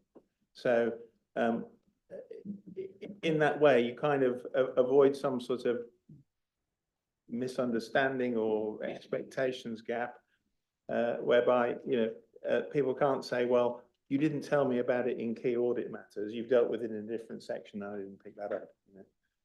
So might that be a possible way of dealing with it? Just a cross-reference from key audit matters to the going concern section? Okay. I think you guys have a lot of data to go back to, and I think you've heard arguments on all sides of the table and some solutions, but it's really for the task force to come with a distinct point of view. You get a sense of strength of feeling, but we will wait for the task force to react and see what the different options are across the board. Indeed, and thank you for all your perspectives. And we will ponder these and bring them together. And yeah, that's probably all I can say for now. There's work to do. Which you always do, but the reason I felt like it was, since we were already started the discussion, I didn't want to have to repeat the same rehearsing of points of view in September. You might as well have the benefit of that right now. Back to the task force to keep pushing through these topics. Yes, sorry. So the next topic we have, now my computer shut down, is the clarity of the implication for the auditor's report. And I think that is you, or Yes. Natalie? Yes. Yeah, that's Kalina. So the last topic that relates to the auditor's report was, we also had a question about the clarity and whether it's clear the changes that we have done. So we've received a range of comments there from respondents, including suggestions to clarify the scope paragraphs, to make a more explicit prohibition that you don't use the CAM section when you're reporting going concern, then clarity for the scope paragraphs, and also there was a lot of requests for guidance, additional illustrations, and addressing certain circumstances when the auditor disclaims an opinion. So the task force here has looked at all those comments. They have done, the task force has done some refinements to the scope paragraphs, not really significant changes there, but has kind of separated the paragraph just for clarity and to improve readability. There was a lot of information in those, in the application material for the scope paragraph. In terms of the consideration when the auditor, in terms of making a stronger prohibition that close calls are reported in the going concern section, the task force felt that the guidance that was the scope paragraph already clarified sufficiently, so we didn't pursue those changes to prohibit. We felt those can be restrictive in certain circumstances, because you may have something that is reported in the CAM section that has also a relationship to going concern, such as, for example, fraud. So we have not pursued those. We've also pursued certain clarifications to paragraph A82, which was just striking out the cross-reference. The other things we felt that were pretty much addressed appropriately, so we didn't do anything else. And obviously, guidance will be considered at a later time. So then we have the question for the board, which is the due process question, and then also for the changes that we've made.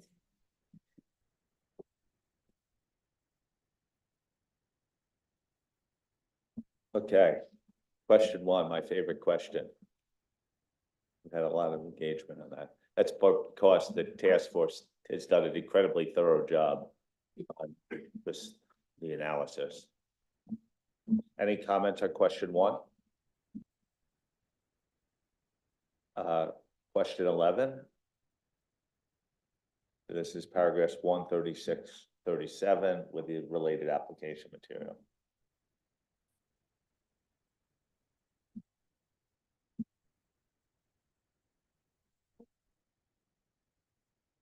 Josephine? Oh. Oh, too enthusiastic? No comment on this section? So this means that we're supportive of the task force's recommendations. Okay, you got support. Okay, thank you. So next topic on the docket is something that came out from the other matters. So we won't have a public interest question here, I think, because this was not summarized, or do we? No, we do. Oh, we do. Okay, we still do. Or whether this was properly summarized from the respondents' comments. Oh, clearly. Sylvie, and this is something that Natalie is going to talk us through. Go ahead. Okay, so as part of their response to the open-ended question seeking input on any other matters to raise, some respondents made feedback on written representation.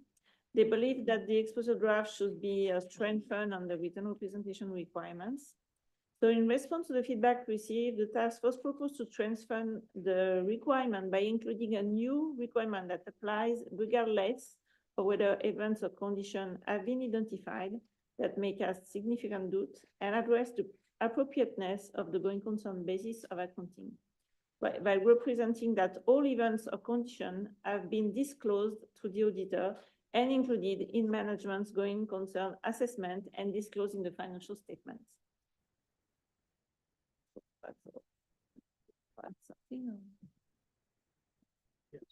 And so this this is something that we picked up from, which we thought was a good idea when the respondents came out with, because it strengthened the entire ecosystem bit.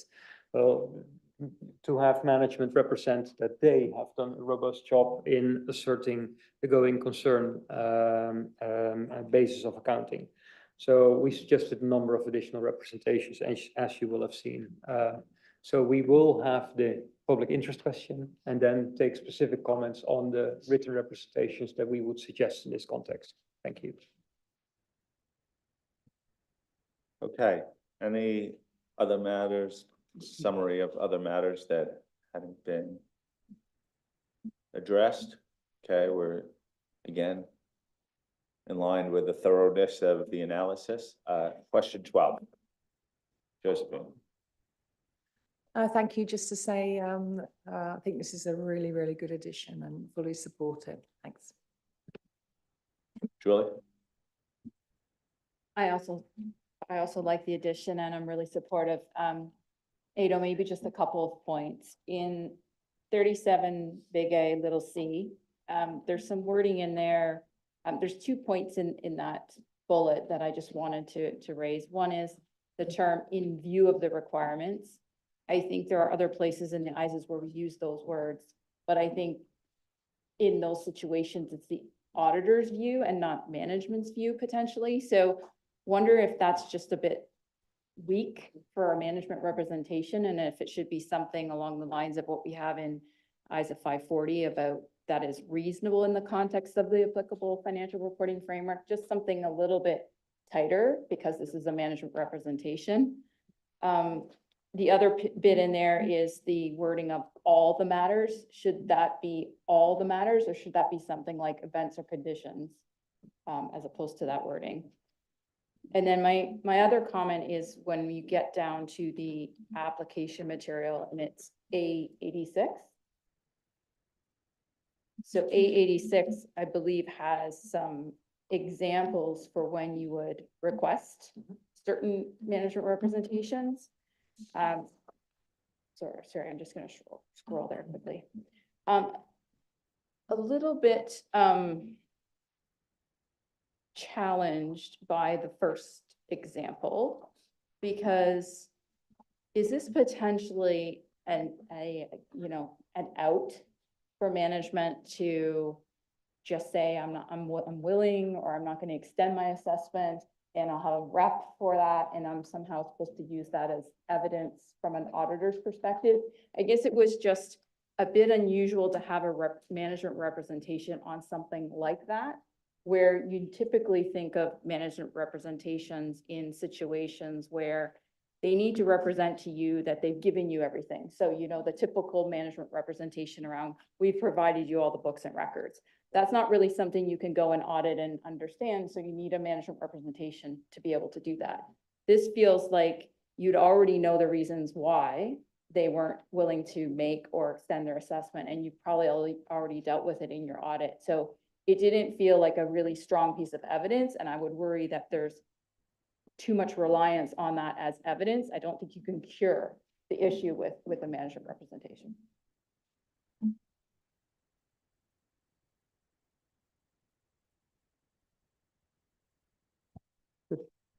No more questions? Okay, well, that's, thank you, Julie. We will look at the language that we use, and I have sympathy for your comment on the example. It does take a reverse approach to it, and do we need management to articulate why they deserve the qualification or the disclaimer? So it's a good question to think about. Thank you.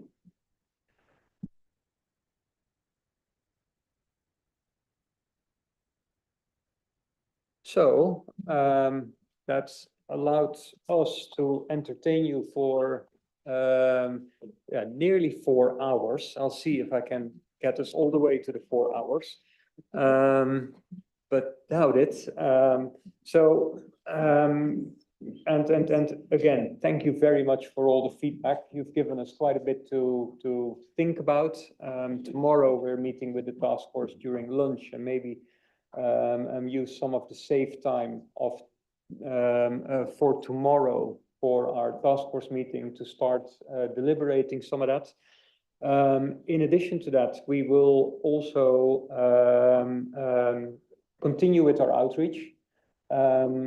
We've actually already had discussions with some prudential regulators or supervisors.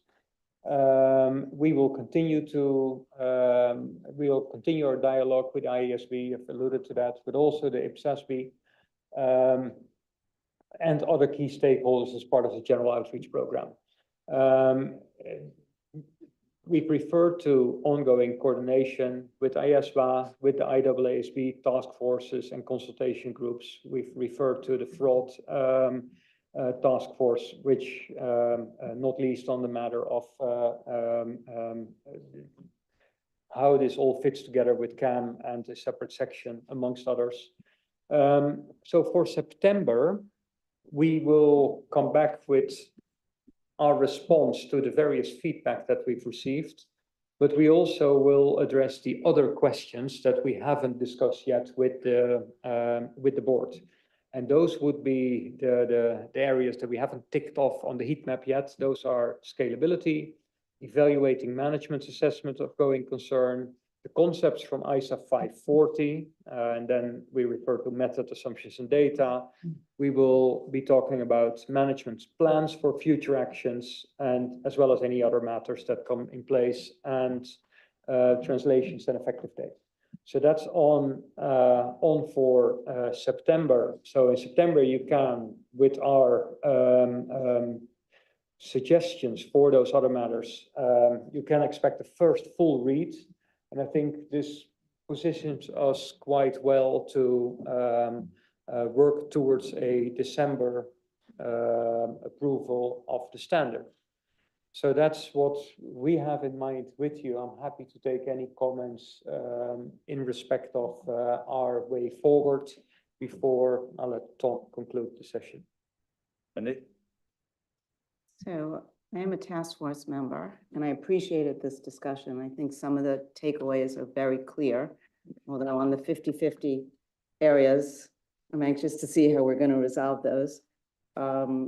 Personally, I feel the same way as Sue does on the CAMs, so we'll see where that goes. But I need some clarity on some of the comments I think Neil made, or Eric made, or Bill made on, and your response, Tom, was we're going to discuss that later. So I'm not really sure when the later is, which was the comments about, can you really make, I completely agree on what you said about doing each standard on its own, but the comment, I think it was Bill that made, can you really make a decision in isolation when you don't know the impact of PI and you don't know the impact of fraud. So I wasn't really clear when we might vet that out as a board. Or as the Not task at this force. moment. We'll have it, let us find the right opportunity, but we have not discussed PI yet. And we'll get back to fraud in a moment. So we will bring them all together, but this is not the moment, particularly since we have to leave this room in a few short minutes to prepare for the outreach event. But I guarantee you we'll have a strategy for bringing these all together.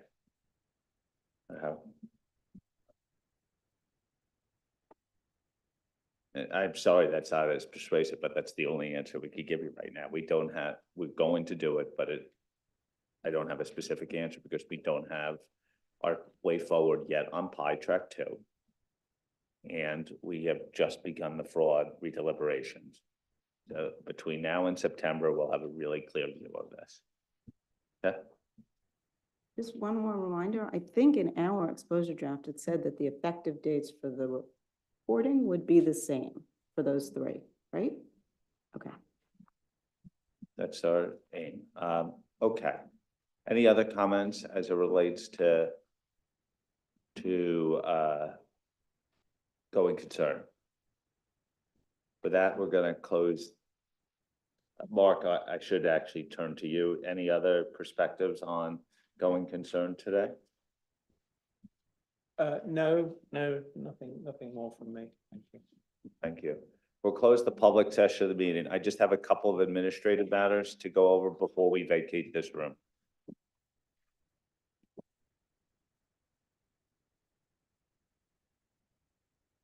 So you all know